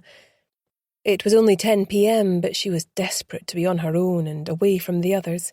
She was starting to see something bad in everyone, and she hated that she'd been forced into this way of thinking by recent events. It wasn't who she aspired to be. Normally she didn't think twice about walking home alone here, but tonight's events had made her a little jumpy. In particular, she'd glimpsed a rather unpleasant side to Dan that she hadn't known was there. Why couldn't people be more straightforward? As for Mike, he had disclosed a vulnerability and charm tonight that had quite disarmed her until the shutters had come crashing back down. He tried to minimize it, but they both knew his secret blog could result in him being hounded from the teaching profession. He was clearly a talented writer, over and above all that. Yet he was consumed by jealousy in relation to Dan's burgeoning success. If he really was behind those one-star reviews, then that could also have been the secret Darcy was going to expose. So far, he appeared to have the strongest motive for wishing secrets to remain buried, but she still hadn't winkled out enough information about the others. Ronnie hid a forceful personality and drive to succeed beneath her good time vibe. She ran a hugely successful business, and there was talk about her expanding to another salon in Fort William. Where was all that money coming from? Times were hard, yet Ronnie was undoubtedly flourishing. Beneath all the glamour and glitz, Beth had sensed a hardness in her that day. She was someone who would take action to protect herself or her assets. But to what degree? The moon drifted behind the clouds, and the darkness seemed to press in on her, stoking her fevered thoughts. She froze. Were those footsteps she heard walking behind her, matching their stride to hers? She spun round, but saw no one. The wind was whipping up now, blowing an empty Coke can across the road. "You're being ridiculous," she muttered, crossing Albany Street and turning down onto Gallenach Road. She hurried along, the sea slapping against the walls on her right, her torch pointing the way in front of her. She was desperate to get home and curl up on the sofa with Toby. Suddenly she cried out in pain, dropping to her knees and clutching her head. What on earth? Had she banged into something in the dark? She felt sick and woozy. Tentatively, she put her hand up to the back of her head. The moon came out from the clouds in time for her to examine the viscous liquid on her fingers. Blood? She tried to stagger to her feet, but they went out from under her, leaving her collapsed on the narrow pavement. The footsteps earlier. Had someone attacked her? Blearily, she looked around. No one was in sight, but there were myriad ways they could have escaped while she was on the ground. There were houses on both sides set back from the road with gardens, but their curtains were drawn to shut out the night. A wave of nausea swept over her and she vomited into the road. "Beth! Beth! Are you all right? What happened?" Blearily, she turned her head to see Harriet Brown running down the stairs of a handsome terraced property. There seemed to be two of her, which was odd. Maybe she had a twin sister? "I don't know," she managed. "I had a bang to my head and fell down." Harriet looked puzzled. "Well, there's nothing you could have banged your head on. Anyway, can you stand?" Beth tried to struggle to her feet, but her body wouldn't cooperate. "Here, let me help you," said Harriet, managing to hoist her upwards with much huffing and puffing. The world swam and her legs felt like overcooked spaghetti, but with Harriet's help, Beth stayed upright. "I need to get home," she murmured. "I live along here, just 10 minutes away." Harriet looked worried. "I don't see you making it that far, even with my help." Best if you come inside with me. Then we can assess the situation from there. Beth nodded her acquiescence as Harriet was now in full head teacher mode and resistance was futile. "We missed you tonight at the open mic night," she said as Harriet lowered her onto a chintzy couch in an elegant living room. "I would have come, but I was meeting an old friend for dinner," Harriet replied. She rushed off to the kitchen and a few minutes later reappeared with a cup of sweet, milky tea. She examined Beth's head, probing gently. "It's still bleeding," she said, sounding worried. "After you've had your tea, I'm going to take you to the hospital. You can't be too careful with head wounds. I still can't quite see how you did it." "Unless I didn't," said Beth quietly, her heart pounding as the unpalatable truth finally sank in. "I think someone hit me on the head. I thought I heard footsteps following me at one point, but when I turned round there was no one there." "Well, that's quite a big leap," said Harriet, moving away to sit in one of the cosy armchairs. "Maybe they were just coming back from town and disappeared into another house. There are loads up the top end of Albany Street." "How did you know that's where I walked?" asked Beth, turning to look at her and causing her head to throb even more. "Well, what other way would you have come? You surely didn't walk alongside the harbour at this time of night?" "No," admitted Beth. "I only go that way when it's light." "Well then," Harriet tutted as though Beth had been accusing her of something. Beth dutifully sipped her tea. She could feel strength seeping back into her limbs now that the shock was wearing off. "You have a lovely home," she said, glancing round the sumptuous room with its expensive swagged curtains and works of art adorning the walls. "Have you lived here long?" "I bought it after my husband died," she said. "Too many memories in the old house. It seemed easier to make a fresh start." "Yes, I know exactly what you mean," Beth said. She pulled out her phone and called a taxi to take her to the hospital, and was assured it would be with her in less than 10 minutes. "I would have gladly taken you," said Harriet, looking slightly offended. "You've been more than kind, but I'm feeling so much better now. It's just a precaution, really," Beth smiled. "By the way, I had no idea that Mike was such a talented writer. The short story he read out tonight was amazing." "Oh, he's talented, all right," Harriet said. "He's been in various writing groups over the years, but his abrasive personality usually leads to him stomping off in a huff. He's his own worst enemy." "Maybe that's why he struggles so much with Dan?" offered Beth. "It can't be easy seeing a younger man succeed where he's not amounted to much." "Did you know that Mike and I both taught Dan over the years? He demonstrated no writing talent whatsoever. We're mystified as to how he's transformed his cliched, unimaginative prose into work that triggered a bidding war," said Harriet. "People can change," said Beth. "Maybe he took some great writing courses and was a late bloomer?" "Maybe, though I would have expected to see evidence of some seeds of talent. Anyway, that aside, it's always gratifying when a former pupil does well." The doorbell rang and Beth managed to get to her feet without assistance, even if the room did spin like a kaleidoscope for a few seconds. As she was borne away in the taxi, something was niggling her. Harriet's curtains had been closed. So how had she even spotted her falling down on the pavement? Chapter 27. Despite Beth's polite protests, a very nice but persistent doctor insisted she remain overnight for monitoring, due to exhibiting symptoms of concussion. She ticked them off on her long fingers. "You lost consciousness, albeit briefly. You vomited. I noted nystagmus in your eyes, which isn't fully resolved yet. Also, when you move your head quickly, the room spins. I would be derelict in my duty if I didn't admit you as a patient." She produced a blue and white hospital gown with a flourish. Beth reluctantly accepted the gown. "Okay, you win," she said wearily. a tidal wave of fatigue threatening to carry her off into its depths. "I usually do," Dr. Jones informed her, smiling to remove the sting.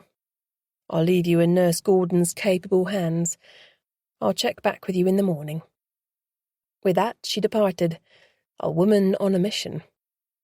Once she was tied into the gown and settled beneath the starched sheet and blanket, Nurse Gordon looked at her as she smoothed the covers, as if gauging her likely reaction to what she had to say next. "The police are here," she said tentatively. Beth pulled herself upright, her head swimming and acid flooding into her mouth. "Are they here to arrest me?" she gasped, heart pounding. "What? No, of course not." Nurse Gordon soothed, looking confused. "They're here because you've been a victim of an assault." "Oh, is that what they think happened?" asked Beth, tears springing to her eyes. "Yes, I'm afraid so," the nurse said, patting her hand. "Can I send him in?" she asked. "If you don't feel up to it, I can ask him to return tomorrow." She adjusted the pillows so Beth could sit up more comfortably. "No, it's fine. Best get it over with," Beth replied with a grimace. A couple of minutes later, D.S. Hunter entered. His bulk seemed to fill the tiny space, and for once he looked somewhat at a loss. His suit was rumpled, and there were dark shadows under his eyes. "You look worse than I do," Beth grimaced. "Please sit down." A smile twitched on and off. "It's been a long day," he admitted, doing as she asked. "How are you feeling?" "A bit sore and sorry for myself. In all the years I lived in Glasgow, I was never assaulted, just walking about."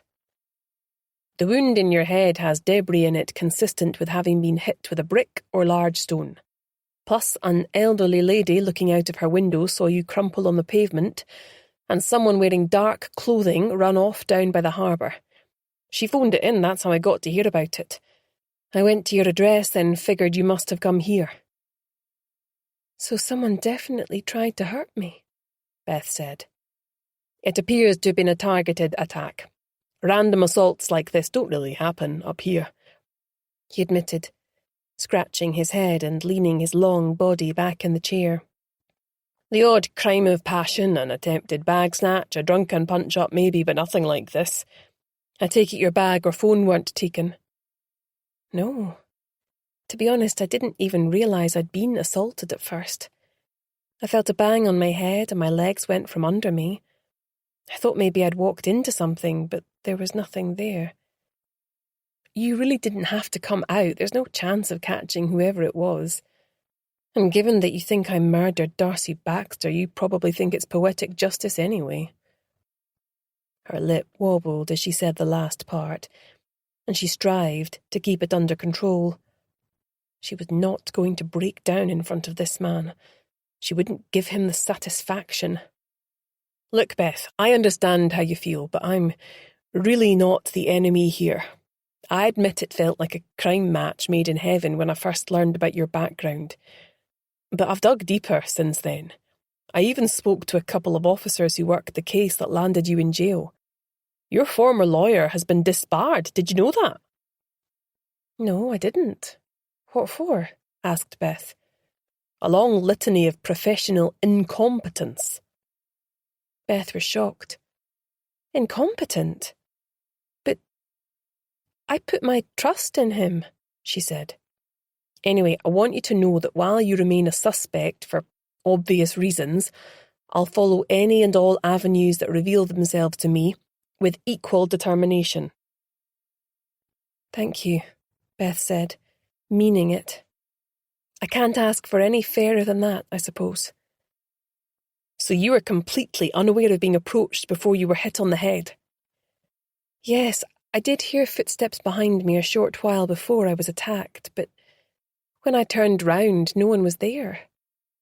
"The light's not the best out along that road," the detective said. "It'd be fairly easy to duck in a doorway or blend into the shadows. When you say footsteps, was there anything distinctive about them?"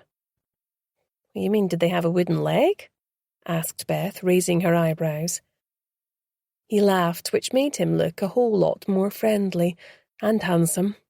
Crikey, I really must have concussion, she thought in consternation. No, I mean, did it sound like they were high heels or flat, for example? Sorry, I really couldn't say. All I know is that they seemed to match mine. They stopped when I stopped and continued once I started up again.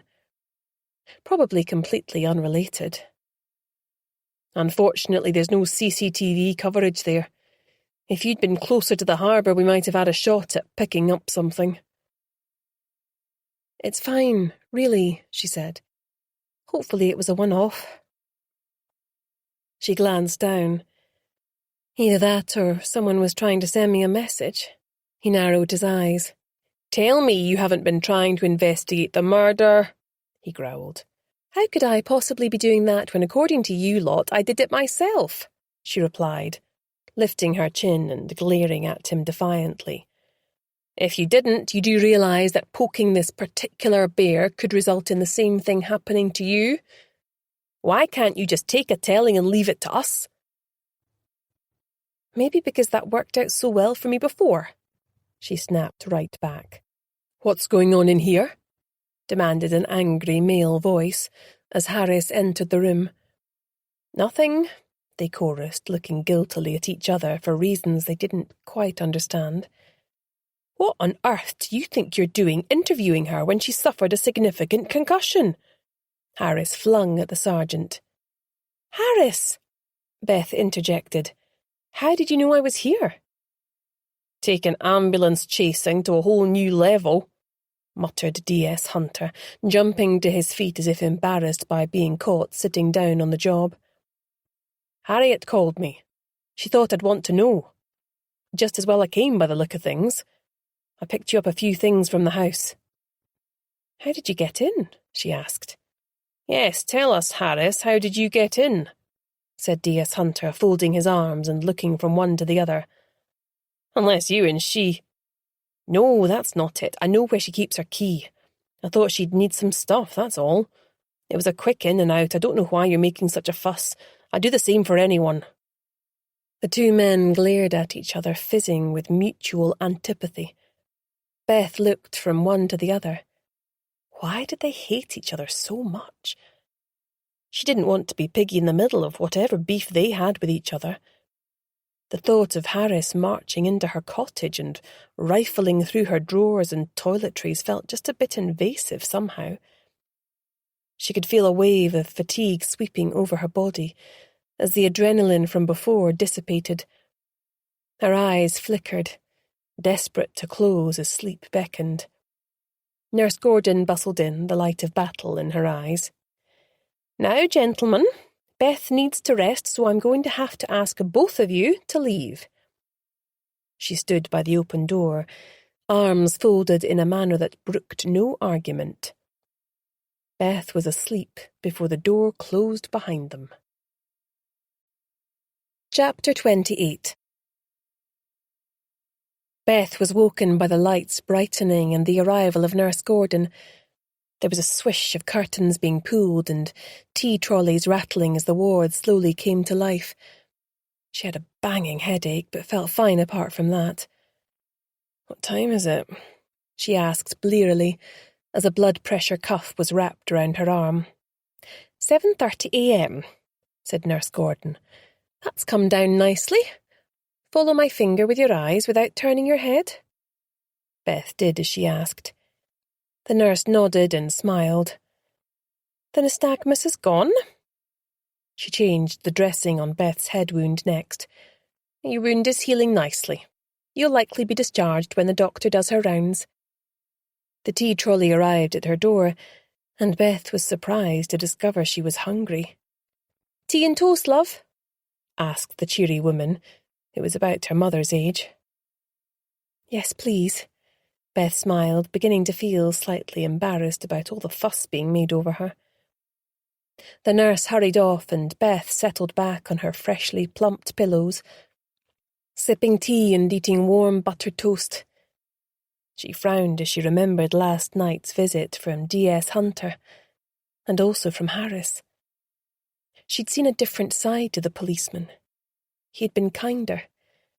She remembered his laugh and felt a pang of... what? Hurriedly she pushed that thought away. His visit last night didn't change anything. She was still his main suspect in a murder inquiry.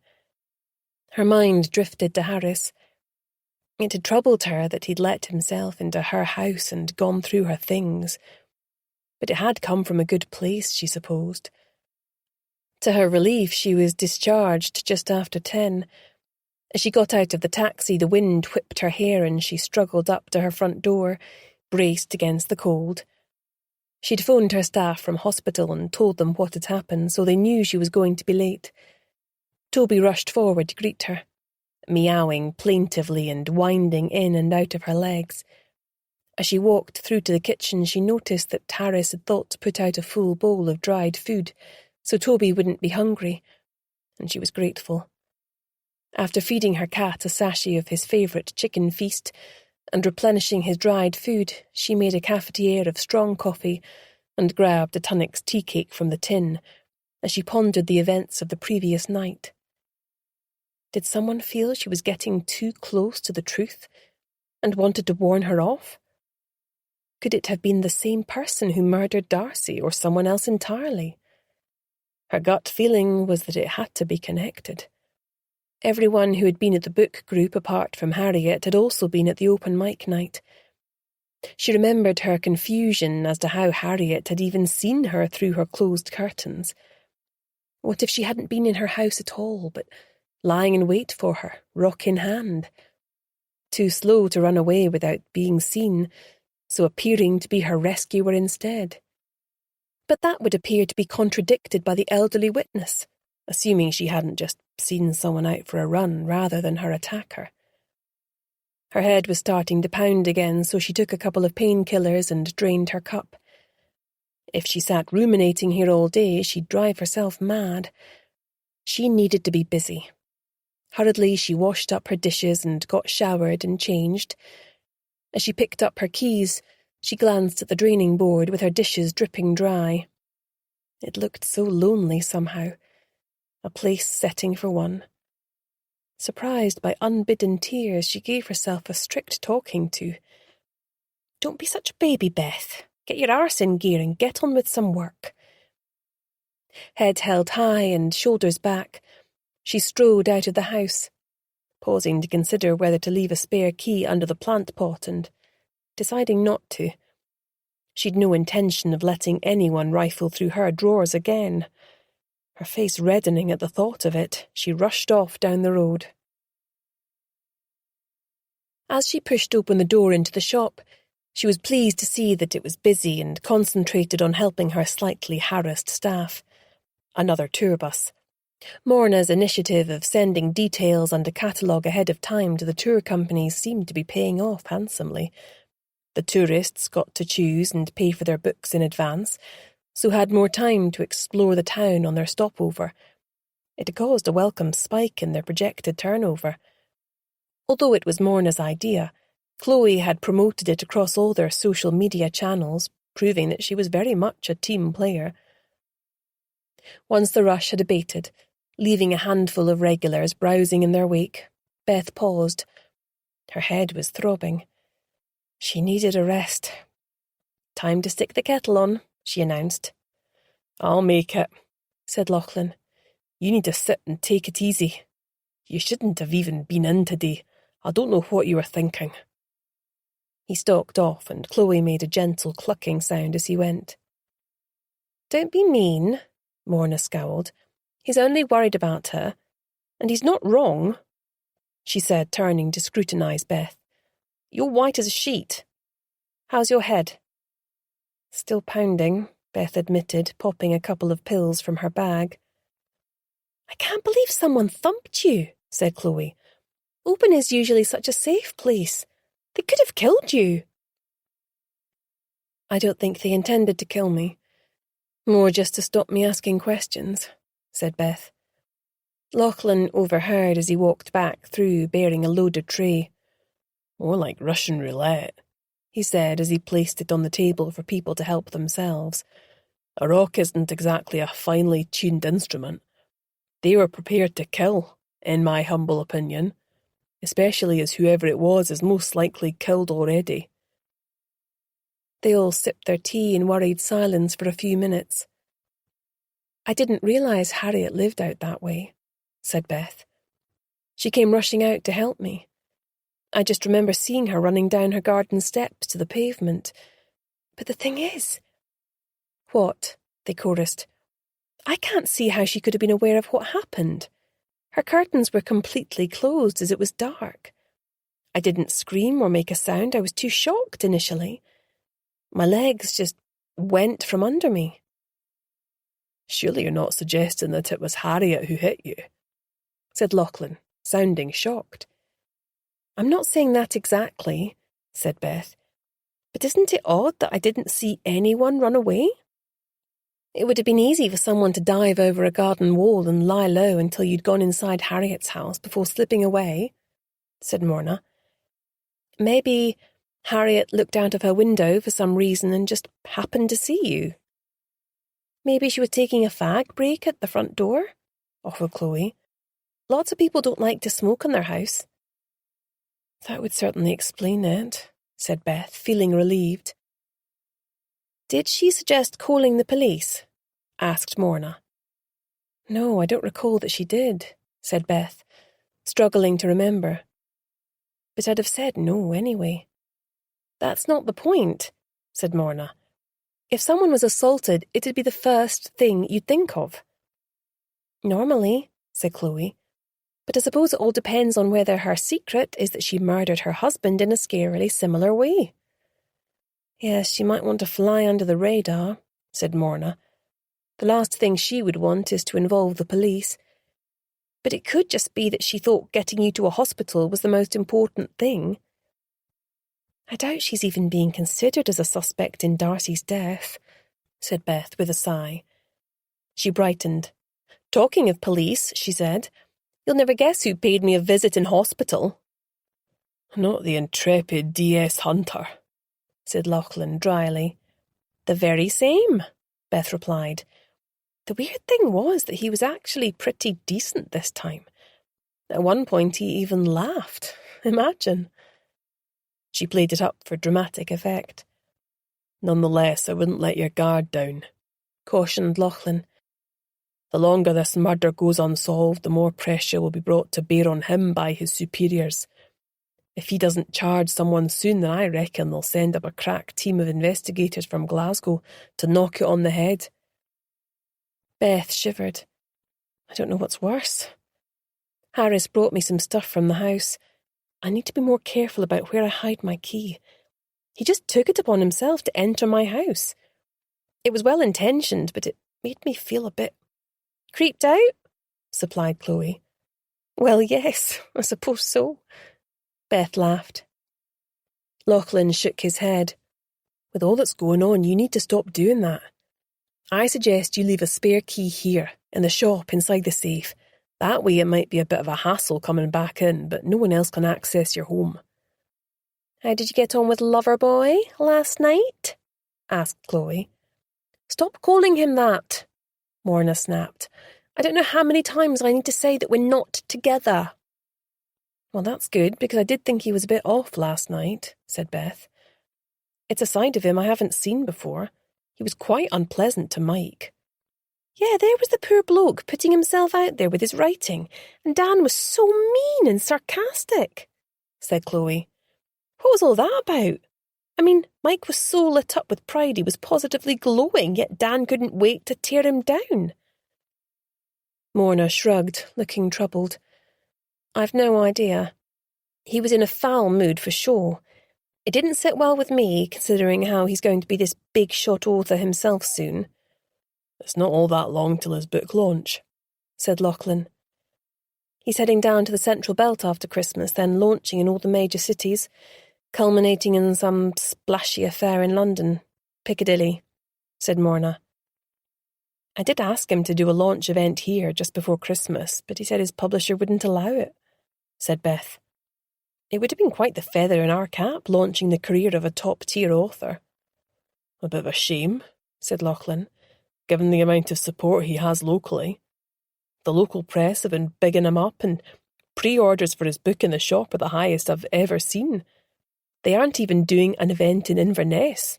I can't understand it. That said, it's one less thing for me to worry about, said Beth, draining her cup and starting to load up the tray. Maybe it's for the best, given everything else that's been going on. Chapter 29. Beth hunched against the cold as she walked into the library from town, having picked up some more cat food. The wind was whipping up the golden leaves into a frenzy, and white horses were galloping up the bay and crashing onto the pebble beach with a bang. Normally she had a lie-in on a Monday, but she felt time was running out for her, so she was headed there to do the research that Harris had hinted might bear some fruit. Fortunately, in this weather she didn't have far to go, as the library was in Albany Street, past the police station.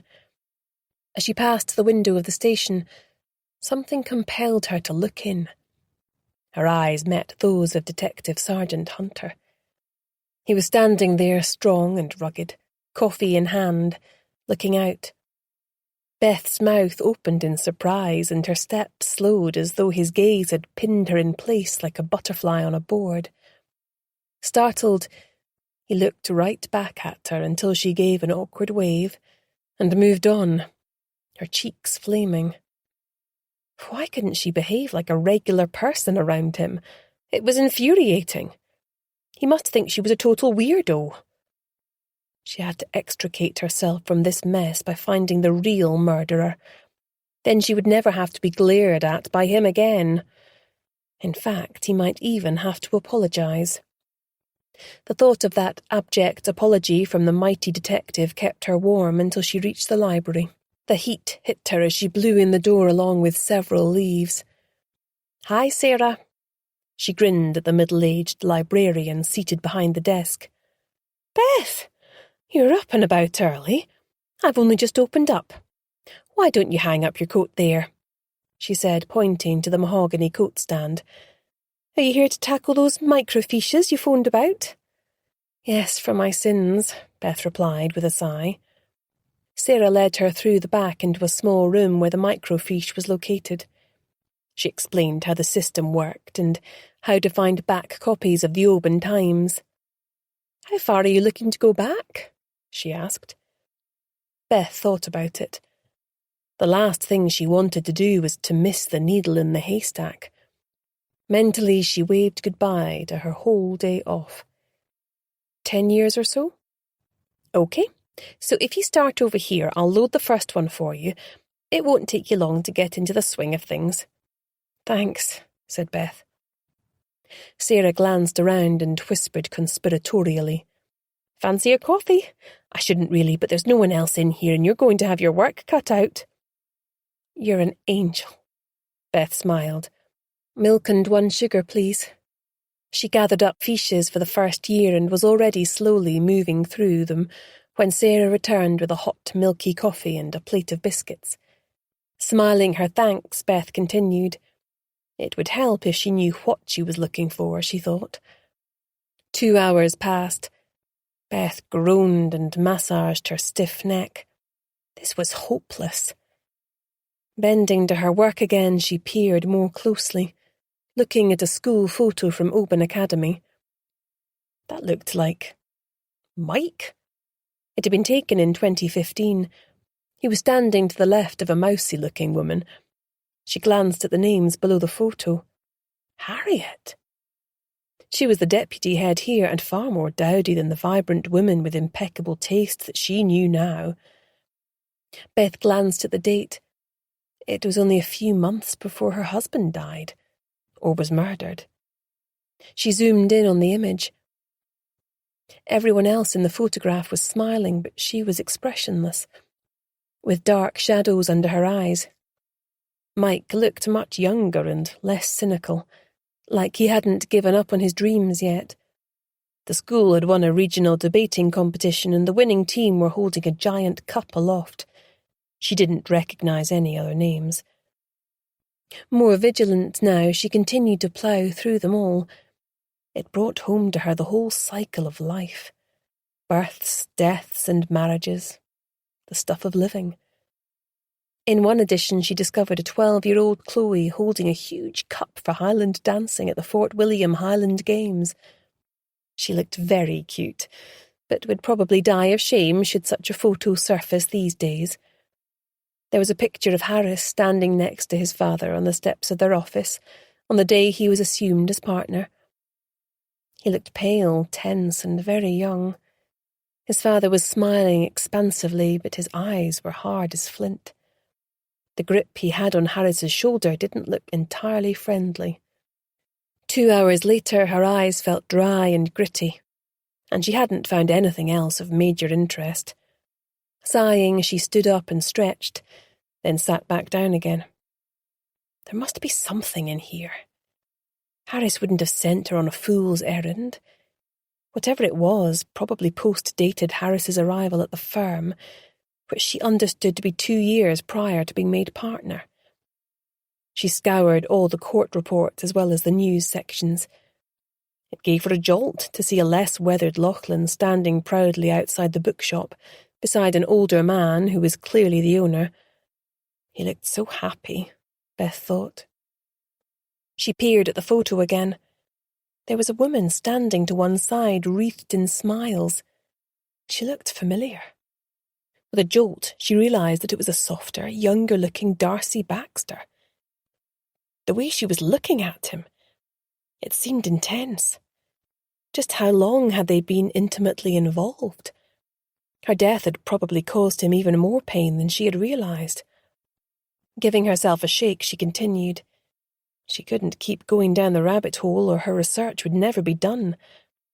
As the years advanced, she noticed more and more of the local court cases seemed to have D.S. Hunter as a witness for the prosecution. No wonder there was bad blood between him and Harris. They must have enacted numerous court battles over the years. She hoped that was all that it was. Maybe it wasn't the best idea having a defence lawyer who had an enormous beef with the local police. Another couple of hours passed and she was on the verge of calling it a day when she spotted something. It was a small paragraph at the end of the news section about the death of Harriet's husband.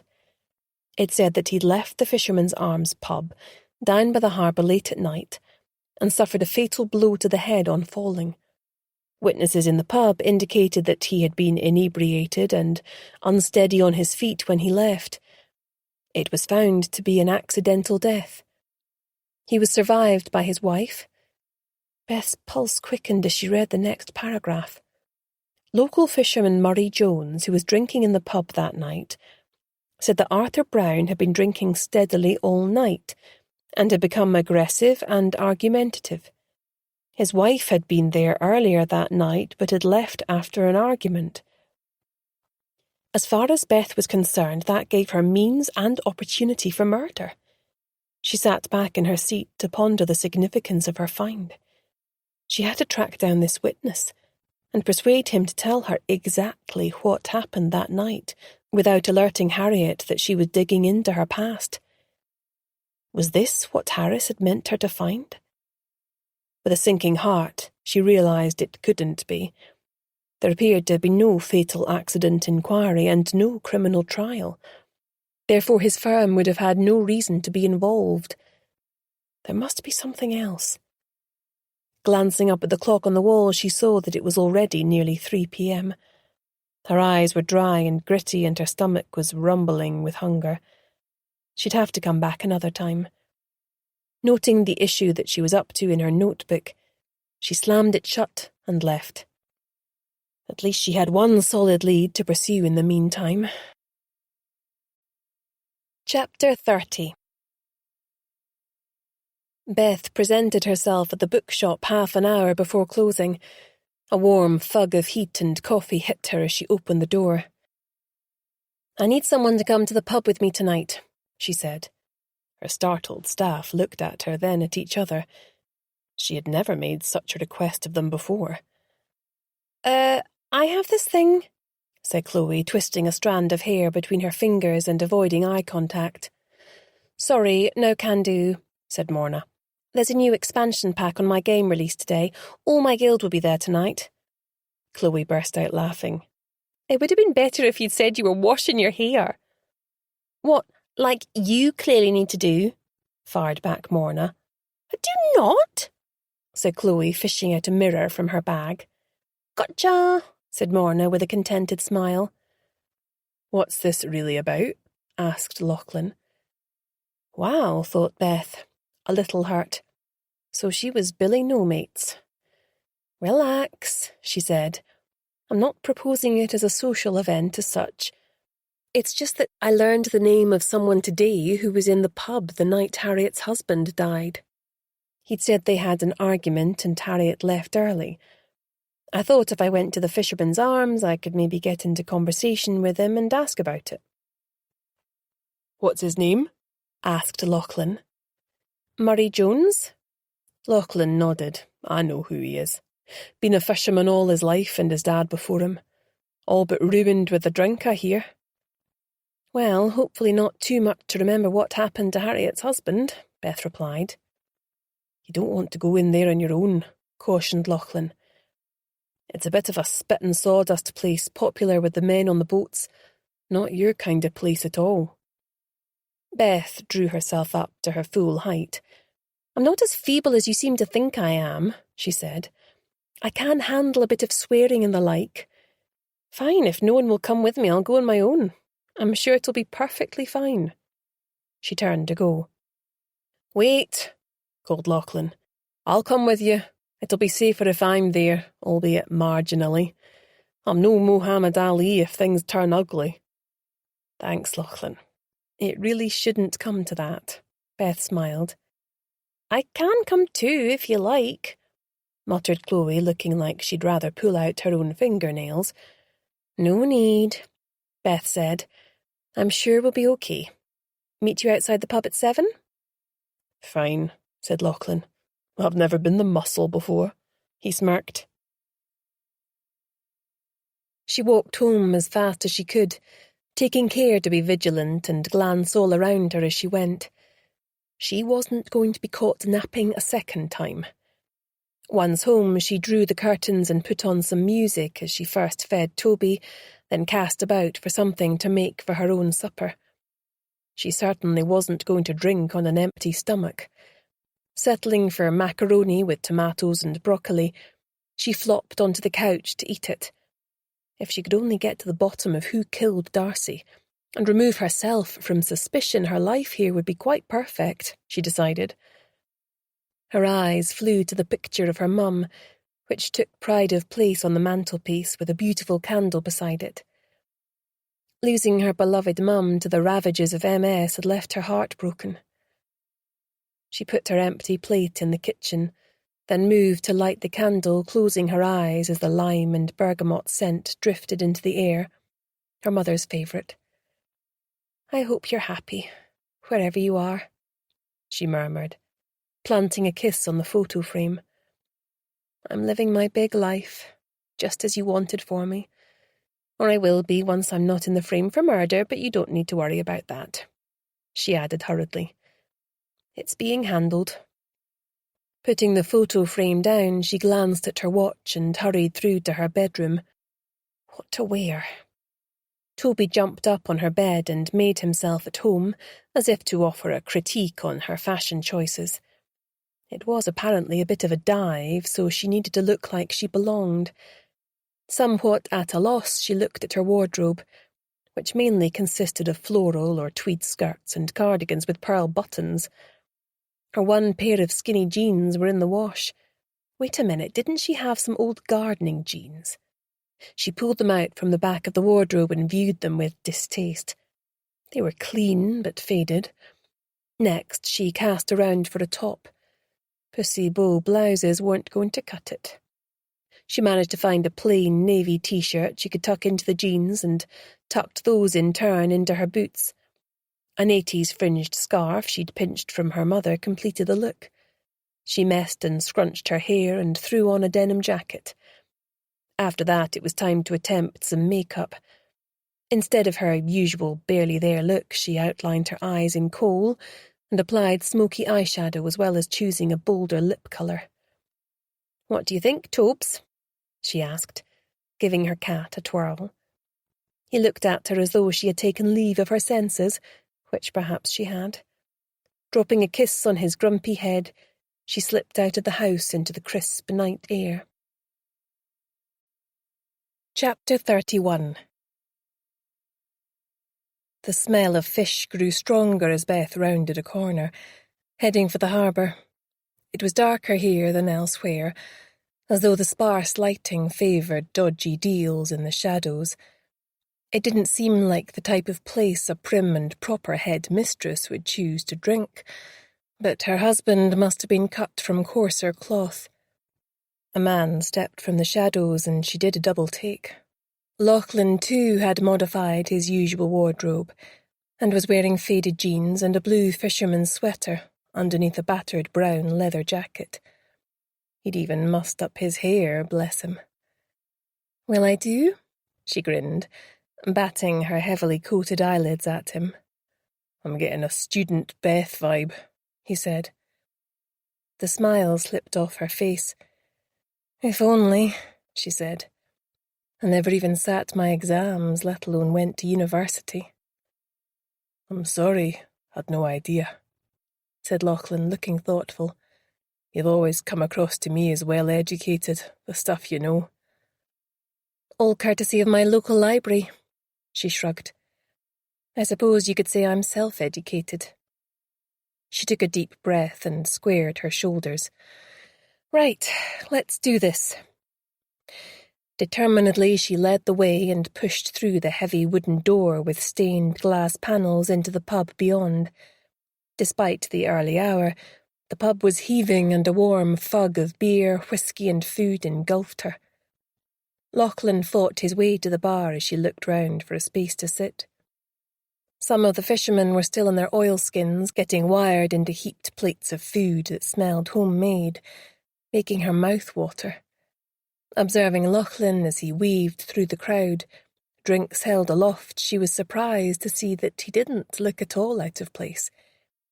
He was a bit of a chameleon.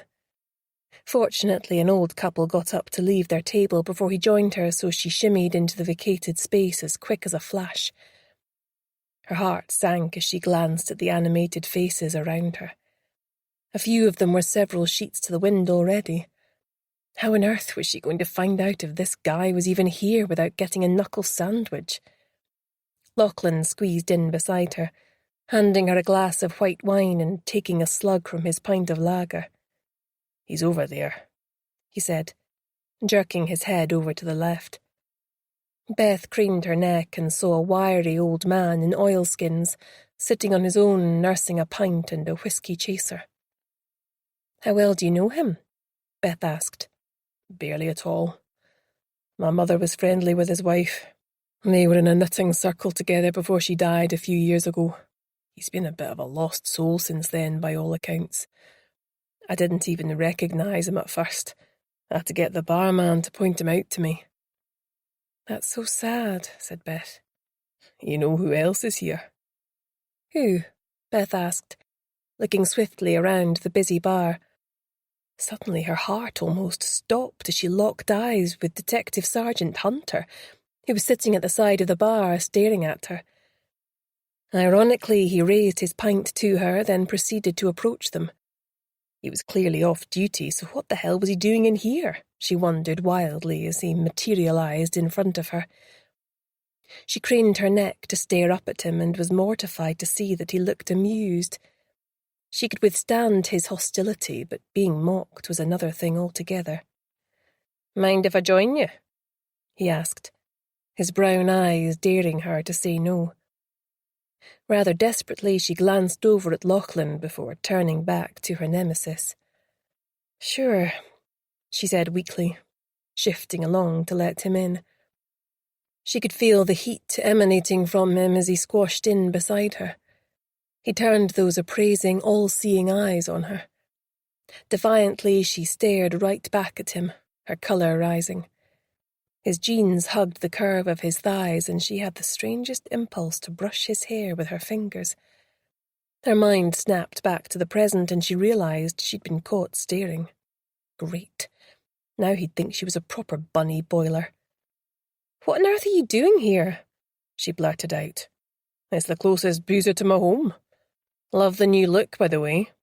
His eyes crinkled as his mouth twitched. "Very retro. It suits you," he said reflectively. "Makes you look less, well, never mind." "No DC Quinn tonight?"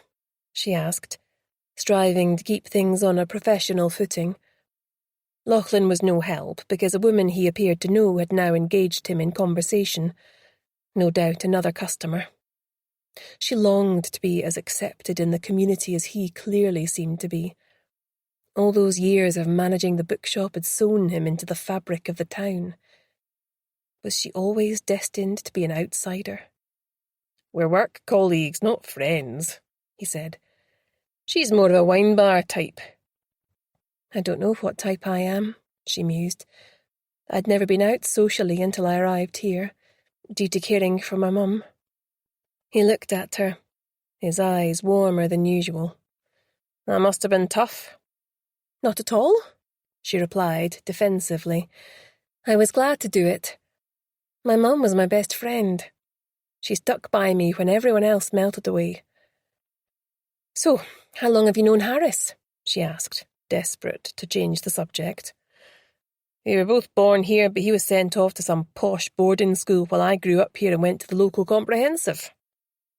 Gosh, it was hot in here tonight. Although she'd only had one glass of wine, it had quite gone to her head. Awkward as this was, she decided it was a golden opportunity to pump him for information from his local knowledge. If she was careful, he might not work out what she was up to.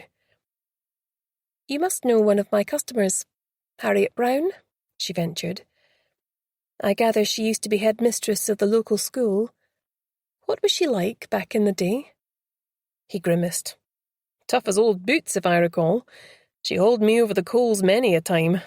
Not saying I didn't deserve it, mind," he said with a twinkle in his eye. "I was a bit of a bad boy back then, if you can believe it." "Bad how?" she asked, laughing. She was certainly seeing a different side of him tonight, and she liked it. "Let me see.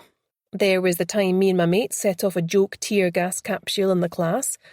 Everyone's eyes were streaming and we'd to evacuate the class. It got me out of maths, at least. The science teacher thought it was a chemical spill from a local plant. Harriet, however, saw right through it and marked my card good and proper.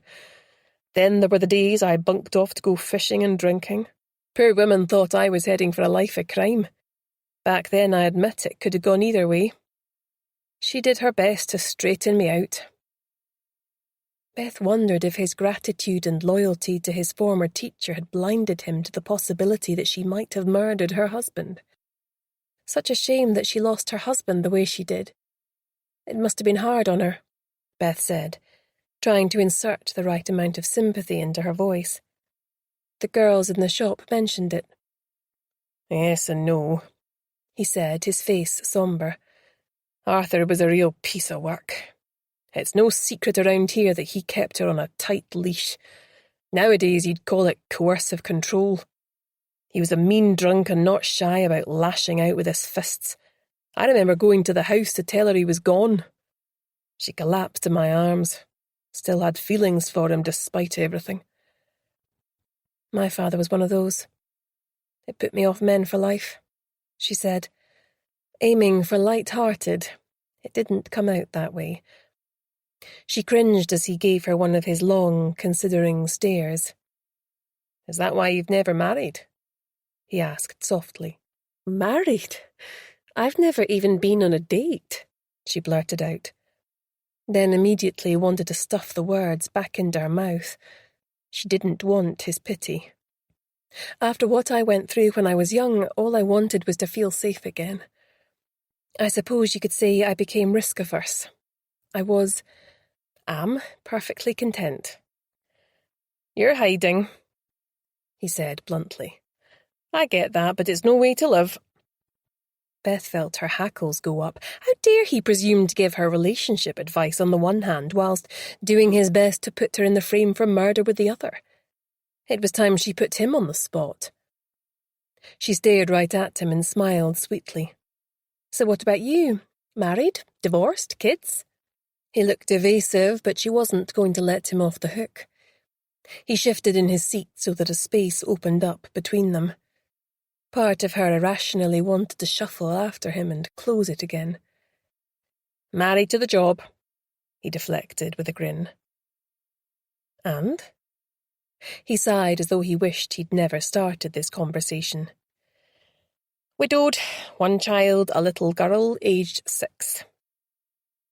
Beth's hand flew to her mouth in shock. I'm so sorry. We can absolutely change the subject.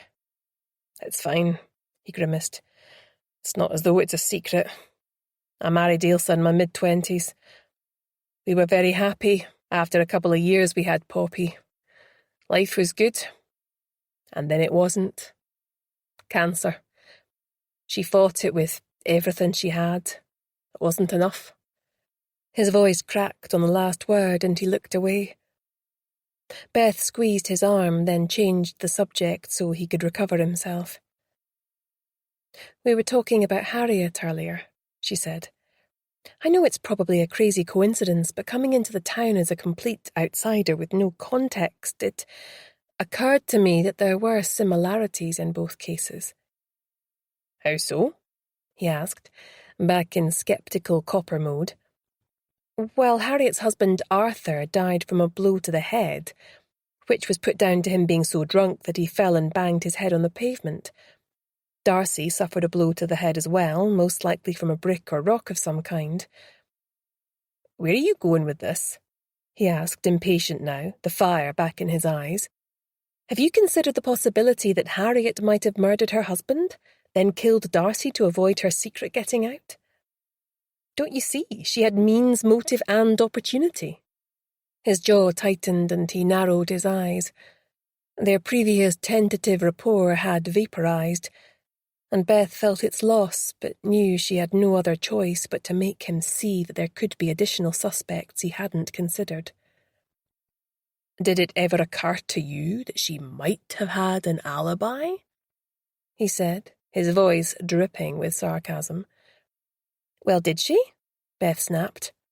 I have no idea. I wasn't the investigating officer. He admitted reluctantly. The women I know, it's unthinkable. He then muttered. But it's not unthinkable that it was me, she said flatly, turning away from him and sending a desperate look across to Lachlan, who was still chatting to the person he knew. I'm sorry, this was a mistake, he murmured, downing his remaining pint in one swig and getting up to leave. She felt a pang seeing him go, just when she felt she'd been getting through to him, making him see that she was a person and not just a mugshot in his gallery of rogues. Chapter 32. Lachlan's friend got up to leave and he leaned across to Beth. Right, if we're going to do this, we'd best get on with it, he said, inclining his head towards the local fisherman. I'll get him around in first to sweeten the deal. I'll go in first, then I'll wave you across if he's amenable. Beth nodded her agreement and sat back to wait. She was impressed by Lachlan's quiet confidence as he first visited the bar, then slid onto a stool at the old man's table. A couple of minutes later he waved her across and she got up to join them. Beth, she said with a smile, sticking out her hand. He roared with laughter, ignoring it. Right, city lass, this one, he said to Lachlan, who nodded in agreement. Sit yourself down, lass. We don't stand on ceremony up here. Beth perched on a stool, her cheeks flaming red in embarrassment. How to begin? Lachlan here tells me you're interested in an argument I overheard 10 years ago. Yes, between the man who died, Arthur, and his wife Harriet. I'm not one for the tatto-tatto, he said, the mischievous gleam in his eyes suggesting otherwise. Maybe another drink might help me polish up the old grey cells. Oh, it gets harder to remember at my age. The years of boozing won't help either, thought Beth, as she jumped up to order yet another round of drinks and carried them back to the table.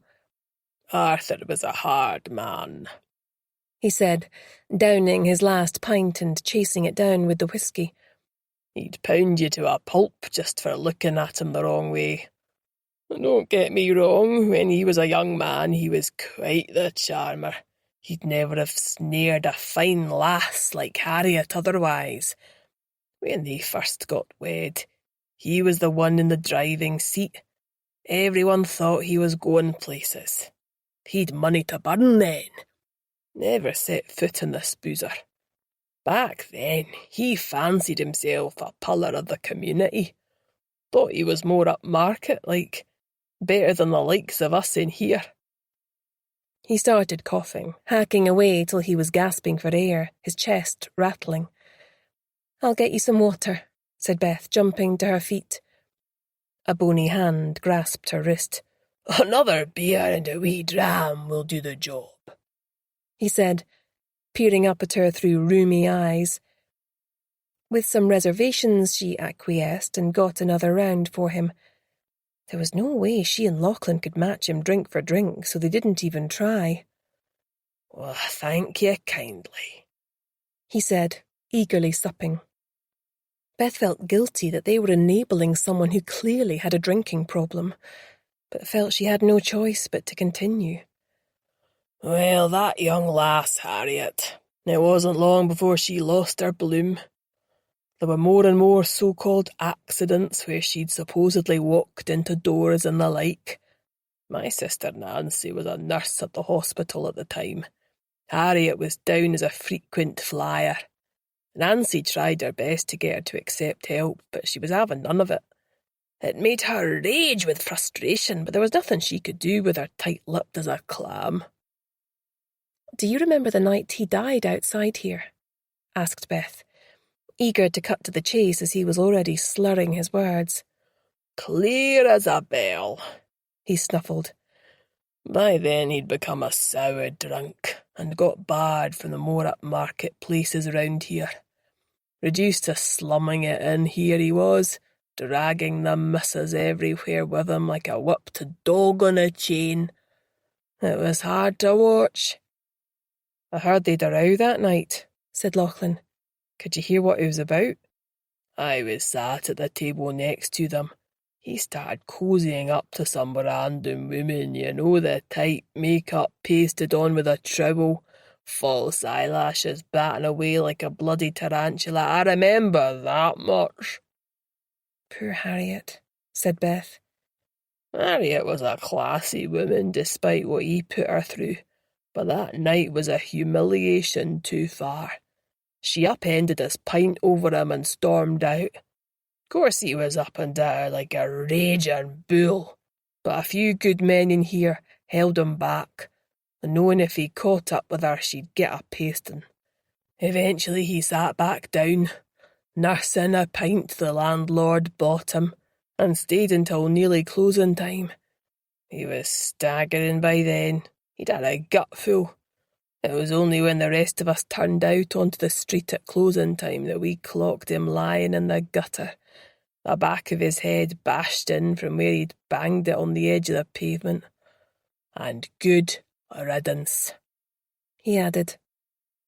"When you all spilled out, did you notice anyone else hanging around who hadn't been inside?" Beth asked. "What about Harriet?" The old man snorted. "There was no sign of her. I expect she'd got out of there sharpish. She'd not have dared to go home the mood he was in." But she had, thought Beth, feeling a flutter of excitement. The police had notified her at home, a place she would only have gone if she'd known she was free of her abuser. She was as sure as could be that Harriet had murdered her husband that night. But whether she would have it in her to murder Darcy to protect herself, she still didn't know. Chapter 33 The following morning, Beth woke early after a restless night of feverish dreams. To clear her head, she sat outside in her small back garden, muffled up in her winter coat, watching Toby chasing the autumn leaves. As night gave way to day, the sun streaked the sky with red and gold. Cupping her mug of hot tea in her fingerless gloves, she munched on a slice of hot buttered toast. A robin hopped over and perched on the wooden trellis beside her, its beady eyes beseeching her for crumbs. She threw a corner of her toast for him, mindful of Toby, but he was distracted and didn't notice. The robin dropped down and took it in his beak before flying off to a place of safety to enjoy his spoils. She thought back to that fateful meeting of the book group, and fervently wished she had never started it. It had clearly acted as a catalyst. The moment Darcy had mentioned exposing a secret, she had effectively signed her own death warrant. At first, she'd been sure it was herself who was the target, and she remembered her heart beating faster and her hands feeling clammy as she wondered whether she was about to be exposed. Had it occurred to her, for even 1 second, to commit murder to ensure her new life wasn't put in jeopardy? Of course not. Legally, she had paid for her crime already. She was no stranger to starting over if needs be. No, it made far more sense for the secret that had triggered the murder to be something for which no debt had yet been paid. Ronnie had no obvious secret that she'd been able to discover, but that didn't mean that she didn't have one. Beneath the glamour beat the heart of a hard-nosed businesswoman. How else could she have succeeded to the extent that she had, coming from such a troubled background? But what could her secret be? Was it something to do with her finances? Could she have been bankrolled by organized crime or drug money? No, that was completely insane. Or was it? How on earth could she find out without putting herself in the firing line once more? They'd uncovered 2 of Mike's secrets, but were they sufficiently heinous that he'd killed to avoid them coming to light? Could there be something else of which she was still unaware? Until the open mic night, she'd have sworn Dan was a regular Boy Scout, but he'd shown a rather unpleasant side to him then. It seemed that the antipathy between him and Mike was not a one-way street. Dan was on the cusp of literary fame and fortune. Could Darcy have uncovered something unsavoury about his past that would lead to him being cancelled and dropped by his publisher? He certainly had a lot to lose. The cold was starting to bite, and her whole body was trembling. Whether from nerves or the cold, she couldn't say.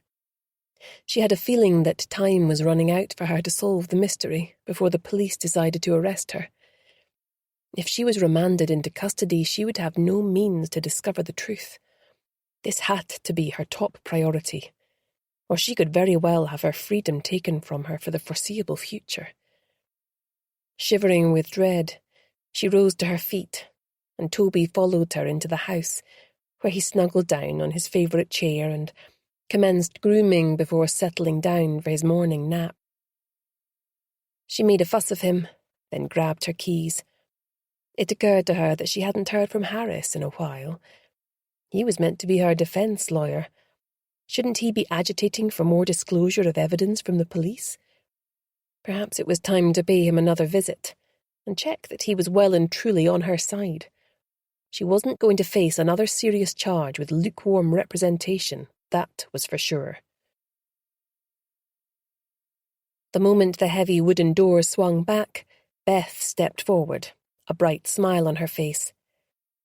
"Good morning, Miss Pringle," she said. The older woman sighed. "Miss Cunningham, I suppose you'd better come in."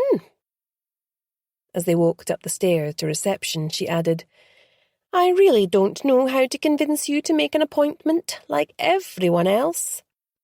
"I'm sorry," Beth said, genuinely contrite. "The trouble is I never really seem to know in advance when I'm going to have a pressing need for Mr. Kincaid's services. I'll try to do better. You really are a dear not to turn me away. I appreciate it, really, I do." Miss Pringle sighed but looked mollified. Tea? Milk and 1 sugar? Thank you. I'm flattered that you remembered. Beth smiled. Some clients have a way of sticking in one's mind, was the dry reply, though accompanied by a slight twitch of the lips. She was ushered to the waiting room where she sat in her regular chair. There were 2 other clients in the room this morning, a lean, angular farmer and a young woman with reddened eyes as though she'd been crying. Everyone studiously avoided everyone else's gaze as though they were embarrassed at being caught out with a legal problem. The other 2 were claimed by 2 other lawyers in turn. Miss Pringle turned up with her cup and saucer on a tray. She'd even put a piece of shortbread on the side. Thank you. Beth smiled up at her. That's really very kind. All part of the service, the older woman said, but with a warning glint in her eye as if to say, don't get too used to it. Beth suspected that her mother and Miss Pringle would have got along famously. I don't suppose you remember my mother, Rosemary Cunningham? She asked diffidently. Miss Pringle stiffened as if unsure how to respond at first, but her voice when she spoke was warm. I do indeed. A lovely woman, she said. We even acted for your grandmother as well. Your grandmother had the very first Mr. Kincaid, then your mother dealt with Harris's father when she began planning for her untimely demise. And now you have young Mr. Harris. It's the way things used to be done. Your relationship with your doctor or lawyer was from cradle to grave. I like that idea, said Beth. It's rather comforting, that kind of continuity. Not for much longer, Miss Pringle sighed. Nowadays everyone is fickle, running here, there and everywhere for the lowest quote, the bottom line. Sadly, that doesn't mean a better service, but no one seems to care about that anymore. I care, said Beth softly, which resulted in a proper smile this time. Drink your tea before it gets cold, she said. He won't be long now. With that, she left to impose order elsewhere. It was strange to think of her mother and grandmother before her, sitting in these very chairs waiting for their lawyers just as she was now. She really hoped that Harris was on the level. It would hurt in so many ways if he was not acting in her best interest. Suddenly her teacup froze halfway to her mouth, as she heard raised voices coming from the corridor. It was Harris and Detective Sergeant Hunter. They were clearly arguing about her, she realised, the colour rising in her cheeks. You do realise I'm going to have to charge her soon, don't you? I mean, I've got the Chief Constable breathing down my neck on this one. This kind of murder never happens here. It's a total anomaly. The Procurator Fiscal is on my case. The press is all over us like a rash. My hand is being forced. I don't know what you expect from me, Harris argued back. I can't pluck another suspect for you out of thin air. Just do your job, man, and mount her a bloody good defence. I fully intend to, snapped Harris. She's going to need it, the sergeant said. Beth heard brisk footsteps marching away, and the door at the end of the corridor being opened and shut none too gently. She felt Harris's presence outside the door, but he didn't march in and claim her immediately. Her stomach churned and she felt clammy. What had just happened? It sounded like she was going to be charged, but D.S. Hunter seemed to feel that, while the evidence pointed to her culpability, his gut was telling him otherwise. It could also be interpreted as him feeling that Harris wasn't working hard enough on her behalf to mount a strong defence. If not, then why not? He'd gone from being very proactive to her not hearing from him at all. Quiet footsteps approached. Miss Cunningham's in the waiting room for you, Harris. She is, but she doesn't have an appointment. He snapped back at her. No, but you were free, so I thought... She said, clearly taken aback at his tone. The door opened abruptly. Beth jumped to her feet in time to see Miss Pringle hurrying away. her head down as though she was upset. "I can come back another time," she said quietly. "Make an appointment." She went to move past him, but he grabbed her arm. Surprised, she just looked at him and he released his grip. "Sorry," he muttered. "Look, don't go. We need to talk. I haven't been entirely honest with you." Shocked, she followed him along the corridor and perched on the edge of the chair opposite his desk. He looked pale and drawn, with dark shadows under his eyes and a twitch at the side of his mouth. What on earth was going on? "Someone has been blackmailing me," he said. "What?" Beth gasped. "Who?" "I've no idea."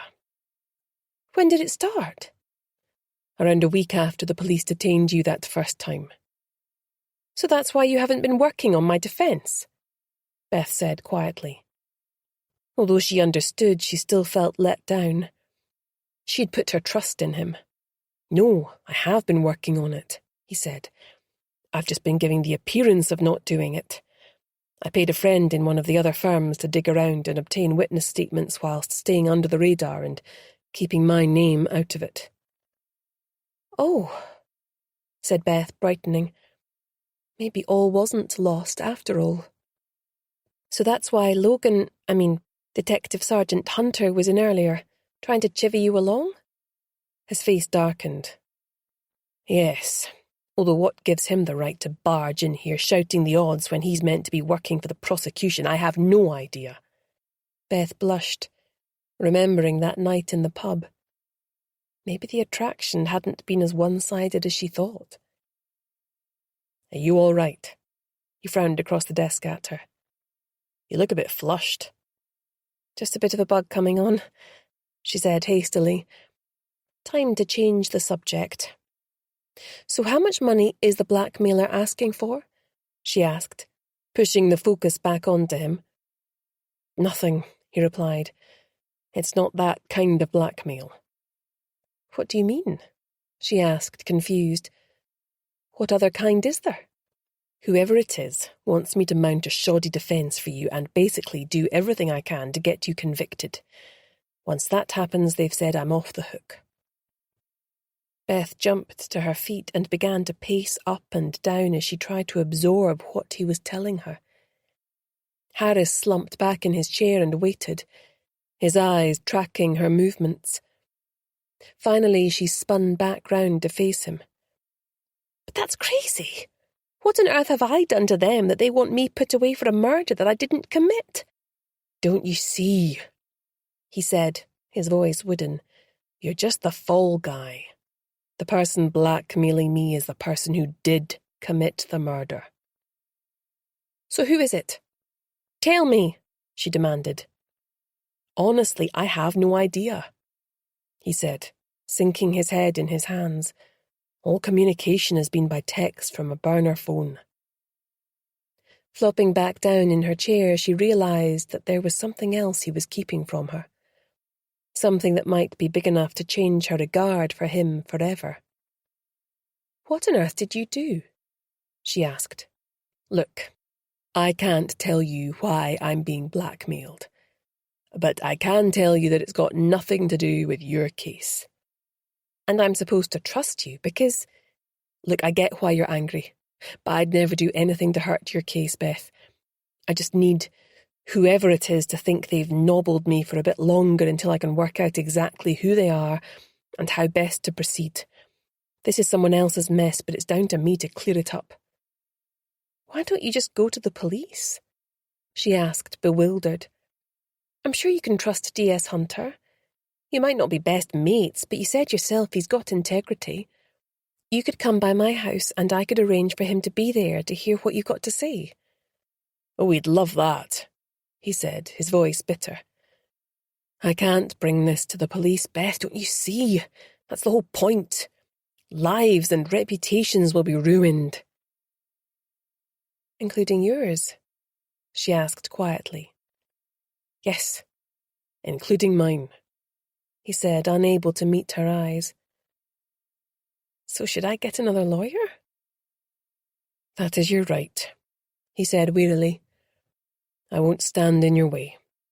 I'll think about it and let you know, she said formally. Without further ado, she gathered up her bag and left the room without looking back. She could feel the net closing in on her. Time was running out. She had to discover the truth before it was too late. Chapter 34. Beth bought herself a hot chocolate and sat on a wooden bench overlooking the bay. The cup warded off the chill in her frozen fingers as she stared out at the small island of Kerala and tried to organise her whirling thoughts into a plan of action. The black storm clouds looming over the dark, frothy waves mirrored how she felt. Despite what he had said, she felt that her relationship with Harris had been irretrievably compromised. But the thought of starting from scratch with a new lawyer who knew nothing about her past made her feel sick with dread. Without knowing what whoever it was had on him, how could she trust that he wouldn't cave and hang her out to dry just like her first lawyer had done all those years ago? She had to get him to talk. But how? Her options were limited. She would worry about that later, she decided.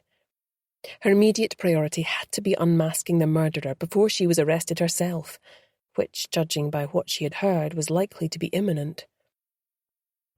Even though D.S. Hunter now appeared to be open to the fact that she might be innocent, it would still count for nothing if he was leaned on from above without a plausible alternative suspect to hand. After what had happened to her as a child, she had always strived to play by the rules as though doing so could inoculate her from ever falling foul of the law again. Now, though, it looked like she no longer had a choice. She was fighting for her survival. If ever there was a time for taking risks, it was now. Decisively, she drained her cup and stowed it in her satchel before jumping to her feet and heading to the shop. A welcome blast of heat warmed her as she stepped over the threshold to find a large number of kids in fancy dress sitting listening to Chloe, who was finishing off a ghostly Halloween story. She was amused to see that Chloe had positioned Toby's basket beside her and was encouraging him to stay there for the children by drip-feeding him fish-flavoured dreamies. She was an absolute natural with kids, thought Beth, feeling a bit of a pang as she took in how cute they all looked. A bunch of parents sat conversing quietly around the large table, drinking tea as Chloe weaved her magic spell over their offspring. As the story ended, they all started clapping and the noise shot from zero to high-pitched mayhem in an instant as they all ran across to their parents for juice and orange cupcakes with witches' hats etched on them, chattering 19 to the dozen. Toby shot up to the top of a bookcase, viewing the mayhem with a furrowed brow. She was shocked to come face to face with Detective Sergeant Hunter as he emerged from the children's section clutching the hand of a little girl dressed as a witch with black and red stripy tights and a purple silk tunic with a sparkly belt. She was clutching a book about witches and looked up at Beth with solemn dark eyes and a shy smile. There was an embarrassed silence. Then he cleared his throat. This is Poppy. I hope you don't mind. There was a leaflet in her school bag and she really wanted to come. Of course not. Delighted to meet you, Poppy. My name's Beth. I hope you had fun today. Halloween is one of my favourite times of the year. Are you going guising tonight? Poppy looked confused. No, we're going trick-or-treating, she said, looking up at her dad for confirmation. In my day it was called guising, and all the children used to perform a party piece before they got given their sweeties. And what was yours?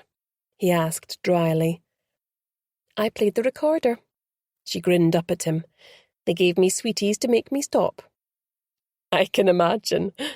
He laughed, his eyes crinkling. Anyway, Poppy, thank you for coming to Storytime this morning, and have a lovely time tonight. Don't eat all those sweeties at once. I won't. The little girl smiled sweetly, and they went off to the till to pay for their book.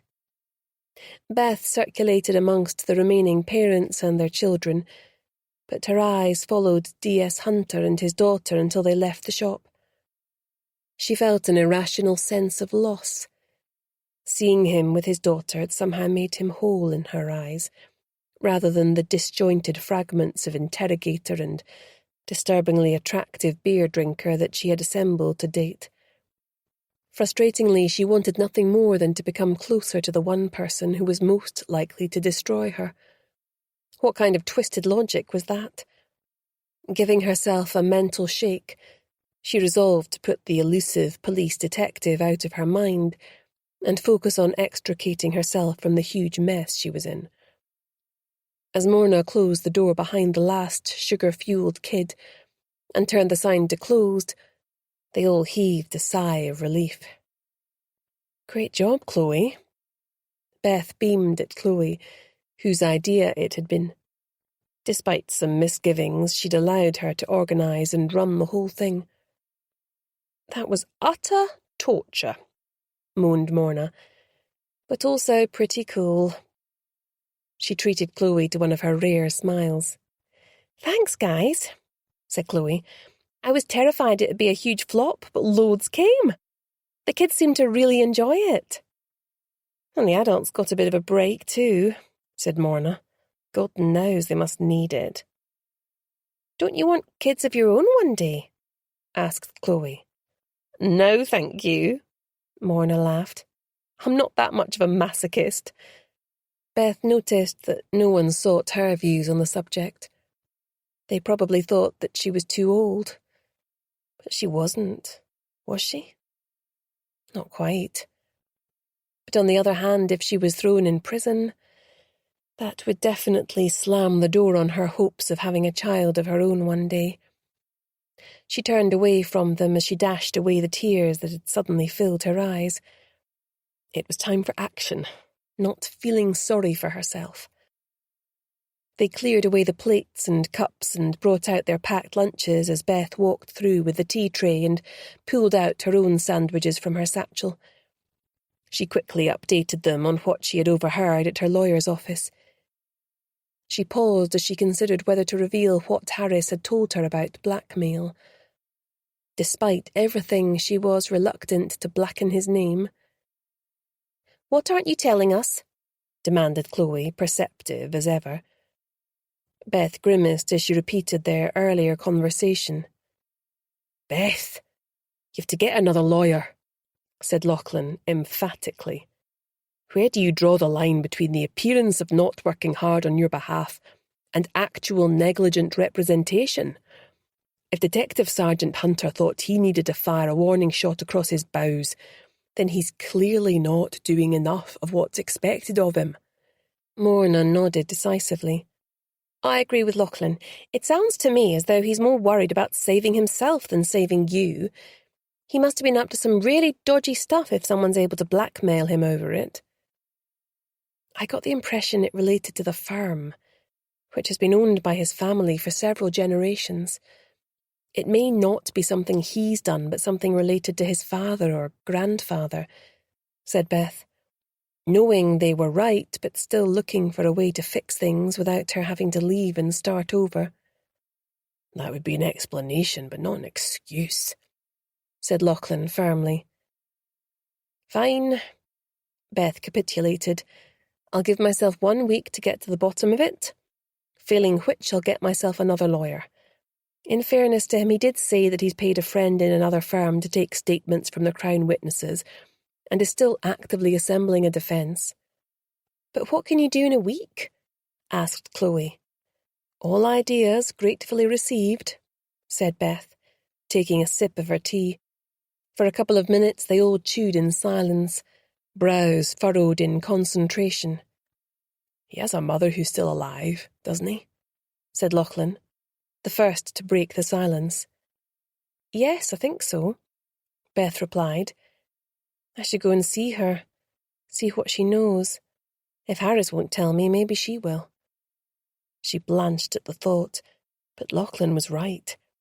Desperate times called for desperate measures. "I've a vague idea where she lives," said Lachlan.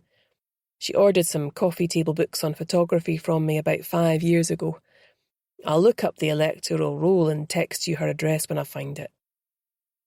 "Thanks." Beth smiled across the table. "Anyone else?" "If he's been getting texts off Urbana, we need to get hold of his phone," said Morna.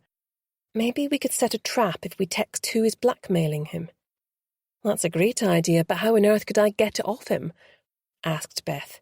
"He's not just going to give it to me." "It's possible to clone a phone, including text messages," said Morna. "But both devices need a particular app installed to enable that. If you could get it off him long enough, you could install the app. He probably wouldn't even notice an extra app, as we've so many these days." "Yes, there's no point in just getting the phone number, as whoever it is will spot it's a different number and go quiet," said Chloe. "Most men carry their phones close to them," said Lachlan, frowning. "Unless they're charging," said Morna. "Most people have a charging port beside their bed." "I think he might still live with his mother," said Beth. "What? At his age?" scoffed Morna.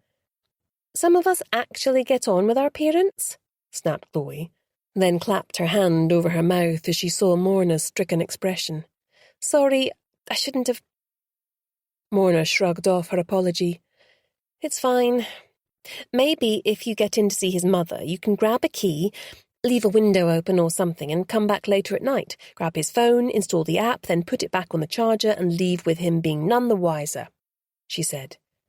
"Morna, what you're suggesting is breaking and entering," Lachlan said, sending a severe look her way. "Don't you think that Beth is in enough trouble with the law already?" "That's true," said Beth, "but I'm trying to solve a crime more than I'm committing one. It's worth thinking about. The way I see it, the perpetrator has to be someone who was there that night. The murder was, therefore, in the eyes of the killer, driven by necessity and therefore unplanned and spontaneous. If we find that burner phone in the possession of Ronnie, Mike, Dan or Harriet, then we'll also know who the killer is." "I can look through Dan's stuff," said Morna, reddening. "Although I don't for 1 minute think he's the killer, but if it'll put your minds at rest." "You're still seeing him, then?" asked Chloe, looking worried. "Sort of." Morna shrugged, clearly unwilling to talk about it. "I could go and visit Mike," said Lachlan. "I could be asking for the lowdown on the various local writing groups and ask for his advice on my writing." "On your writing?" they all chorused in unison. Lachlan looked down at the table and fidgeted with his pen. "I may have dabbled a bit more than I let on over the years," he admitted. "It's nothing to be ashamed of," said Chloe, wide-eyed. "Good on you, Lachlan. I suppose I could go and see Harriet. I could ask her advice about applying to teacher training and ask if she'd be willing to give me a reference." "You're thinking of leaving us?" asked Beth, with a pang. "It wouldn't be for ages yet," said Chloe. "I'm still thinking about it, but I do love when the little kids come in for story time. Anyway, that should get me over the doorstep." Beth looked at her employees, or should she now say her friends? The way they were prepared to go out on a limb like this really touched her. "Look, I appreciate all the support," she said, "but I'm not encouraging any of you to break the law or get in trouble on my behalf. That would make me feel even worse than being arrested myself." "I reiterate what Beth said," chimed in Lachlan. "We can legitimately visit the suspects and have these conversations legally, but conducting a search of their personal belongings to look for a phone should only be done if there's no risk involved. No matter how innocent we consider some or all of these people to be, it should always be at the front of our minds that each and any one of us could be interacting with a cold-blooded killer, one who will almost certainly have no scruples about killing again to protect their secret." On that sobering note, they started clearing away their lunch, and Beth turned the sign to open once more. Things were becoming serious. Very serious indeed, thought Beth. as she approached a regular customer with her smile nailed firmly in place. A few minutes later, her phone pinged with a text from Lachlan. It was the address for Harris's mother. She resolved to visit her that afternoon, so that hopefully her son would still be working at the office. Chapter 35. Mrs. Kincaid lived in a handsome 3-story townhouse with an immaculately tended garden, not far from McCaig's Tower, therefore enjoying panoramic views of the bay and town below. The walk up to the street she lived on was so vertiginous it made Beth feel dizzy. Of course that might have been nerves, she thought, unsure of what her reception would be from Harris's mother. Her calf muscles aching, she pushed open the bespoke wrought-iron gate and walked up the drive to the beautiful yet imposing stone house. It even had a couple of turrets. So this is where Harris grew up, she thought, looking around her at the velvety lawn and mature shrubs and trees waving in the breeze. Except he hadn't, had he? She thought, standing in front of the smart navy door with its brass letterbox. He'd been sent off to boarding school at the age of 7. Gathering up her courage, she pressed the bell and heard its loud ring echo throughout the house, followed by the sound of brisk footsteps. The door was flung open, and there stood a tall, slender, blonde woman in a tweed skirt and baby blue cashmere twin set.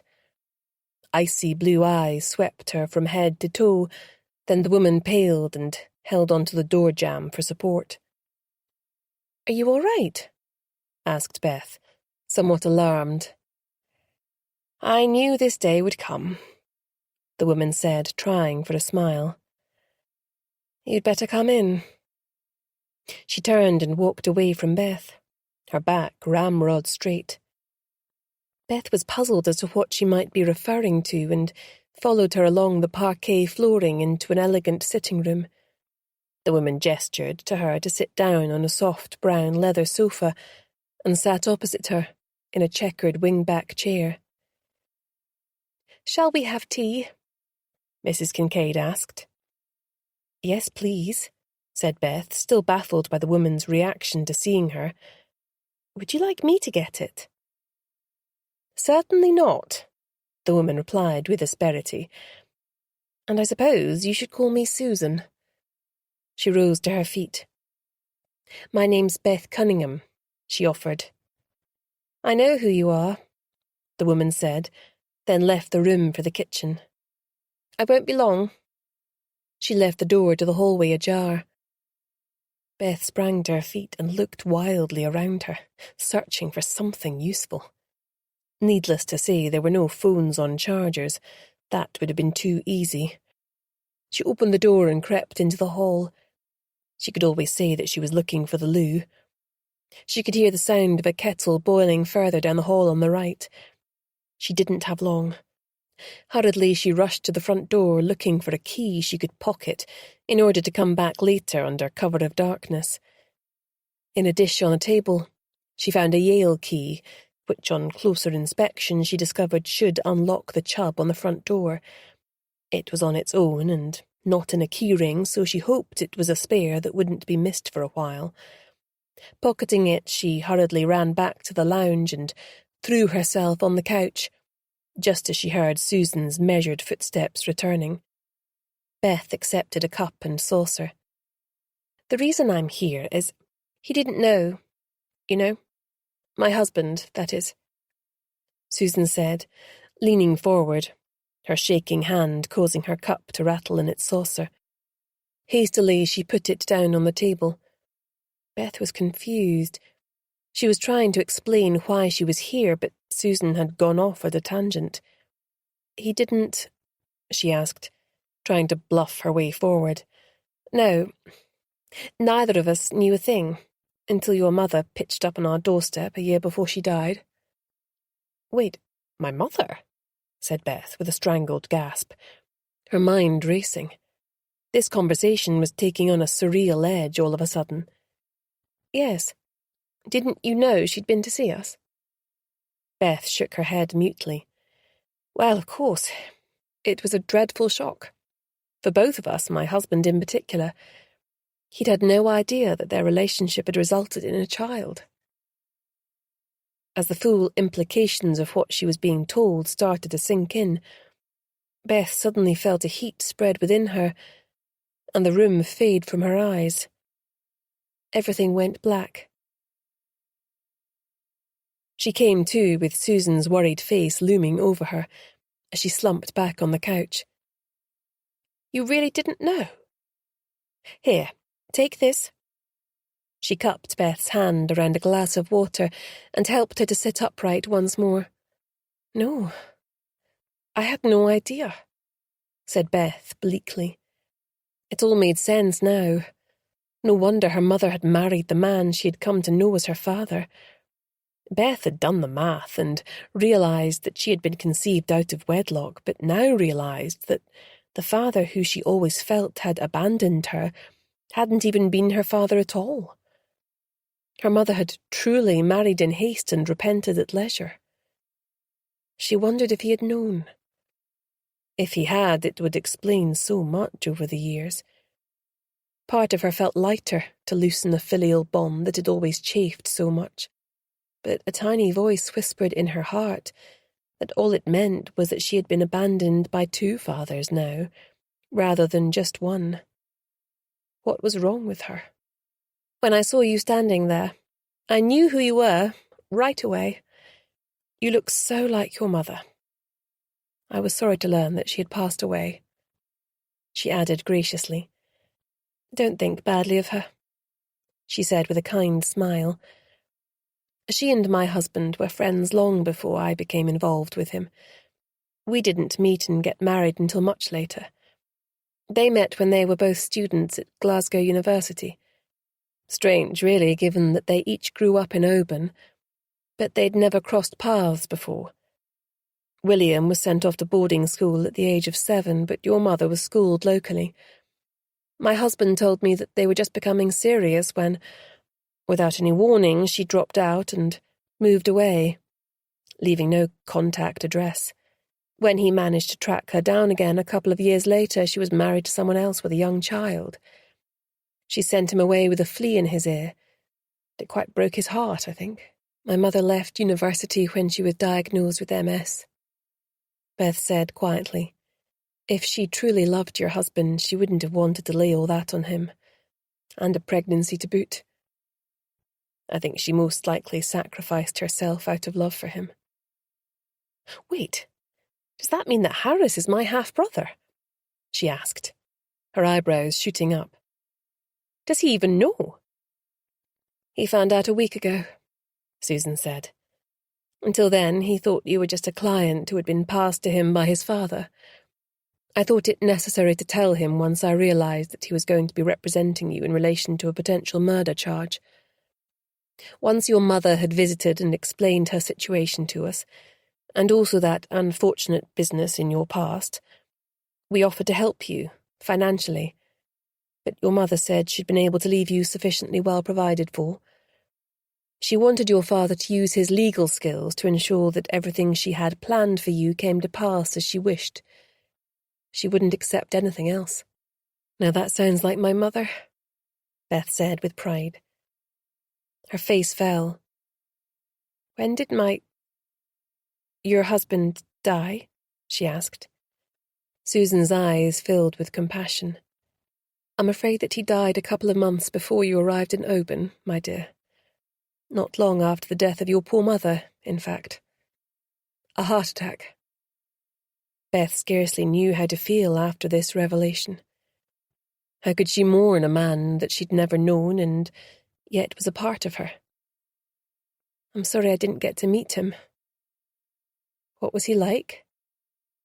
"Gosh, how to answer that?"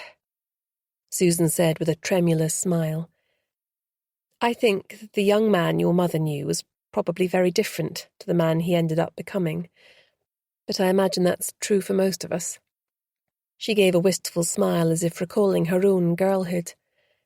"His father, your grandfather, was a very harsh man, and came down hard on him once he graduated. Your father was an idealist, but His father forced him into practicing law at the family firm using a combination of threats about disinheriting him and emotional manipulation. He didn't allow him to be the kind of lawyer he wanted to be, and eventually that flame of idealism was extinguished, and he lived the life that was expected of him. In most respects, it was a good life. Something was worrying Beth. You said that your husband died not long after he found out about my existence. It wasn't the shock that killed him, was it? She said, her voice breaking. Good heavens, no, my dear. You mustn't think that.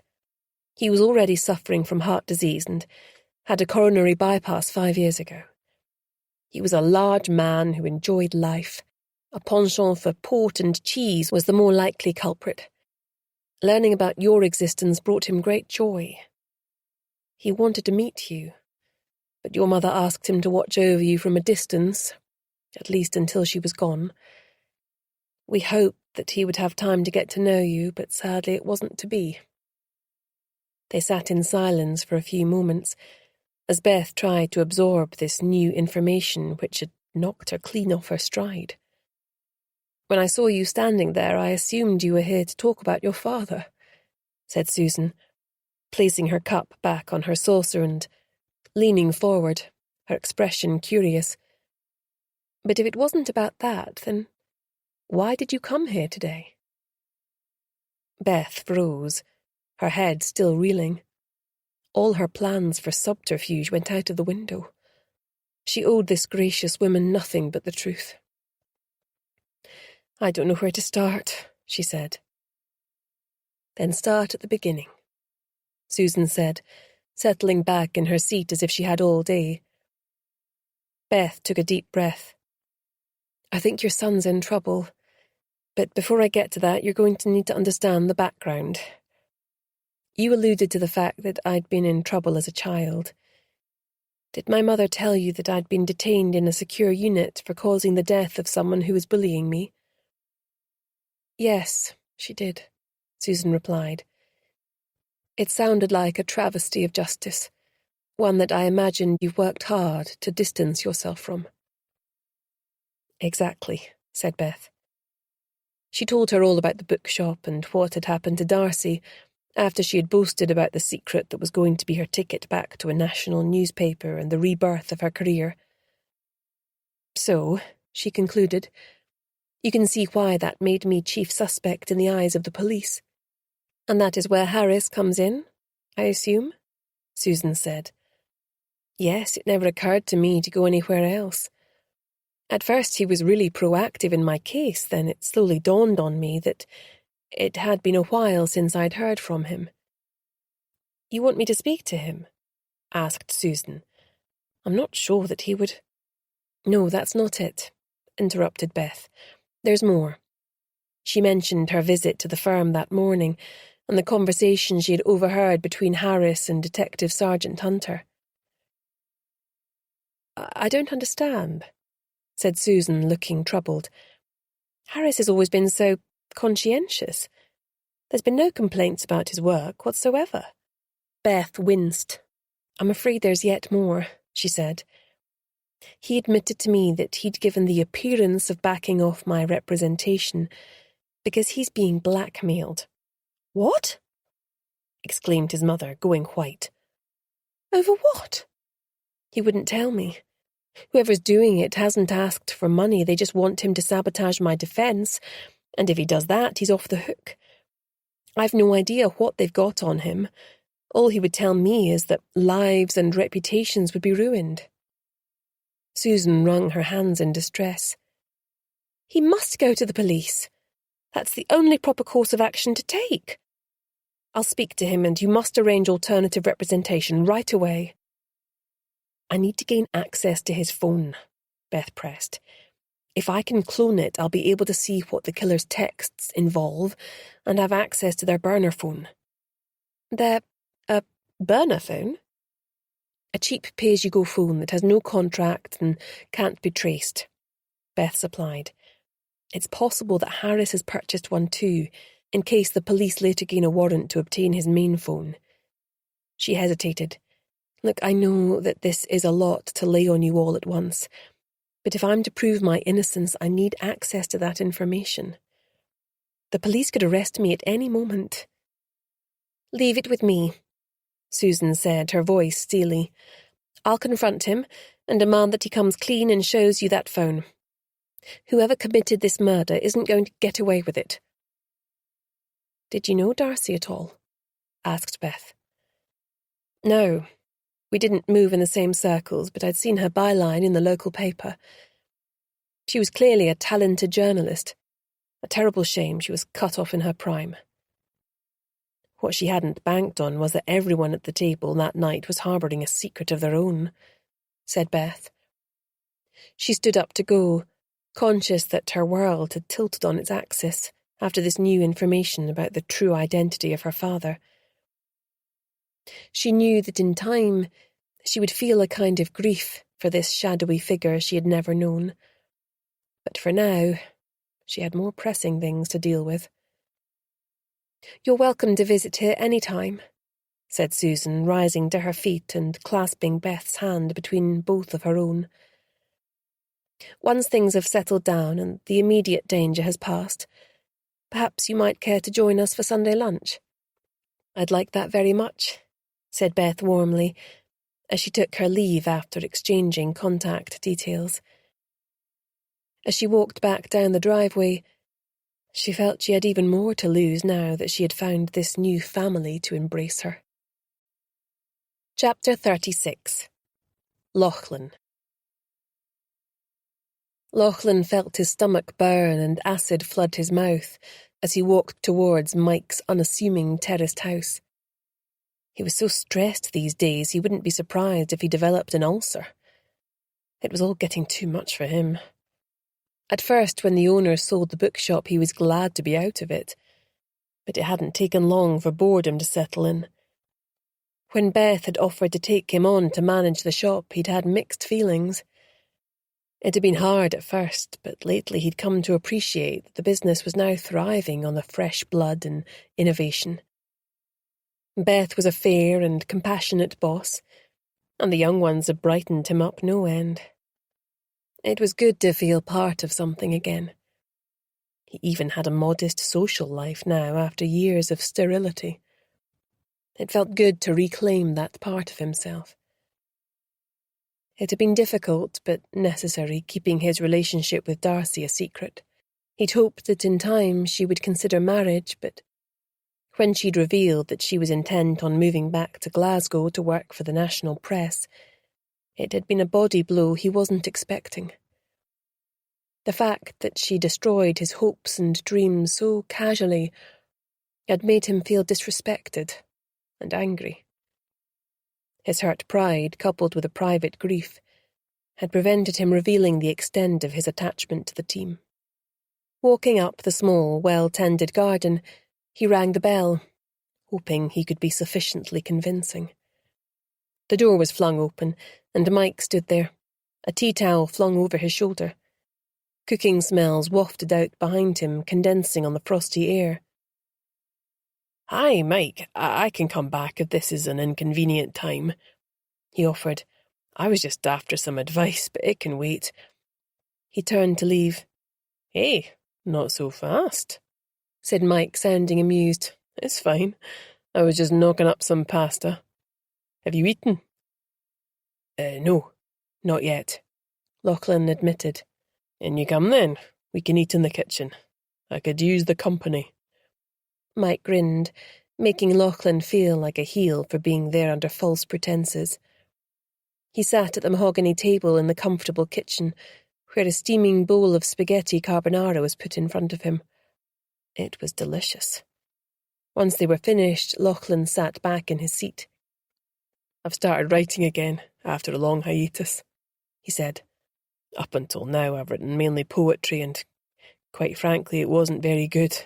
I've also written a number of short stories and am embarking on a longer work, specifically a crime novel."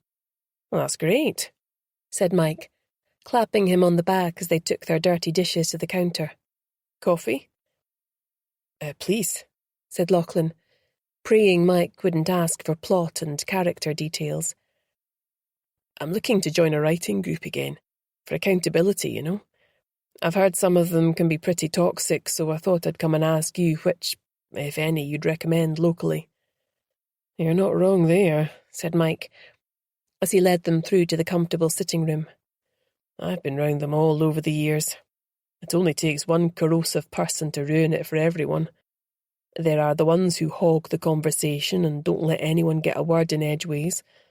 Then there's the one where a retired colonel spews absolute vitriol towards everyone else's work, but won't tolerate any constructive criticism of his own. Some of them are complete snake pits. Crikey, maybe I should quit while I'm ahead, laughed Lachlan. The one I'm in at the moment, Highland Scribes, is pretty cool, Mike said. A good bunch of people with a few really talented writers as well as some aspiring newbies, eager to learn. What about the boy wonder? Is he in it? Asked Lachlan, hoping to get Mike on side with a slightly negative tone. Mike laughed. You mean Dan? No, thank God. Can't take any more of his humble bragging. He's in kilted scribblers with all his female acolytes. Bit of a ladies' man, is he? Asked Lachlan. The worst, replied Mike. A total loser. He picks them up, then goes all tortured artist and drops them with a "it's not you, it's me" shtick that leaves them begging for more. Glad I don't need to witness that anymore. You'd better watch out for that young lass in the shop. She's not his usual type, granted, but he's bad news. And they call me unreconstructed. Lachlan's heart sank at hearing this, as he worried about how deeply Morna was enthralled to the rising literary star. She put up a tough front, but he suspected she wasn't half as hard as she liked to make out. I really enjoyed your short story at the open mic night, Lachlan was able to say in all honesty. Have you thought about embarking on a longer work yourself? I did write a novel a few years back, Mike admitted. Never showed it to a soul. I learned the hard way about backing up your work. I lost my laptop along with a host of other stuff in a burglary. I knew about the cloud, but I'm not hugely techy and just assumed it wouldn't happen to me. It bloody did. I'd poured blood, sweat and tears into that novel, and basically I just couldn't stomach starting again. Then I channeled all that frustration into my blog. Maybe one day. I do have a few ideas brewing. I lost my mojo for a while, but that open mic night got me going again. I guess I've got Beth to thank for that. Well, thanks for the advice. I'll give the writing group a try. It's every Wednesday at 7 p.m, said Mike. You'd be very welcome. Lachlan stood up to leave. Mind if I nip to the loo before I heading off? Sure, said Mike. Up the stairs and second on the left. I've got some marking to do, so just let yourself out when you're done. Cheers, said Lachlan. And thanks for the food. Any time, said his host with a cheery wave. Lachlan ran lightly up the stairs, feeling like the biggest jerk in the world for abusing Mike's hospitality in this way. Pushing such thoughts away, he went past the bathroom before entering the master bedroom. A quick look round the room revealed no phone anywhere. A worn leather briefcase was sitting open, and he rifled hurriedly through the contents. No phone there either. He heard the door to the lounge open and hurriedly raced next door to flush the toilet and turn on the tap. He also opened the window and sprayed some air freshener on his way out. Hurrying downstairs, he saw Mike waiting for him, a quizzical look on his face. Thought you might have got lost up there, he said. Lachlan grimaced and clutched his stomach. Bit of a dodgy tummy. No reflection on the great food. Probably stress, said Mike. Goes for me every time. Not wrong there, thought Lachlan, as he rushed out the front door with a sickly grin, hoping to God he had left no trace of his snooping. He was definitely not cut out for this. From now on he would stick to selling books. Chapter 37. Beth. Beth paced up and down inside her warm cottage, the wind howling around the bay outside. Toby watched her, his tail flicking in annoyance that she wouldn't sit down in front of the wood-burning stove and provide him with a comfortable lap to sit on. Absently, she scratched his ears on the way past his vantage point on the back of the couch. "Sorry, Toby, I can't sit right now. I need to think." She continued pacing, and Toby jumped down in annoyance and stalked from the room. Why hadn't her mother told her all this before she died? Did the man she had previously thought was her father know about her existence before he married her mother? Her gut told her that he did, and he'd used her mother's vulnerability and need for security, having recently been diagnosed, to latch on to her. She'd always thought he was punching well above his weight, and now she'd realised why. Despite the death of her father, Susan was clearly inviting her to become a member of their family. The thought was comforting. She really liked Susan, but she had no idea how Harris felt about the prospect of a new sister parachuting into his life right now, let alone one fighting the prospect of criminal charges for murder, no less. What an absolute mess. "Way to go, Mum," she muttered, then felt guilty. Her mum had done her best for her. Clearly Harris's dad had been the love of her life, and she had loved him enough to set him free. But what if he'd wanted to stay? Their lives could have been totally different. Angrily, she shook that idea from her brain. What did it matter now? It was what it was. Now they all had to learn to deal with it. Finally, she dropped onto the couch, and Toby came at a run and jumped up onto her knee, purring, going round in circles and kneading her with his sharp little claws until he found the perfect spot. Absent-mindedly, Beth stroked his head, while watching some reruns of Friends, which never failed to lift her out of despondency. Eventually, she switched off the TV, stretching as she yawned. It had been a long day.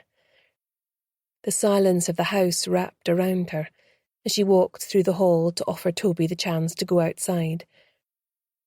Just as she put her hand on the doorknob, the bell rang, scaring her half to death. Who on earth could be calling on her at this time of night? It was after 10. Putting her eye to the spy hole, she noticed a familiar figure. It was Harris. She had absolutely no idea what to say to him. Reluctantly, she swung open the door and he stepped across the threshold. He looked even worse than her. An unhealthy pallor greyed his face, and his eyes were bloodshot as though he'd been drinking. His lips were pressed tight together, white and bloodless. "I gather you've been to see my mother?" he snapped. So this was how it was going to go. She sighed internally. "Yes," she said, stiffening her spine. "If you can't sit down and air our differences civilly over a cup of tea, then I suggest you leave the way you came in." She held the door open in a manner that brooked no argument. She wasn't going to be pushed around by him when he had deceived her at every turn. She watched the internal struggle play out across his face, then relaxed and closed the door once she saw the anger leave his body. Once they were sitting facing each other across the kitchen table with a pot of tea between them, he lifted his head and stared into her eyes. "What were you thinking? Going to see my mother? Don't you think she's been through enough, finding out that my father had a secret love child she knew nothing about?" Beth felt a rush of anger. "What she's been through? Are you kidding me? I've just discovered that my father isn't my father, and my real father died before I even got here without me ever getting the chance to meet him. Not to mention the fact that my idiot lawyer, who has apparently given up on defending me, is my half-brother. You couldn't even make it up. What's more, for the record, your mother was gracious and lovely, which is more than can be said for her offspring." "Look, this isn't really about that. I'm stoked about the fact that I have a sister. Or I will be one day, but this is about the danger we're both in. It was a reckless act that could have had serious consequences." "You left me no choice," said Beth quietly. "I had no one else to turn to. I had to figure out what was going on, don't you see?" We have to work together on this. Harris got up and went over to the window, lifting a corner of the blind to peer out. What are you looking for? Beth asked. I'm looking to see if I'm being followed, he said, returning to the table. Harris, are you sure you're quite well? She asked gently. What? Of course I am. Can we focus on the matter at hand? Okay, I'm afraid you're going to have to show me these texts you claim to have received. She held out her hand for his phone. Can't I simply tell you what it's all about? He asked, clearly still reluctant to trust her. No, I'm afraid that's not going to work for me, she said, injecting an edge of steel into her voice now. Fine, he grumbled, rummaging around in his jacket pocket and producing a slim phone she'd never seen him use before. Here you are. He slapped it down into her hand. Beth looked at it like it was a ticking bomb as she wondered what fresh mayhem was going to explode in her life. I take it this is a complete record of the texts and that you haven't deleted any? She checked. I'm not a complete moron, he snapped.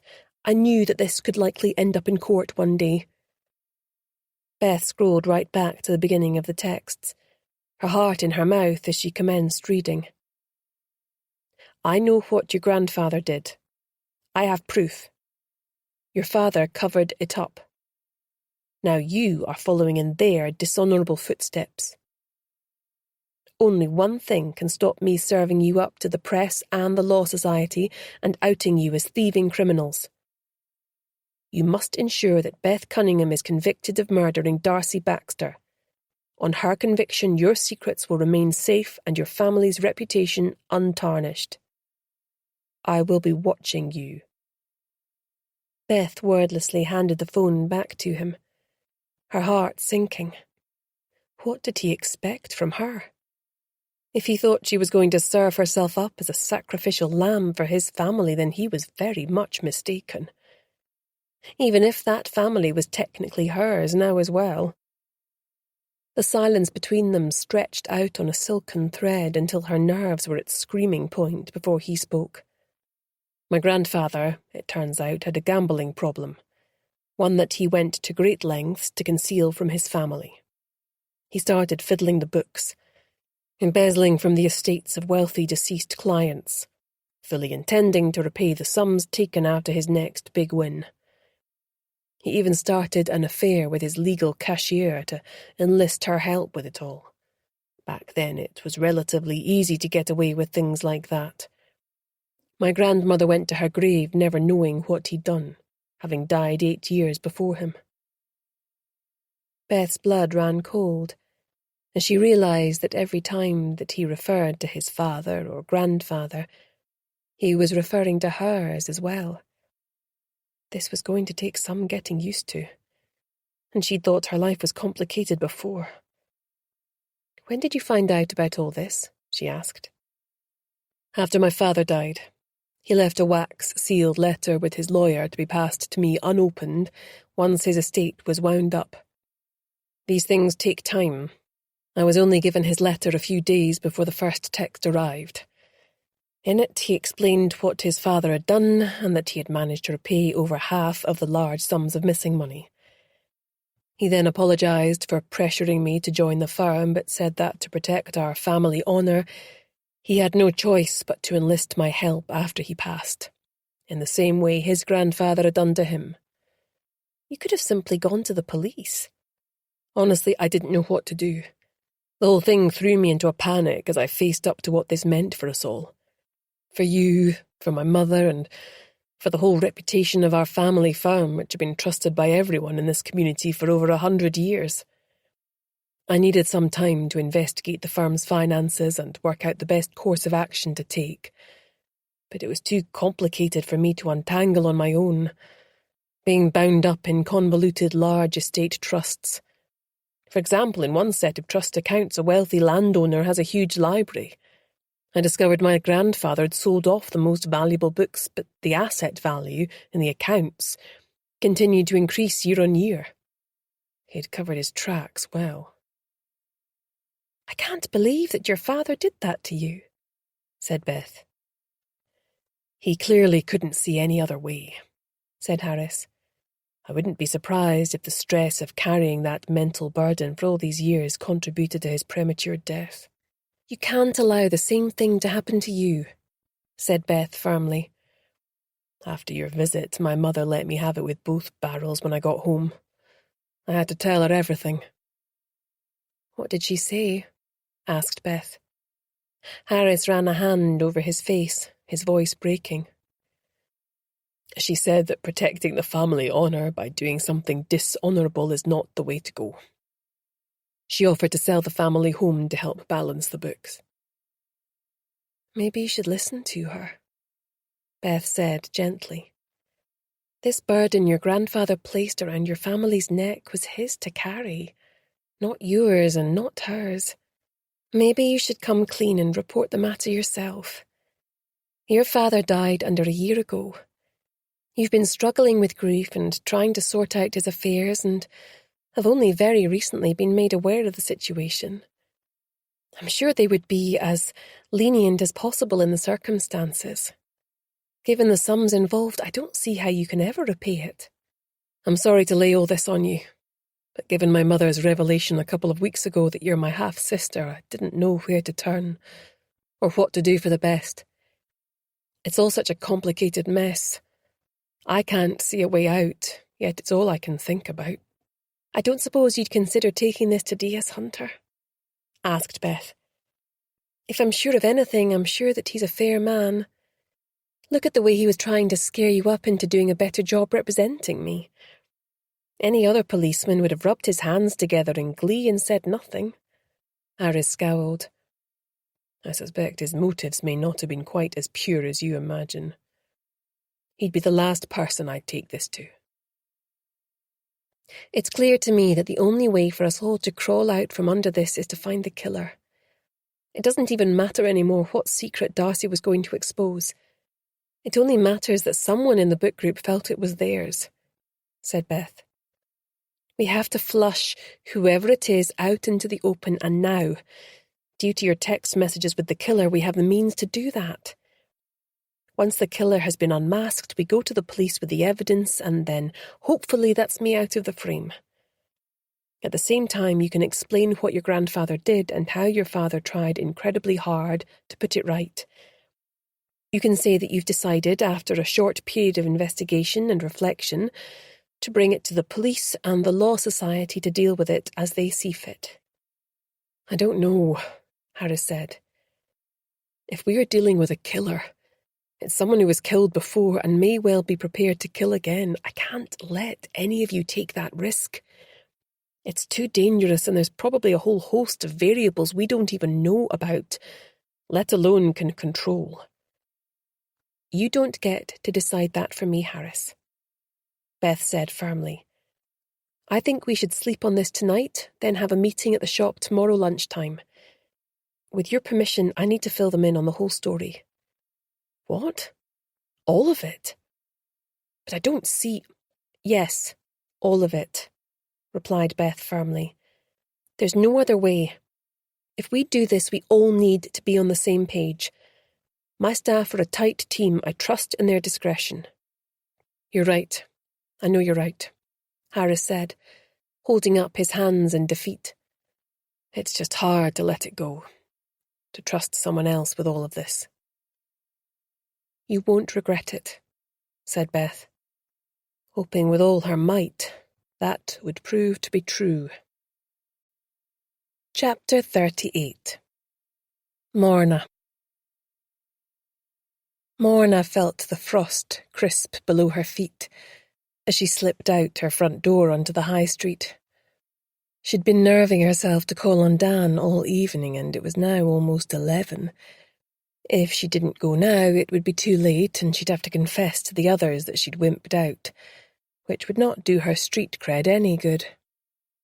Best to go now and get it done. Her cheeks pinched red by the cold, she huddled down into her duffel coat and pulled her bobble hat further down on her head. She hadn't been out with many men before Dan inexplicably took an interest in her. Years of put-downs by her parents had given her a very low opinion of her own attractiveness, which in turn made her prickly and defensive, even when someone did seem to want to spend time with her.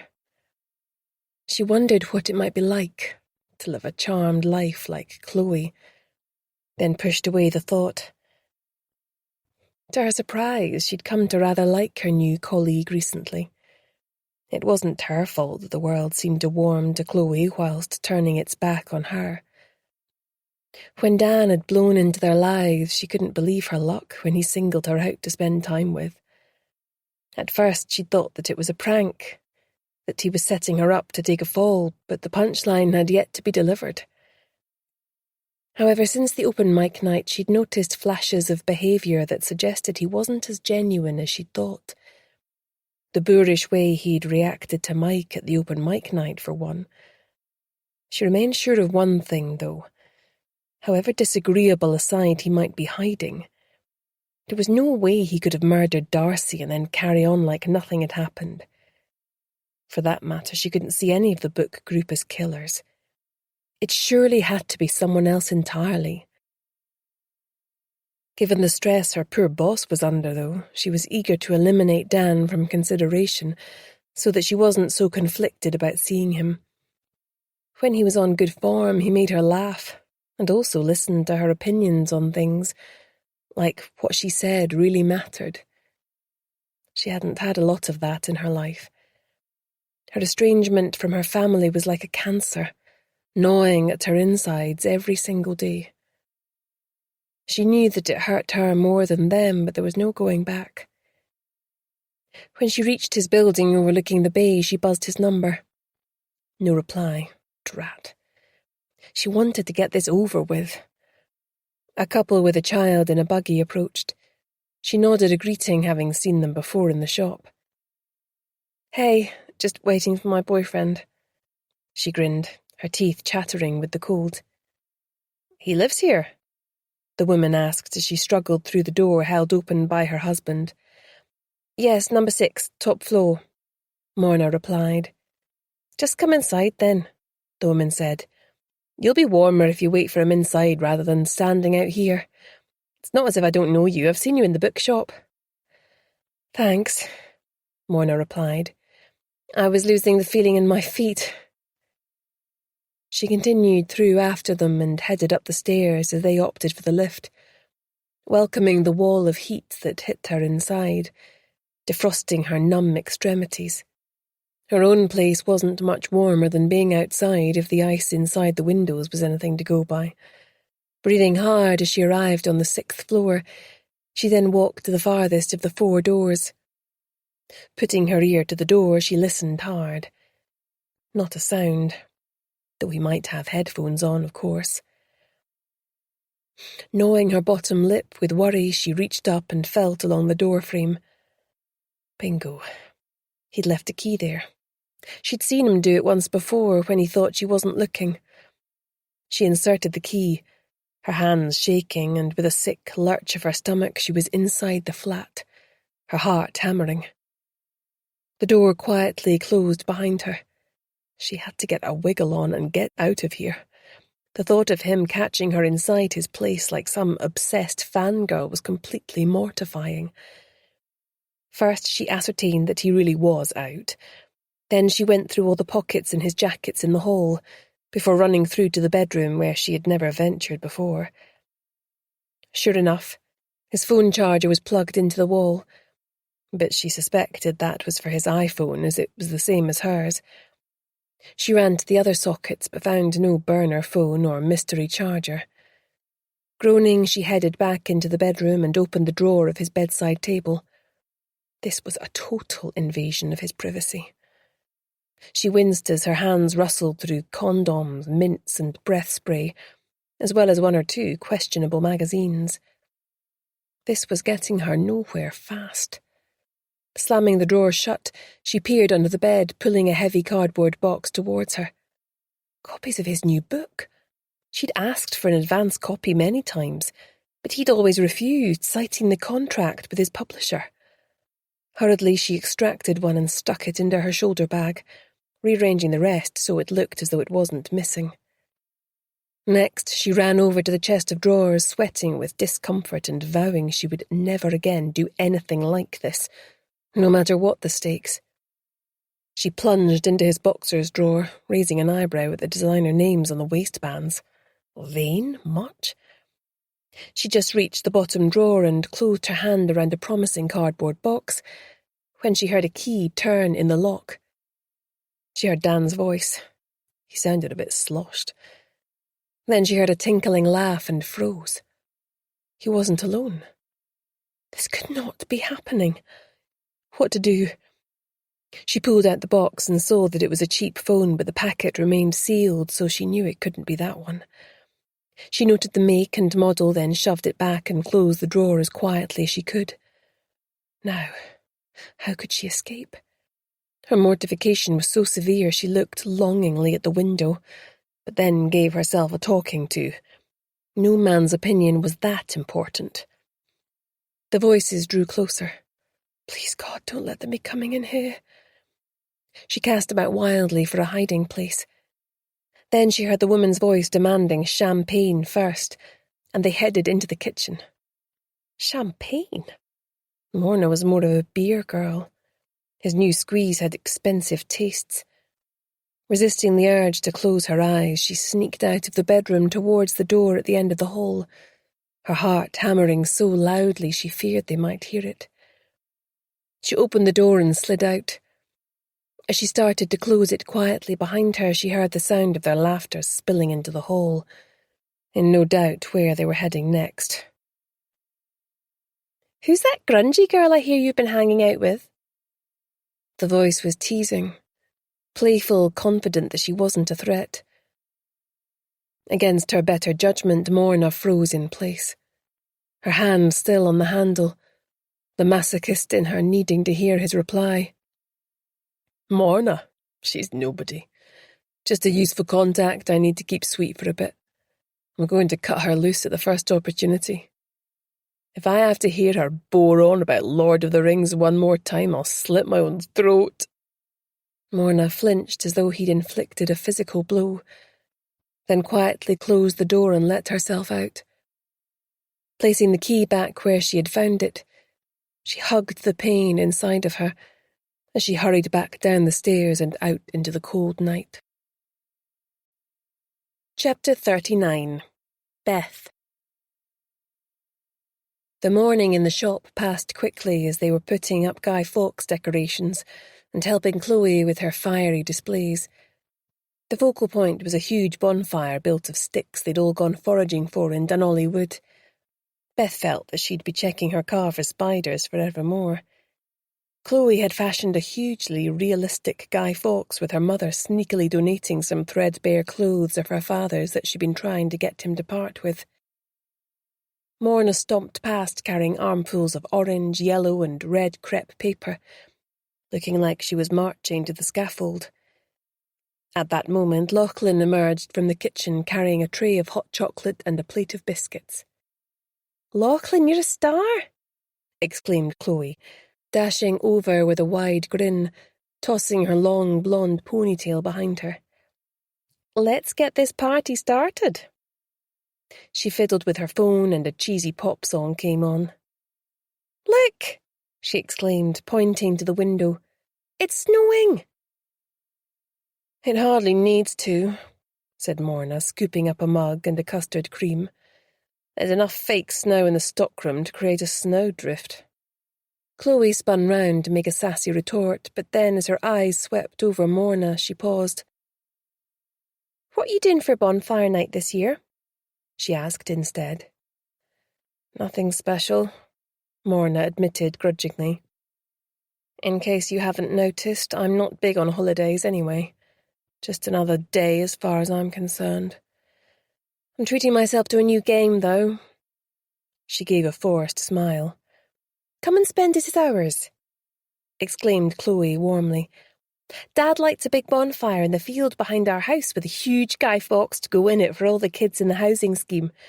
We have fireworks, a ton of food that will need to be eaten. Hot dogs, toffee apples, toasted marshmallows. Mum's been telling me to invite you over for ages, seeing as I talk about you all the time. You do? Said Morna, startled and a bit overwhelmed. Course. Chloe shrugged. I hope you'll decide to come. Beth was startled to see tears spring to Morna's eyes. Morna, be a love and grab those pretzels from the cupboard in the kitchen and stick them in a dish, will you? Morna nodded and rushed off to compose herself. Beth glanced around at them all, her heart full. The door opened just as she was walking towards it to turn the sign to closed. Harris stamped the snow off his feet onto the mat and took in the scene before him with raised eyebrows. Seems like I've stumbled on a plot to blow up the government, he said, taking in the huge bonfire and all the Guy Fawkes decorations. Very funny, said Beth, hanging up his coat and leading him into the next room to join the others at the staff table where they had all assembled. Sorry to bring the tone down, but I've asked Harris here to talk to us as he has some information relevant to Darcy's murder. He's prepared to share it with us on condition of absolute confidentiality. Not a word leaves this room. Is that agreed? Serious now, they all nodded and turned to look at him. Harris's skin looked bloodless, and a twitch jumped restlessly at the corner of his mouth. At first he just stared at them all as if he was contemplating running back out of the door, but when Beth gently cleared her throat, he flinched and began to haltingly explain what he had told her last night at the cottage. When he was done, no one said anything at first, shooting nervous glances at each other. Lachlan cleared his throat before speaking. He looked angry. So basically what you're telling us is that you've been sitting in your office doing diddly squat to prepare a defence for Beth, who has quite literally put her life in your hands, all to save some scandal leaking out in relation to your family. Put like that, it does sound bad, said Beth, rushing to Harris's defence. He did say he's been working on my case under the radar, right? She turned to Harris. How exactly? Asked Lachlan, folding his arms. Clearly, if you had to be chased by the police, you weren't going through the expected steps. How many witnesses have you interviewed? Have you logged any special defences? Have you looked into incriminating someone else? What about the murder of Harriet's first husband? Have you obtained copies of the pathology report? She too could have had motive, means and opportunity. It's too early for most of that, protested Harris. She hasn't even been charged yet. What you're talking about is pre-trial preparation, and the trial is likely more than a year away, assuming that she gets bail on her first appearance in court. I've paid a colleague in another firm to get what witness statements he can in the meantime. At this stage of the proceedings, I simply don't have access to any of that information. I intend to explore all of these avenues and more once the case gets going. There was a deafening silence. Beth didn't know where to look. Like I thought. Lachlan continued, his tone contemptuous. You've been too busy with your pity party for one, to look after the needs of your client. Beth, you need to dump this guy and get another lawyer. In for a penny, in for a pound, thought Beth, stiffening her spine. When you made me waste a day in the library, searching the local paper for a clue that was there, which you said you couldn't spell out, was that simply to keep me out of your hair, but make me feel I was doing something proactive? Harris nodded miserably. I think we've heard enough, said Lachlan, standing up. Wait, said Beth. There's more. She hadn't run this past Harris, but he'd been calling the shots for far too long. It was time to take back control. It turns out that Harris and I are brother and sister. His father was my father as well. Good heavens, said Lachlan faintly, falling back into his chair with a thump. I'm starting to feel like I'm in a reality TV show, said Chloe, staring wide-eyed about her as if she expected some media-lovey type to sashay from the wings with a clipboard. "I've got some news as well," offered Morna, clearly trying to take the temperature down a notch. "I had a look round Dan's apartment. He did have a burner phone, but it was still sealed in its box." She showed them a pic she had taken of the make and model. She wasn't about to enlighten them about her own personal humiliation, though. Instead, she drew out the paperback and placed it on the table with a flourish. "Is that?" asked Lachlan. "Hot off the press.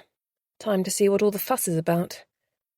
"I must say," said Lachlan, "I think it's extraordinary that the publisher hasn't been sending out advance copies left, right and centre. It's a strange marketing strategy." "Yet it does seem to be generating demand," pointed out Beth. "We've got loads of pre-orders on file. It's a shame he wouldn't agree to do a launch here before heading down to the Central Belt to kick off his UK tour. I doubt we'll see much of him after that." "I see his flat's gone up for sale," said Chloe. "What? It can't be," said Morna, going brick-red. "There's no for sale sign." "You mean you didn't know?" asked Chloe, shocked. "That's awful. I'm afraid it's true. I went into the estate agents and got a copy of the particulars just to be nosy. They said it's already under offer for well above the asking price." She fished about in her tote bag and flung a glossy brochure on the table. They all stared at it, stunned both at the asking price and the luxury disclosed in the glossy photos. "No wonder he's traded me in for a superior model," said Morna, too miserable to hold it in any more. "His loss," said Chloe, rushing round to enfold her in a hug. "He's a superficial prick. You're worth 10 of him." "I'll make some tea," muttered Lachlan, always a bit uncomfortable when the emotional stakes were raised high. "I'm sorry, Morna. Breakups are never easy," said Beth sympathetically, whilst feeling a bit of a fraud for never having even been in a relationship. "It wouldn't do to let on about that, though." "He hasn't broken it off. Not yet, I just saw them together," stumbled Morna. Lachlan returned from the kitchen with the teapot refilled and another plate of biscuits. Sitting down, he pulled the book on the table towards him. "Mind if I have a crack at this first?" he asked. "I'm intrigued to see if it lives up to the hype." "Be my guest," said Morna. "Remember, he doesn't know I borrowed it. He's got this massive box of them under the bed. I can't believe he hasn't given me one before now. What does he reckon I'm going to do with it? Leak it to the Times literary supplement?" They all laughed and reached for the biscuits as Lachlan poured the tea. "I called on Mike last night," he said. "Saw a whole different side to him. He offered me dinner and we spent a pleasant couple of hours together. I did get a chance for a hasty sweep of his sockets, but didn't see any evidence of a second phone. He's not as cynical as he comes across. I must admit I rather enjoyed his company." "I popped round to Harriet's after work, but she wasn't in," said Chloe. "I tried again this morning too, but no joy." "Probably been away for a long weekend," offered Beth. "Anyway, I can't thank you enough, guys, for all the help and support. But I want you all to tread carefully. I don't want anyone getting in trouble with the law over me." "So, Harris, are you here with a plan or simply to grovel?" asked Lachlan, an edge to his voice. "You heard what D.S. Hunter said. She's about to be charged. What are you going to do about it?" "I think we need to smoke this person or persons out into the open," Harris said firmly. "Persons? You think 2 of them might be working together?" asked Beth, startled. "It's quite possible everyone at the table that night had a secret that they wouldn't like plastered over the press," said Harris. "It's also quite possible that when Darcy alluded to it, she was talking about someone else entirely, and they got wind of the fact that she'd been digging into them." "Like you, for example," Lachlan said with a hard stare. Like me, replied Harris evenly. So then, we need a two-pronged approach, said Beth. She didn't like the developing undercurrent between the two men, which felt like it could flare up into naked aggression at any moment. In relation to the book group, we need to send each and every one of them a text on Harris's burner phone, telling them they have to attend the next meeting of the book group on Tuesday the 4th of November, or their secret will be revealed in their absence. No exceptions. We can try to add a hint of ambiguity so that it could conceivably be a fun part of the evening or a threat, depending on how guilty they're feeling. I'll handle that, said Morna, scribbling in her notebook. Harris, can I have the phone, please? He reluctantly handed it over. I'll help her, piped up Chloe. Come round to mine after work? Asked Morna, offhandedly. Sure, let's get a takeaway then get to work after. Chloe grinned. What about the person who's been blackmailing me? What if it isn't one of the book group but someone different? Asked Harris. Are all of them clients? Asked Lachlan. Harris looked down and remained silent. Come on, man, we're way beyond that. This could be a matter of life and death. All of them at one time or another, Harris admitted. He looked at their agog faces. It's not as crazy as you think. There are only 4 full-service firms in Oban, and at one time we were the biggest. What about your staff? Asked Beth. My staff? He looked puzzled. Think about it, Beth urged. How else has someone managed to get private financial information about your firm with which to blackmail you? Someone on the inside is either behind it in its entirety or has been feeding information to a member of the book group. Harris blanched but nodded. You're right. We have to look at things from every angle. All of our staff members are on our website. I can't give you their addresses, but in a place the size of Oban and with the electoral roll, I'm sure you'll manage to locate them. Maura and I will do a deep dive into their socials tonight, see if we can find any connections linking them to one of the book group, said Chloe, her eyes lit with enthusiasm. I've a fair amount of local knowledge, said Lachlan. I'll run the names against the data box in here. He tapped the side of his head, making them laugh. The growing mood of optimism was shattered by blue lights flashing outside the window and someone pounding on the door. Beth's heart thudded in her chest, and she knew with complete certainty that it was time. The police had come for her. Quietly, she gathered up her bag and rose to her feet. Her eyes locked on Harris. He was already standing. That's the police, she said, her voice steady. I'll most likely be detained overnight and appear in private before the sheriff tomorrow. Harris has explained how it all works. Don't worry. I'll be fine, she added, with a confidence she didn't feel. Taking a last look around her at the festive Guy Fawkes displays and the dear faces of her staff and friends, she walked to the door, her back ramrod straight as they all stared at her in shock. Opening the door, she came face to face with D.S. Hunter. His eyes were expressionless, and his face might have been carved from granite. Beth Cunningham, you are under arrest for the murder of Darcy Baxter. Anything you say can and will be noted down in evidence against you and can be used in a court of law. She held out her wrists in front of her, as D.S. Hunter snapped the handcuffs on her wrist and cautioned her. This was it then. The end of her life as she knew it. Her new life had never tasted so sweet. Detective Sergeant Hunter settled her in the back of the police car beside D.C. Quinn, who was struggling to keep the triumphant grin off her face, and the car moved off. Already a small crowd of festive shoppers had gathered at all the commotion, and a few bright sparks of their mobiles out filming. Heartsore, she turned her gaze away from them as the car's tires hissed along the wet roads. It felt like a funeral. Hers. Chapter 40.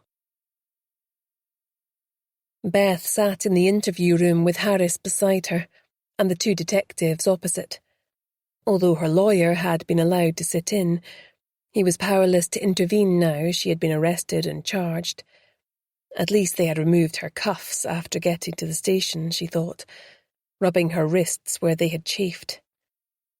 The whole atmosphere had changed since she was last here. She was in deep trouble now, and she knew it. Something else must have happened. Heart-sore, she waited for the axe to fall as they tested the recording equipment before commencing. Everyone formally identified themselves.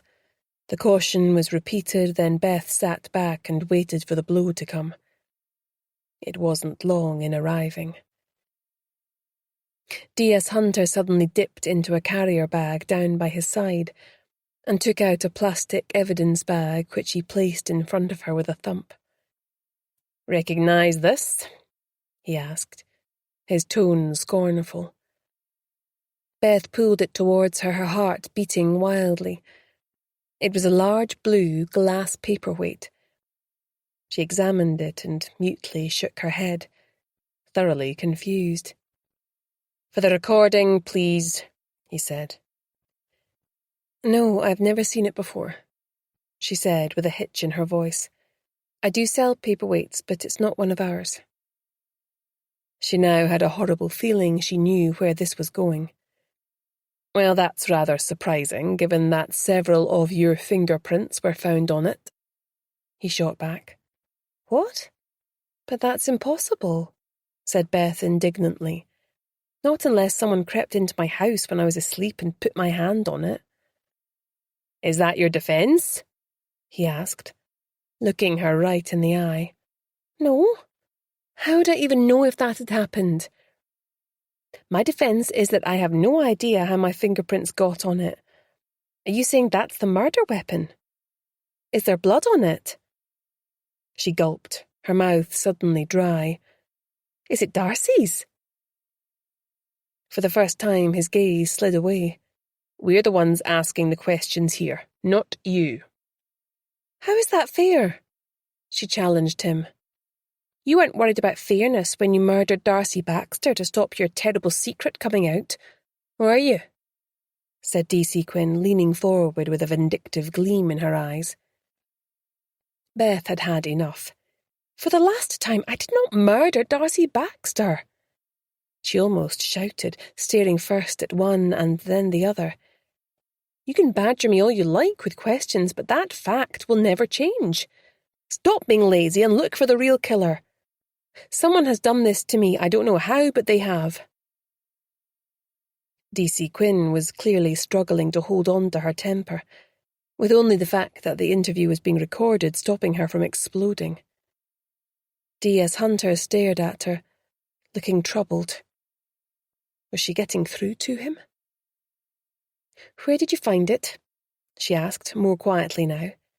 "Can you at least tell me that? I've never seen it before." "We had a tip-off from a member of the public who saw someone acting suspiciously and then placing a package in the bin you left out for collection," said D.S. Hunter. "Where was this?" demanded Beth. "At my home or at the shop?"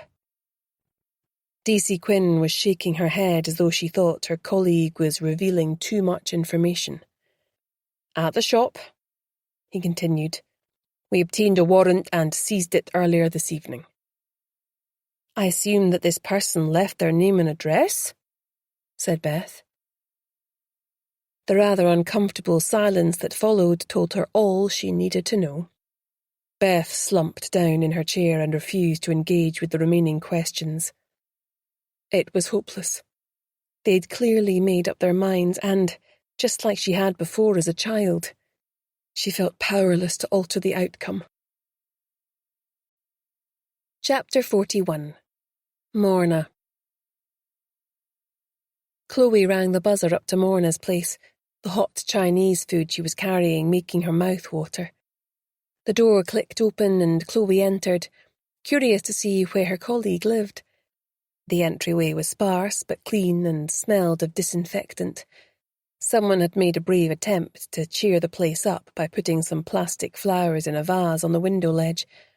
At the top of the second floor, Morna stood at an open door waiting for her. "That smells good," she said with a small smile. She poured Chloe a glass of white wine and served the steaming food onto plain white plates from the tiny open-plan kitchen counter and brought it over to the coffee table in front of them. The room was sparsely furnished, but Morna had made it her own, with framed artwork from her favourite games and faux velvet throws together with a couple of warm, glowing lamps. "Love your place," said Chloe. "It's very you. I need to get my act together and move out of my parents' house.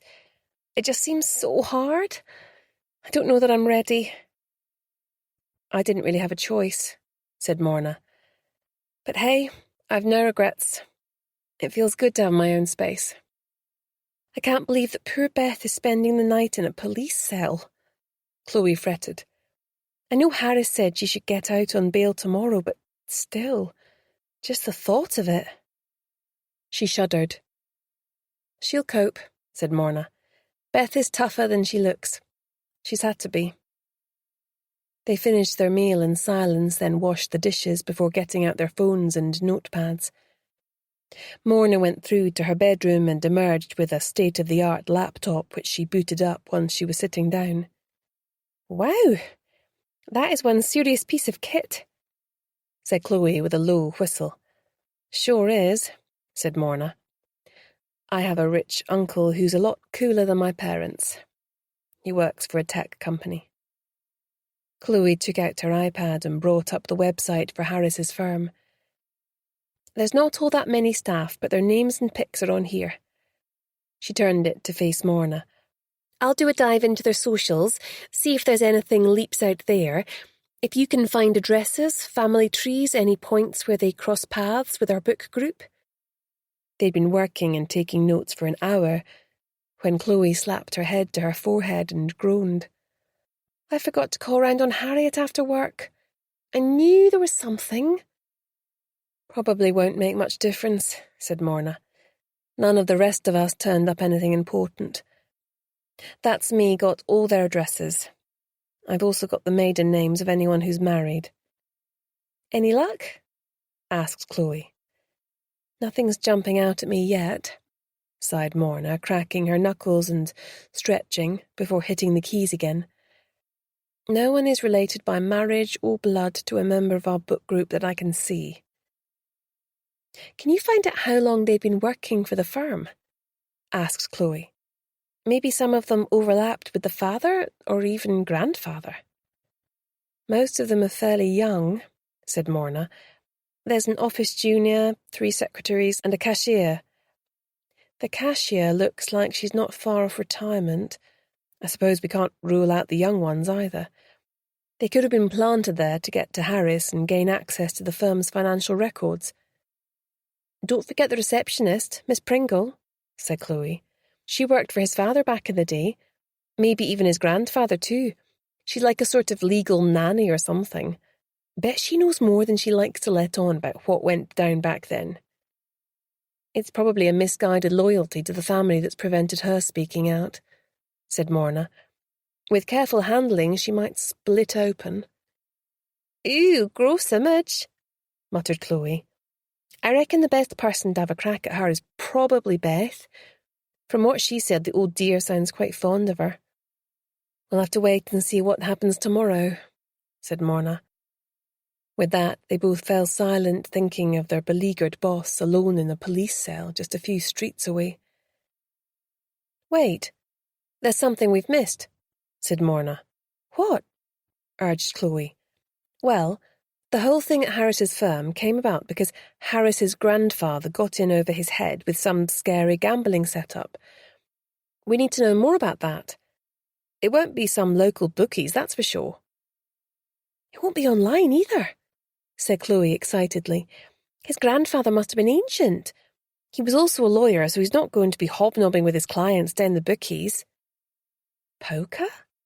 ventured Morna. Chloe shrugged. We can ask Lachlan tomorrow. He's old enough to have some idea, isn't he? I'll get him to speak to Harris too, said Morna. He might have some old paperwork stuffed in a cupboard somewhere that might lead us in the right direction. She yawned. Sorry, I'm absolutely shattered. Her fingers continued to fly over the keyboard as Chloe started to gather up her things. You know Ronnie from the beauty salon? Well, I can't see much, if anything, about her before she moved up here, said Morna. It's fine. I looked into her briefly before. She's active across all the main social media channels. Chloe shrugged, winding her scarf round her neck and picking up her bag. Yes, she is, but she's 47, and I haven't yet managed to dig up anything about her prior to living in Oban. Maybe she's been married a couple of times or something, said Chloe. She's been up here for over 10 years anyway. True, said Morna. If she's been married more than once, that would explain it. I think it really sucks the way women have to change their identity on marriage. It's almost like a complete erasure of their previous life. So unless we find out her name changes, I can't do much more for now. What about the stuff you did find? Asked Chloe. Anything of interest? Nothing. All her social media is brand-based. All she does is bang on about how she only uses the highest quality products, free from this, free from that, blah, blah. Well, that's good, isn't it? Means she's ethical, at least, said Chloe. I've certainly never had any problems after a treatment. Anything else? Well, she's into all that manifesting stuff, vision boards and all that nonsense. Don't mock it till you try it, said Chloe, striking a pose. How else do you think I've become so fabulous? She pouted and gave an exaggerated hair toss. Both girls burst out laughing. See you tomorrow, said Chloe, grabbing her bag and heading for the door. Morna stood up, flushing bright red. If the offer still stands, I'd like to come to yours for bonfire night. That's great, replied Chloe, her eyes shining. Mum will be stoked. With that, she headed out and clattered down the stairs. Morna dropped onto the sofa and slowly exhaled before composing a text to send out to all the members of the book group for the following evening. Dear Armchair Detective, come along to our explosive Guy Fawkes meeting, where a secret will be revealed that will blow your socks off. The fuse has been lit, and everything set in motion for an evening of fireworks. Dare you miss it? Chapter 42. Beth. Beth shivered and drew her knees up to her chest, tucking the thin blanket tightly around her. There was only one barred window high in the wall, and the sole thing to look at was the blue metal door in front of her. She shivered and closed her eyes, feeling the walls starting to close in on her. They'd taken her phone, so she had no means of contacting anyone. She'd been allowed a quick meeting with Harris on arrival. He had assured her that he'd be at court tomorrow to represent her and apply for bail. If bail wasn't granted, she'd be remanded in custody and most likely held in HMP Stirling, pending her trial. Fervently she hoped that Harris would come through for her. She jumped as the blue metal door opened with a clang, and D.S. Hunter stood awkwardly before her. He handed her a thick blanket and a small clear toilet bag with a bar of soap and deodorant, as well as a toothbrush and toothpaste. Thank you, she managed, her teeth chattering with the cold. You're freezing, he said to her, looking worried. I'll be back in a minute with tea and toast. As he was leaving, he paused and turned back to face her. I'm sorry, the matter was taken out of my hands with this latest discovery. I know, she said simply, trying to move her frozen lips into a smile. Minutes later he returned with a mug of hot sweetened tea and 2 slices of hot buttered toast, which she fell upon ravenously. I have to go now, he said, sounding torn. Hang tight until tomorrow.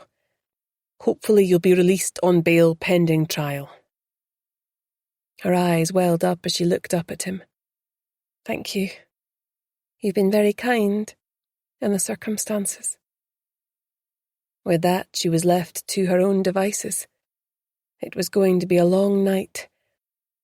But as she snuggled into the non-regulation blanket that she suspected had come from his car and sipped her tea, she felt the detective sergeant's kindness warm her more than anything else as she readied herself for the battle ahead. After a few hours of fitful sleep, Beth jolted awake with a crick in her neck as she heard the clang of the door opening once more. The smile slid off her face as she realized it was D.C. Quinn and not D.S. Hunter bringing in her breakfast. "I see you've been enjoying some home comforts," she said, her eyes narrowing. "Hardly," retorted Beth. After the police officer left, banging the door harder than was necessary, Beth forced herself to eat her breakfast, then hurriedly used the toilet and gave herself a brief wash, praying no one was watching. Having made herself as presentable as possible, she sat down on the concrete shelf running along the wall, the blankets folded and her dirty dishes stacked by the door. She clasped her hands in her lap and composed herself for the ordeal of her looming court appearance. Chapter 43. Morna, Chloe and Lachlan stood behind the till, hands wrapped around their mugs of coffee, darting anxious glances at the clock on the opposite wall. A loud yowl penetrated from outside, followed by a determined scratching at the door. "That'll be Toby," said Chloe, rushing to the door and letting him in. "Poor boy is looking for Beth." "He does look rather forlorn," said Lachlan, getting up to find a tin of cat food. "Maybe a good feed will cheer him up." He emptied half the tin into a clean bowl. "I can't believe they wouldn't let me into the court," grumbled Morna. "No one should have to face that alone." "Solemn procedure always takes place in private at the first hearing," said Lachlan. "And it doesn't come much more solemn than a murder charge. I thought you knew that." "Why would I?" fired back Morna. Abruptly the shop phone rang, startling them.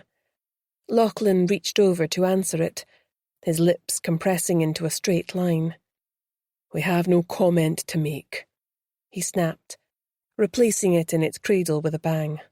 "That's all we need," he said wearily. "The press have got wind that Beth has been charged with Darcy's murder. It was just a local paper, but by the end of the day all the nationals will be on to it." "We can't let this derail our plans," said Morna urgently. "After today, all of our suspects will have heard that Beth's been charged. They'll be desperate to hear everything about it, so there's no way any of them will want to miss our November book group meeting. There's no better way to flush them out. We already sent out the invitations for tomorrow night, so we need to be prepared." "You're right," said Chloe. "This nightmare could all be over by tomorrow if we play our cards right." She pulled out a large notebook from her tote bag, together with a sparkly pen. "So guys, what do we need to buy in for tomorrow?" They'd just finished making their list and apportioning tasks when the bell rang above the door, and in rushed Beth, turning to slam the door behind her and flipping the sign to closed. Immediately the reporters who had followed her from the courthouse started banging on the door and windows, a clamour of indistinct voices. "Vultures," hissed Morna. She turned off the lights so that only the twinkling fairy lights remained, and they gathered round the table in the other room, safe from prying eyes. "I'm afraid this is how it's going to be from now on," said Beth, lifting Toby onto her lap and making a fuss of him. "Only until the real murderer is unmasked," said Lachlan. "At least you got bail," said Chloe, always one to look on the bright side. "That takes some of the pressure off." "True, the sheriff figured that I wasn't a flight risk," said Beth, mustering up a small smile. "We've been getting organised for tomorrow night," said Lachlan. "I'll do the shopping later as I've got a car. Beth, here's the list if you want to add anything to it." Beth perused it, then added a couple of items. Just keep the receipt and take it out of petty cash in the morning, Lachlan. That's a big help. I don't want to show my face in public any more than I have to at the moment. The noise level outside was increasing as the journalists grew louder. Some additional members of the public had joined them to see what all the fuss was about. One of them banged on the door, making them all jump. It feels like we're under siege, complained Lachlan, rubbing his forehead and looking strained. I know how frustrating all this is, but all we can do is keep going until we know more. Beth went over to the window and peeked out. A handful of journalists stood outside, stamping their feet to ward off the chill. How on earth can we open the shop with that lot out there ready to charge in the moment I flip the sign? She fretted. I've had enough of this, said Morna. She strode to the door and flung it open. Right, you lot, you're wasting your time. Beth has absolutely no comment to make to you or anyone else at the present time. Your presence here amounts to harassment and you're impeding our customers. If you don't leave right now, then I'm going to phone the police and get them out here to deal with you. Your choice. She folded her arms and glared at them, each in turn. After a bit of bluster and shuffling around, they all dispersed, glad of an excuse to get out of the cold.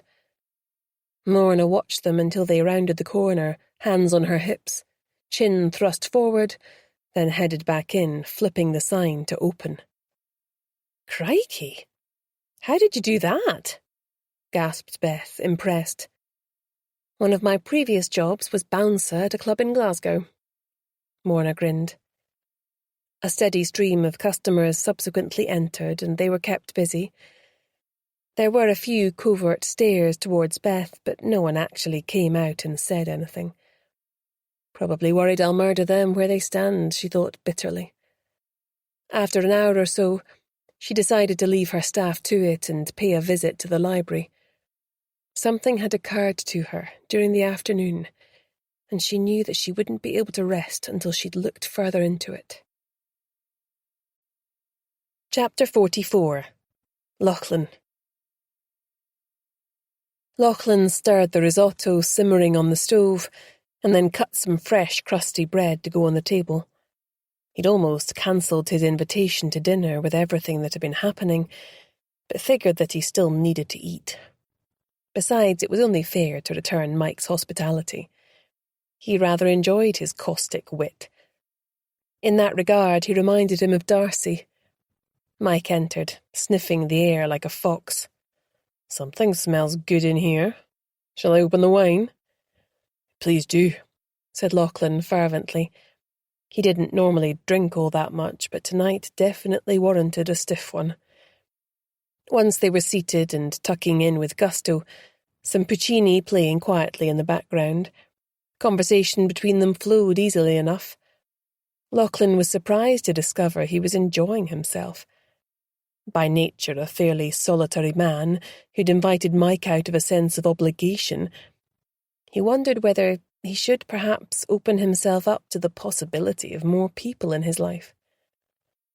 That was incredible, said Mike, putting down his fork and patting his stomach. You should go on that TV show. What is it? Come Dine With Me, that's it. Lachlan laughed and poured the last of the wine into their glasses. I hardly think so. Should we go into the lounge? Sure, said Mike, following him through. I'm happy to take a crack at the dishes. No, leave them, said Lachlan. That's what the dishwasher's for.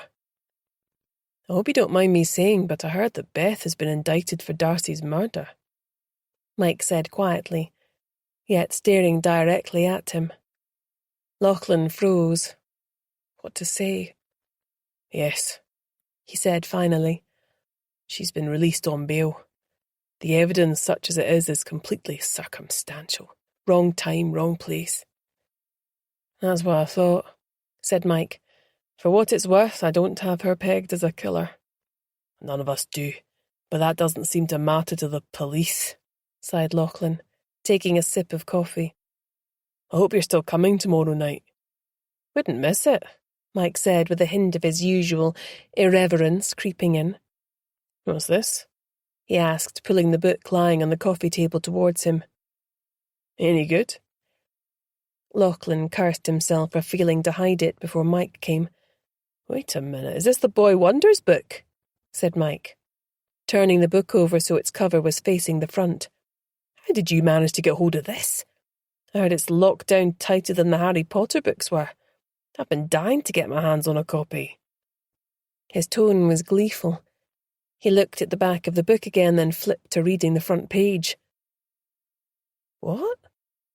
No, this can't be right, he said, his hands starting to tremble. He shook his head as though trying to dislodge a troublesome fly. What is it? Asked Lachlan, leaning forward, alarmed now. Lachlan, this is my book. That bastard has stolen my book. You can't be serious, breathed Lachlan. I'm deadly serious, Mike said, continuing to read. After a few pages, he flipped to the end and read the ending. When he put it back down, there were tears in his eyes. I can't believe this, he said. How's this happened? I didn't show it to anyone. Well, you mentioned a burglary a few years ago when your laptop was stolen, said Lachlan, thinking aloud. Think, man. Did you ever share even a part of your book with anyone else?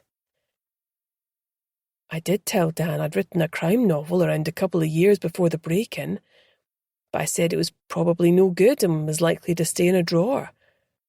Back then, I suppose I fancied myself as a mentor. Later on, we had a bit of a bust-up and I decided to leave the writing group. I'd managed to steer clear of him until the night Darcy died. You can't have been best pleased when he turned up at the bookshop, said Lachlan. You can say that again, Mike sighed. Look, I've no way to prove it's mine. Back then, I lacked confidence. It was hard sharing my work, so I stuck to shorter pieces. I put everything into that damned book and hardly anyone knew about its existence. Couldn't an expert analyse the writing style or something against your other work? That would never stand up to the might of a major publisher. Suddenly a wide grin transformed his face. I wrote a good book, he said, happiness dancing across his face. I wrote a bloody good book. The light dimmed from his eyes. And now I've got to watch that little shit take all the credit and live the life that should have been mine. Dan doesn't know we've got this, said Lachlan. If we can get a recorded confession from him tomorrow night, then we can take it to his publisher. The book can be withdrawn from publication and republished under your name. Otherwise, the resultant bad publicity could crush them. You know as well as I do that a book's success or failure depends on so many variables, said Mike. He's young and fit, a social media darling already, and who am I? Nothing but a jaded, washed-up teacher. The same book would probably tank because I'm not a product they can sell. If I really want to get this book out into the world, the only way I can see it happening is if I let things lie. You can't mean that, exclaimed Lachlan. We've got to take him down. He must still fear that he'll be found out. You know that you've got no other copies, but he doesn't. That's why he's waited so long before trying to flog it. This whole secrecy thing is because he's gambling on the fact that it'll be too late once the book's published. Maybe all we need to do is call his bluff and pretend you have proof of prior ownership. How fast can you type? I'll stick some coffee on. Run back and get your laptop. I'll make a start on mine. I'll call Beth, Morna and Chloe and get them to bring round their laptops. We can type up the book between us. Mike stood motionless for a few seconds, as though frozen with indecision. You're right. He's not getting away with this. Sometimes you need to take a stand. Chapter 45. Beth.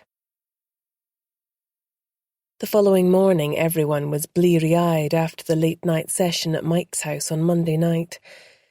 The tension in the air was palpable as they all realised that this would be their last chance to expose the killer before they went to ground. There was no way any of their book group members would be willing to cross the threshold again after what promised to be an explosive session tonight. "Morning, all." Dave the postman smiled, plonking their mail onto the cash desk. "Morning," they chorused weakly. "Blimey," he said, folding his arms and staring at them. "You lot look like death heated up this morning. Late night, was it?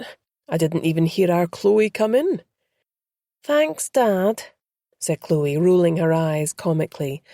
"We all feel so much better now." "Happy to assist," he grinned. "Well, I best be off. These parcels won't deliver themselves." Beth waved to him, but felt that beneath the banter he was making a fair point. Her staff had been working themselves into the ground lately, not to mention all the stress they had been under due to her own difficulties. "I want you all to know how much I appreciate everything you've been doing, both for me and also for the shop. I couldn't have got through the past few weeks without you all by my side. So with that in mind, I've decided to close the shop tomorrow so you can all have a good rest. We'll stick a sign in the window saying closed for staff training. How does that sound?" "Ugh, like music to my ears," said Lachlan, his face lighting up. Chloe squealed with delight. "Beth, you're the best! Morna, how do you fancy a day shopping in Glasgow? As long as we can visit a couple of games shops, I'm up for it," Morna replied, trying to look like it was no big deal. "You're on, as long as we can also do Primark. That's a deal breaker," said Chloe. "Fine," said Morna. "How bad can it be?" The day dragged on with everyone's nerves increasing as the evening approached. It was too early yet for people to have started their Christmas shopping, and the weather outside was dreary. The clocks had recently gone back and it was getting darker earlier in the day. Beth wished she had nothing more taxing in front of her than an evening in front of the telly, mindlessly eating snacks. She was making some industrial-strength coffee in the kitchen when she heard a plaintive meow. Toby. She hadn't seen him for a while. Moving into the main part of the shop with her coffee, she glanced around. That meow again. Where on earth was he? "Toby," she coaxed. "Come to Mummy." There was a snort of laughter behind her, and she spun round to see both girls grinning at her. "You talk to that cat like he's your baby," Morna laughed. "He is my baby," she exclaimed, embarrassed at being caught out. "He's up there," pointed Chloe, pointing to the huge bonfire. Sure enough, Toby, in the manner of cats everywhere, had decided that what went up couldn't possibly come down. He was wobbling precariously, balanced across two sticks at the very top that were giving way under the strain of one rather plump feline. "Oh no, he's going to fall!" gasped Beth. She rushed through and dragged a chair from the kitchen and stood on top. But it wasn't high enough for her to reach the wobbling cat, who was sounding desperately unhappy by now. "Let me," said Lachlan, tugging her down and leaping up in her place. With his superior height, he managed to reach the now hissing cat and grab him, getting some vicious growls and a few scratches in return. Once back on the ground, Toby stalked off disdainfully, his tail held high. "Lachlan, I'm so sorry," Beth said, horrified by the red welts springing up on his hands. Chloe ran to the kitchen for the first aid box and brought it through. "He can be a little monster at times," Beth said, administering to Lachlan, who was mortified by the fuss and a most unwilling patient. After that, the mood lightened for a while, but as the clock edged towards 5, all conversation ceased. Sombre now, they all filed out of the shop and went their separate ways to have a bit of a break before the fireworks started later. Chapter 46. Chloe. Chloe hammered on the bedroom door in frustration. "Let me out!" she yelled. "You can't just keep me here forever." Frustrated, she looked out the window over the back garden. The window was stuck fast, and even if she managed to smash the panes of glass, there was nothing to break her fall on the way down. Her mother would have a fit when she didn't come home tonight. What a mess. Feeling panic bubbling up once more, she took herself off to the ensuite bathroom and splashed her face with cold water, then took some deep breaths. What she wouldn't give for her phone right now, but that had been taken from her.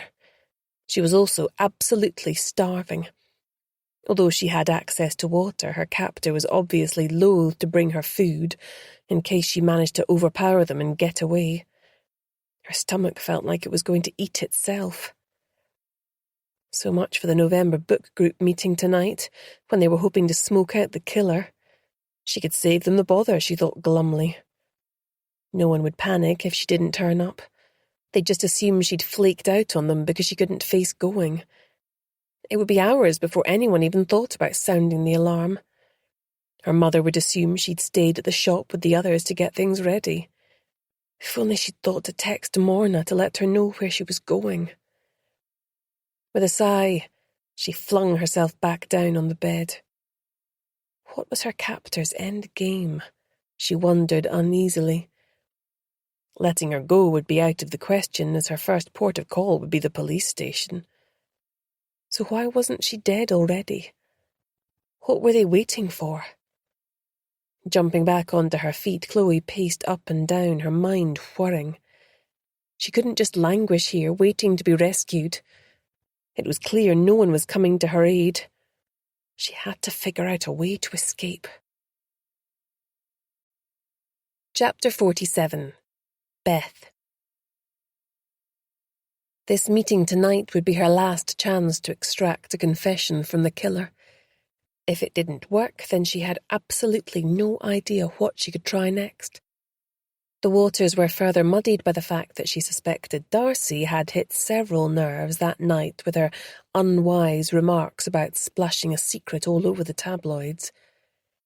However, there could only be one killer, and after her research at the library yesterday, she now had a fair idea about who it could be. Tonight was going to be a desperate gamble that would either smoke them out and bring this whole nightmare to an end, or the killer would hold their nerve and the police would never discover the truth, which would most likely lead to her spending the best years of her life incarcerated for a crime she didn't commit. Not to mention the fact that Darcy Baxter's killer would evade justice. Her poor mother would be turning in her grave if she could see her now. Lachlan and Morna walked through from the kitchen, carrying a tray of steaming mulled wine and plates of sausage rolls to join the savoury snacks already on the table. Beside each plate was a copy of a book, wrapped in flame-coloured tissue paper, with a sparkler tucked into green ribbon which they'd all contributed from their own collections. Chloe had wrapped them this afternoon. Place names were in front of every seat to give them control over how they were all spaced out. Each of them was going to surreptitiously record the night's proceedings on their mobile phones. "Are you ready?" asked Lachlan, glancing at his watch. "As ready as I'll ever be," she replied with a wan smile. "Let's get this done," said Morna grimly, her words and expression at odds with her Guy Fawkes costume. "I can't believe that Chloe hasn't showed. I texted her and she never even replied." "That's really not like her," said Beth, a bit worried. "Maybe it all got too much for her. I sometimes forget how young she is. All that business with Dan's book last night, it's been intense. We'll just have to manage without her. Maybe she'll come by later. If not, then I'll phone to check on her once we're done for the night." As Beth walked away to collect a few more bits and pieces from the kitchen, she suddenly froze. It really wasn't like Chloe not to show up. Still less phone. She thought back to recent conversations and had a horrible feeling that she knew where she might have gone. At least no harm was likely to come to her when all of the suspects were going to be here for the better part of the evening. The bell above the door rang and they instantly switched into party mode, welcoming the members of the book club as they traipsed in off the street. "Welcome, everyone," Beth smiled, stretching her lips over her teeth until they ached. Moving amongst them, pouring the deliberately lethal mulled wine into glasses, she was alert for signs of tension or anxiety amongst their guests. Mike was doing his best not to glare daggers at Dan, though she could tell that he wanted to by the way his eyes kept slithering across to him, then darting away again. There was music playing quietly in the background so as not to interfere with any recording. "Beth, turn this one up!" yelled Ronnie, and she started shaking her hips as a pop classic came on. A few of the others joined in, so she had no choice but to comply. How could they all look so carefree and relaxed, she wondered crossly, when all of them were harbouring such pernicious secrets? The alcohol was starting to take effect now. Turning the music back down after a few minutes, she clapped her hands for attention. "Right, everyone, let's all take our seats. Our delightful festive Guy Fawkes will continue to top up your glasses, and there are loads of snacks on the table. Now it's time for each of us to open our bonfire surprise and start the bookish conversation." "Gee, I wonder what it can be?" asked Ronnie, holding up her book-shaped present and drolly rolling her eyes. "I might keep mine for later," said Harriet quietly, getting her bag up off the floor. No, we can't have that," said Lachlan, his voice a pitch higher than normal. "Let's do it now." They all grabbed their parcels and ripped the paper off. "Wow," said Mike. "Look what I've got." He held it up for them all to see. "It's Dan's book. I can't wait to delve into this." With that, he opened the book and started to read. "How did you get that?" "Give it to me," Dan snarled as he lunged across the table to try and grab it, knocking over his glass in the process. Mike jumped out of his chair. "You cheating scumbag! You've been trying to pass my book off as your own work. You broke into my house 4 years ago and stole it off my laptop. I knew that something was way off with your so-called book deal. I taught you at school, and I've never seen such stilted prose." "I certainly remember that he was never any good at English at school," said Harriet, nodding along. Dan suddenly sat back down, after struggling to regain control of himself.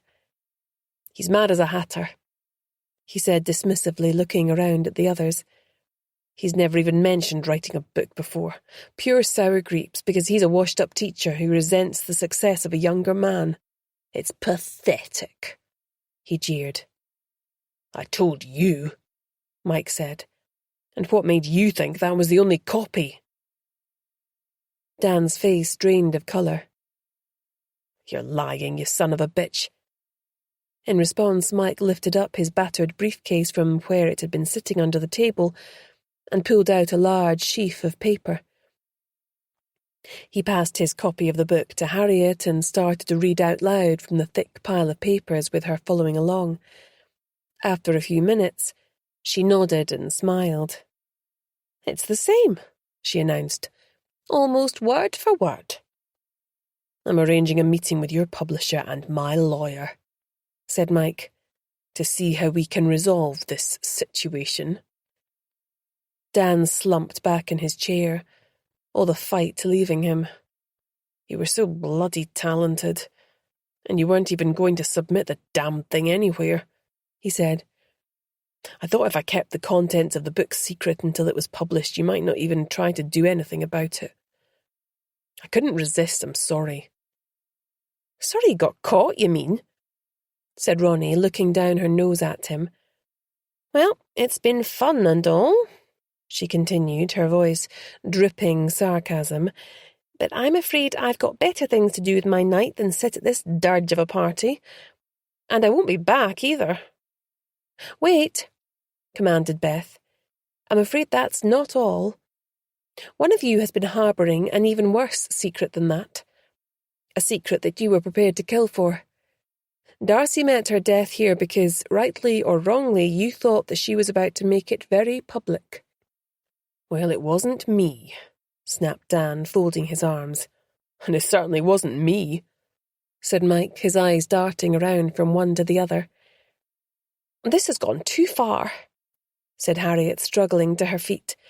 "I'm too old for this nonsense. Are we engaging in some poor taste murder mystery evening now?" she said, her tones scathing. "Look," said Ronnie, her eyes narrowed into slits. "This is all some ridiculous smokescreen to disguise the fact that it was you who killed Darcy because she was about to reveal your own murderous past. The whole town knows what you did." Her eyes were contemptuous. Beth's mouth went dry. She was losing them. One of these people had killed Darcy. There was nobody else in the frame. She had to try one last, desperate bluff to extract a confession. She'd backed everything on a long shot that she hadn't even told her staff about. Chapter 48.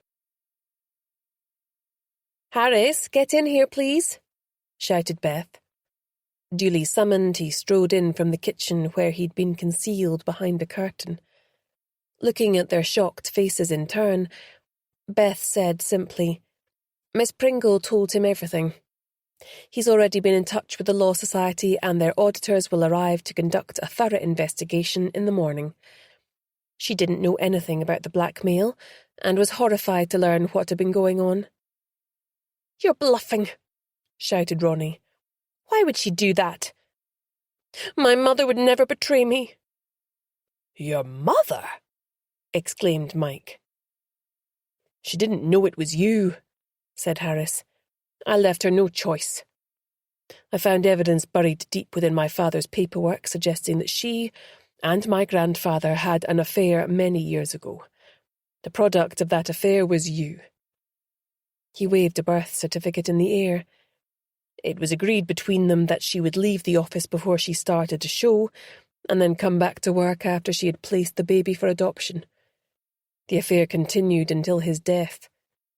She was a cashier for most of her time at the firm and helped my grandfather cover up the embezzlement of funds to keep the casino's muscle men off his back. Darcy was about to destroy everything I've worked for just to get her pathetic byline in a national paper. I had to do something," Ronnie shouted, her eyes sparking with rage. "So you killed her," said Harris, "then started blackmailing me to ensure that Beth received poor representation and so was convicted of your crime. Only then would you be able to relax."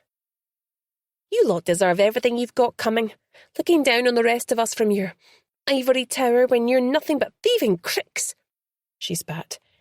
"Your grandfather seduced my poor mother when she was still a teenager. It was hardly a relationship between equals. He made her give away her own bloody baby. She was so damned happy when I finally tracked her down, yet even after I moved up here the secrecy continued. She was worried about your precious family's reputation. Can you believe that?" Beth couldn't help but be touched by the pain and vulnerability in her voice, but she steeled herself against it and continued. "But that wasn't the only reason that you killed her, was it?" Ronnie froze, shaking her head in denial. "No, that was it. I swear there's nothing else." Everyone looked at Beth in confusion. The bell tinkled as the door to the shop opened and closed. They all turned their eyes to the person walking towards them, with expressions varying from horror to pity and compassion, as the woman took off the scarf wrapped around her face and revealed what lay underneath.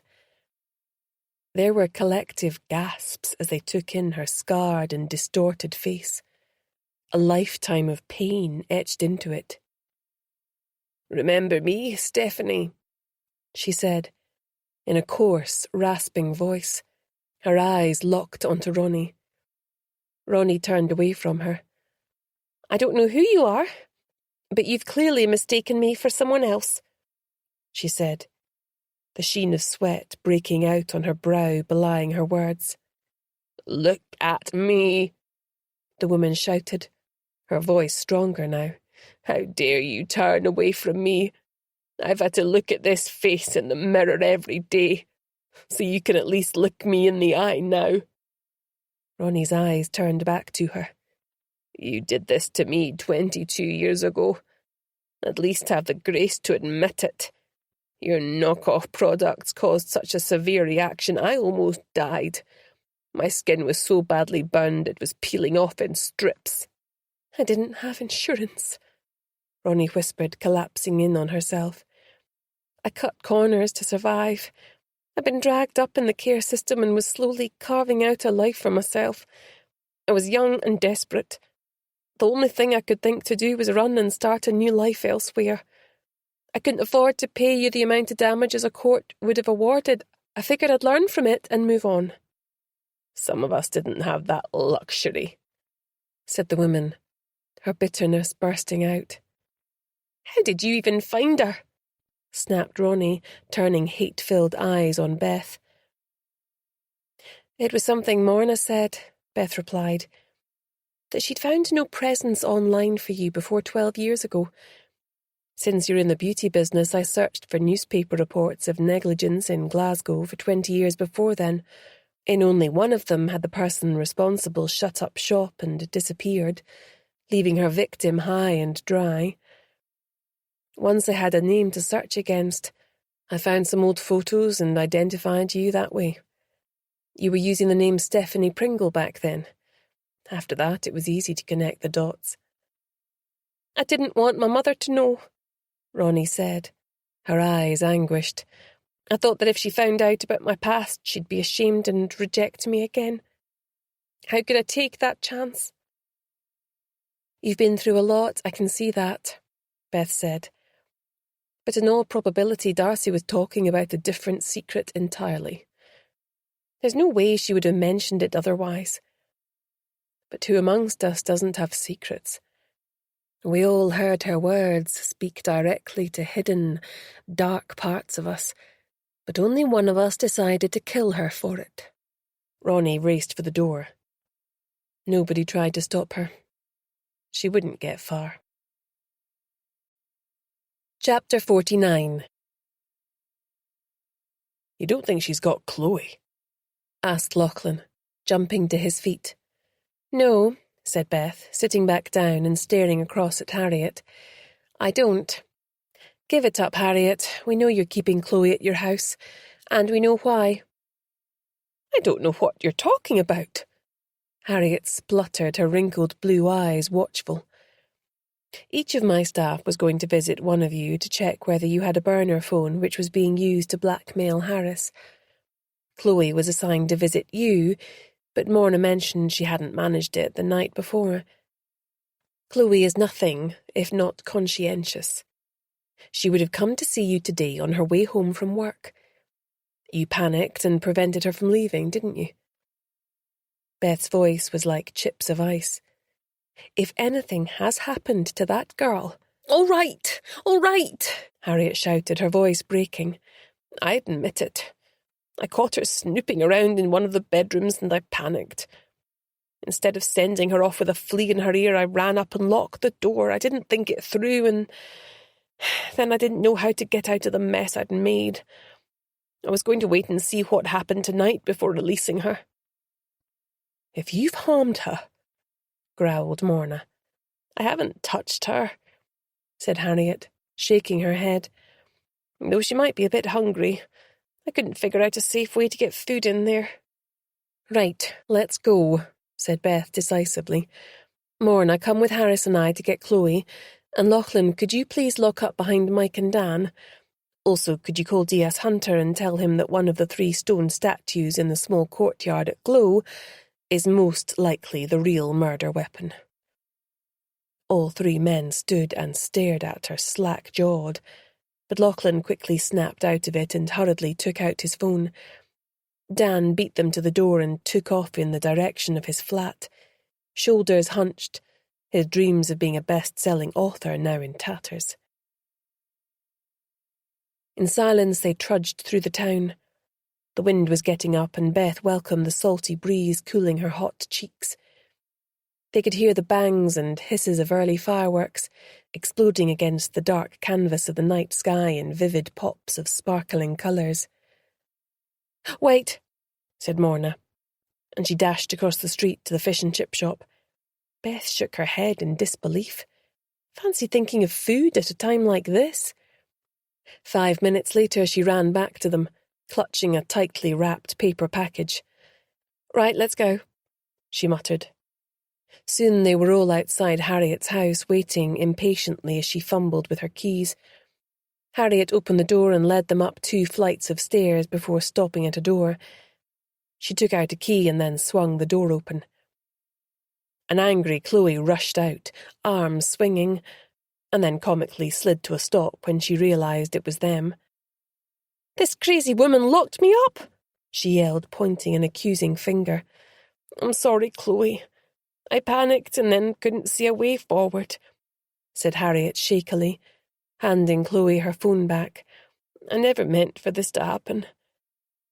Harriet's complexion was grey. She staggered back against the banister. Chloe sniffed the air like a bloodhound, her eyes shining with rapture. "What is that divine smell?" "For you," said Morna, pulling the package out of her bag. "I thought you might be hungry." "Morna, you're the bomb, you know that." Chloe smiled. "Come on, let's get out of here. My mother will worry if I don't get back soon." She cast a last furious glare at Harriet, then made her way out of the house with Morna by her side. "Harris, can you leave us, please?" said Beth, her voice brooking no argument. "I'll be outside if you need me," he said, and followed the girls downstairs. "We need to talk," said Beth, her newfound assertiveness surprising her. She helped the older woman downstairs into the lounge and made her a cup of sweet tea. Harriet lifted the cup to her lips with shaking hands, but seemed to draw strength from the ritual. "I suppose that you're going to inform the police," she said. "It's no more than I deserve. Chloe's always been a good girl. She didn't deserve that." "That will be up to Chloe and her parents," said Beth. "However, I know why you did it. You may not have killed Darcy, but you did kill someone else, didn't you?" Harriet froze, her cup halfway to her lips. Big fat tears started to roll down the creases and folds of her skin. "I had no choice," she whispered. "It was him or me. The mood he was in that night, he'd have killed me for sure. Years I'd suffered his abuse, but that last year his drinking had got worse. He was jealous of my position in the community. The hatred in his eyes, it was terrifying. Towards the end, he became a monster. That night I knew he was going to snap completely. I had nowhere to go. I'd hid the abuse for so long I felt no one would believe me. I felt powerless. I had to pay my salary into his bank account, and he doled out meagre housekeeping money. I acted in fear of my life. I had to stop him coming home that night. Whatever it took. I waited in the shadows until he staggered out of the pub, then caught him with a brick from behind, and he fell down unconscious. I didn't mean to kill him, I just wanted him to be taken to hospital so I had time to escape." "Did you think about going to the police?" asked Beth. "I didn't think I'd have to. I thought they'd come and arrest me. I can't even remember getting home that night. It's all a blur. But amazingly, I never even fell under suspicion. It was ruled an accidental death." "You do know that you would most likely have been acquitted due to effectively acting in self-defense," said Beth. "Your medical records would have corroborated your version of events." "I thought I had got away with it when Darcy dropped her bombshell," she grimaced. "As you can imagine, I assumed she was talking about me." "But you didn't kill her," said Beth. "No, of course not. I always knew that this day could come. She didn't deserve to die for simply doing her job, no matter what the consequences were for me. Although I'm ashamed to admit I did feel relief when I discovered what had happened. Which makes me a terrible person, I know." "It makes you human," said Beth. She stood up to go. "I'll get my coat," said Harriet, getting up. "Why? Where are you going at this time of night?" asked Beth. Harriet turned and looked at her in surprise. "Why, to the police station, of course." "Look, I believe you about what happened that night. There is a witness who was in the pub that night who can speak to his behaviour. I doubt very much that you would be prosecuted after all this time and in those particular circumstances. Maybe you've suffered enough. I can't tell you what to do either way, but no one will hear about it from me." "Thank you, Beth. That means more than I can say. But I've come to a decision. I'm stronger now than I was back then. I also feel I owe it to other victims of domestic abuse to come forward. I'll attend the police station first thing in the morning. It's time I stopped hiding and faced up to the past." Beth gave her a hug and took her leave. Harris was waiting for her in the street outside. "What was all that about?" he asked. "Oh, this and that," she replied airily, a bubble of happiness rising up within her. Arm in arm, they headed back into town for a nightcap. It had been quite a night. Chapter 50. 2 weeks later. Beth woke up and stretched luxuriously. All was right with her world.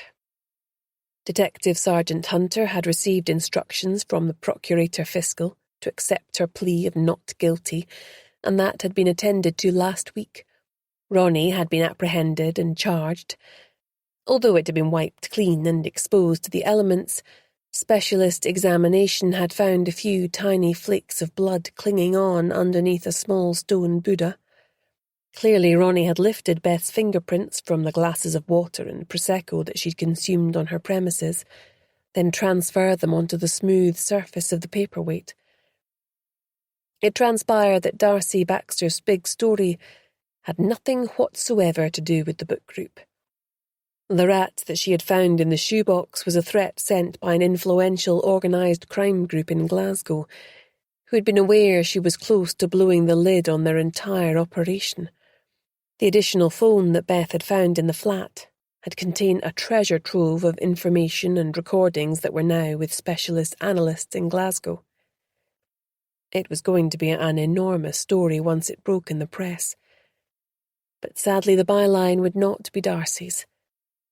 Instead, she would be an important part of the narrative, which Beth felt would be some consolation. It felt good to be a free woman. For once Toby hadn't woken her, accidentally on purpose, demanding to be fed. Gosh, it was cold. Shivering, she opened the curtains and her mouth gaped in surprise. No wonder it seemed so quiet. The snow must have been falling all night. She lifted Toby off the bed, and the look of disgust when she showed him the snow made her laugh. She fed him and sat wrapped in a throw on the couch as she contemplated the pain and joy that this year had brought to her. "I love it up here, Mum," she said, dropping a kiss on the framed photo on the table beside the couch. "I wish you were still here to enjoy it with me." Her eyes filled with tears, and she hurriedly jumped up to go and get ready. Due to the depth of snow, she opted for wellies and carried her shoes in her bag with a bottle of wine and some chocolates. Rounding the corner on the way into town, she heard shrieks of laughter and came upon Morna and Chloe each pulling a plastic sledge. She decided to keep the shop closed today on account of the snow. "What age are you guys?" she asked, laughing. "Come with us. You know you want to," said the irrepressible Chloe. "I do want to, but I have somewhere else to be," she smiled, continuing on her way. As she climbed up the hill to where Harris and his mother lived, she turned back to look over the small town nestled in front of the bay, and felt a strong sense that this was now her home. The snow came on again, and her view was quickly obscured as she panted up the remaining distance to the house at the top of the hill. She rang the bell, and Harris's mother instantly appeared, enfolding her in a warm hug, closely followed by Harris. "Welcome, my dear. It's wonderful to have you here." "Come away out of the cold, Beth," said Harris. "We've got a surprise for you." They led her into the sitting room, where a tall, willowy blonde woman was waiting to greet her with a welcoming smile. "You not only have a new brother, but a new sister as well," said Harris. "She's starting work as a doctor in Oban after the new year." "Fiona Kincaid." The woman introduced herself, her eyes moist. "Welcome to the family, Beth." Her heart full, Beth accepted a glass of wine and looked round at this new family of hers with a full heart. It was all exactly as her beloved mum would have wished. Later, sliding back down the snowy road into town, Beth marvelled at the winter sun now setting in a fiery display towards the right of the bay, even though it was only a little after 4. As she rounded the corner onto George Street, she crashed into someone and ended up falling backwards into the snow, the breath forced out of her lungs in an unseemly grunt. As she squinted upwards, she realised, to her chagrin, that it was Logan Hunter. Trust him to catch her at a disadvantage. "Daddy! Daddy, you've hurt Beth!" a little voice squealed. Poppy's small gloved hand gripped hers, and she tried, ineffectually, to pull her to her feet, before landing in the snow beside her and bursting into tears. "Poppy," Beth said, scooping the sobbing girl into her arms. "Don't cry. I'm absolutely fine. It's so easy to slip in this fluffy snow. It feels like sitting on a big cloud, doesn't it?" "A cold cloud," the little girl answered, her huge brown eyes fixed on hers, as she sat on Beth's knee. Logan Hunter looked completely at a loss as he stared down at them before coming abruptly back to his senses. "Beth, are you all right? I'm so sorry," he said, bending down to lift up his daughter and set her back on her feet before extending 2 hands to Beth to pull her up. She was almost up when her feet slid again and he hurriedly grabbed her to him. Startled, she looked up into his warm brown eyes, her heart thumping so loudly.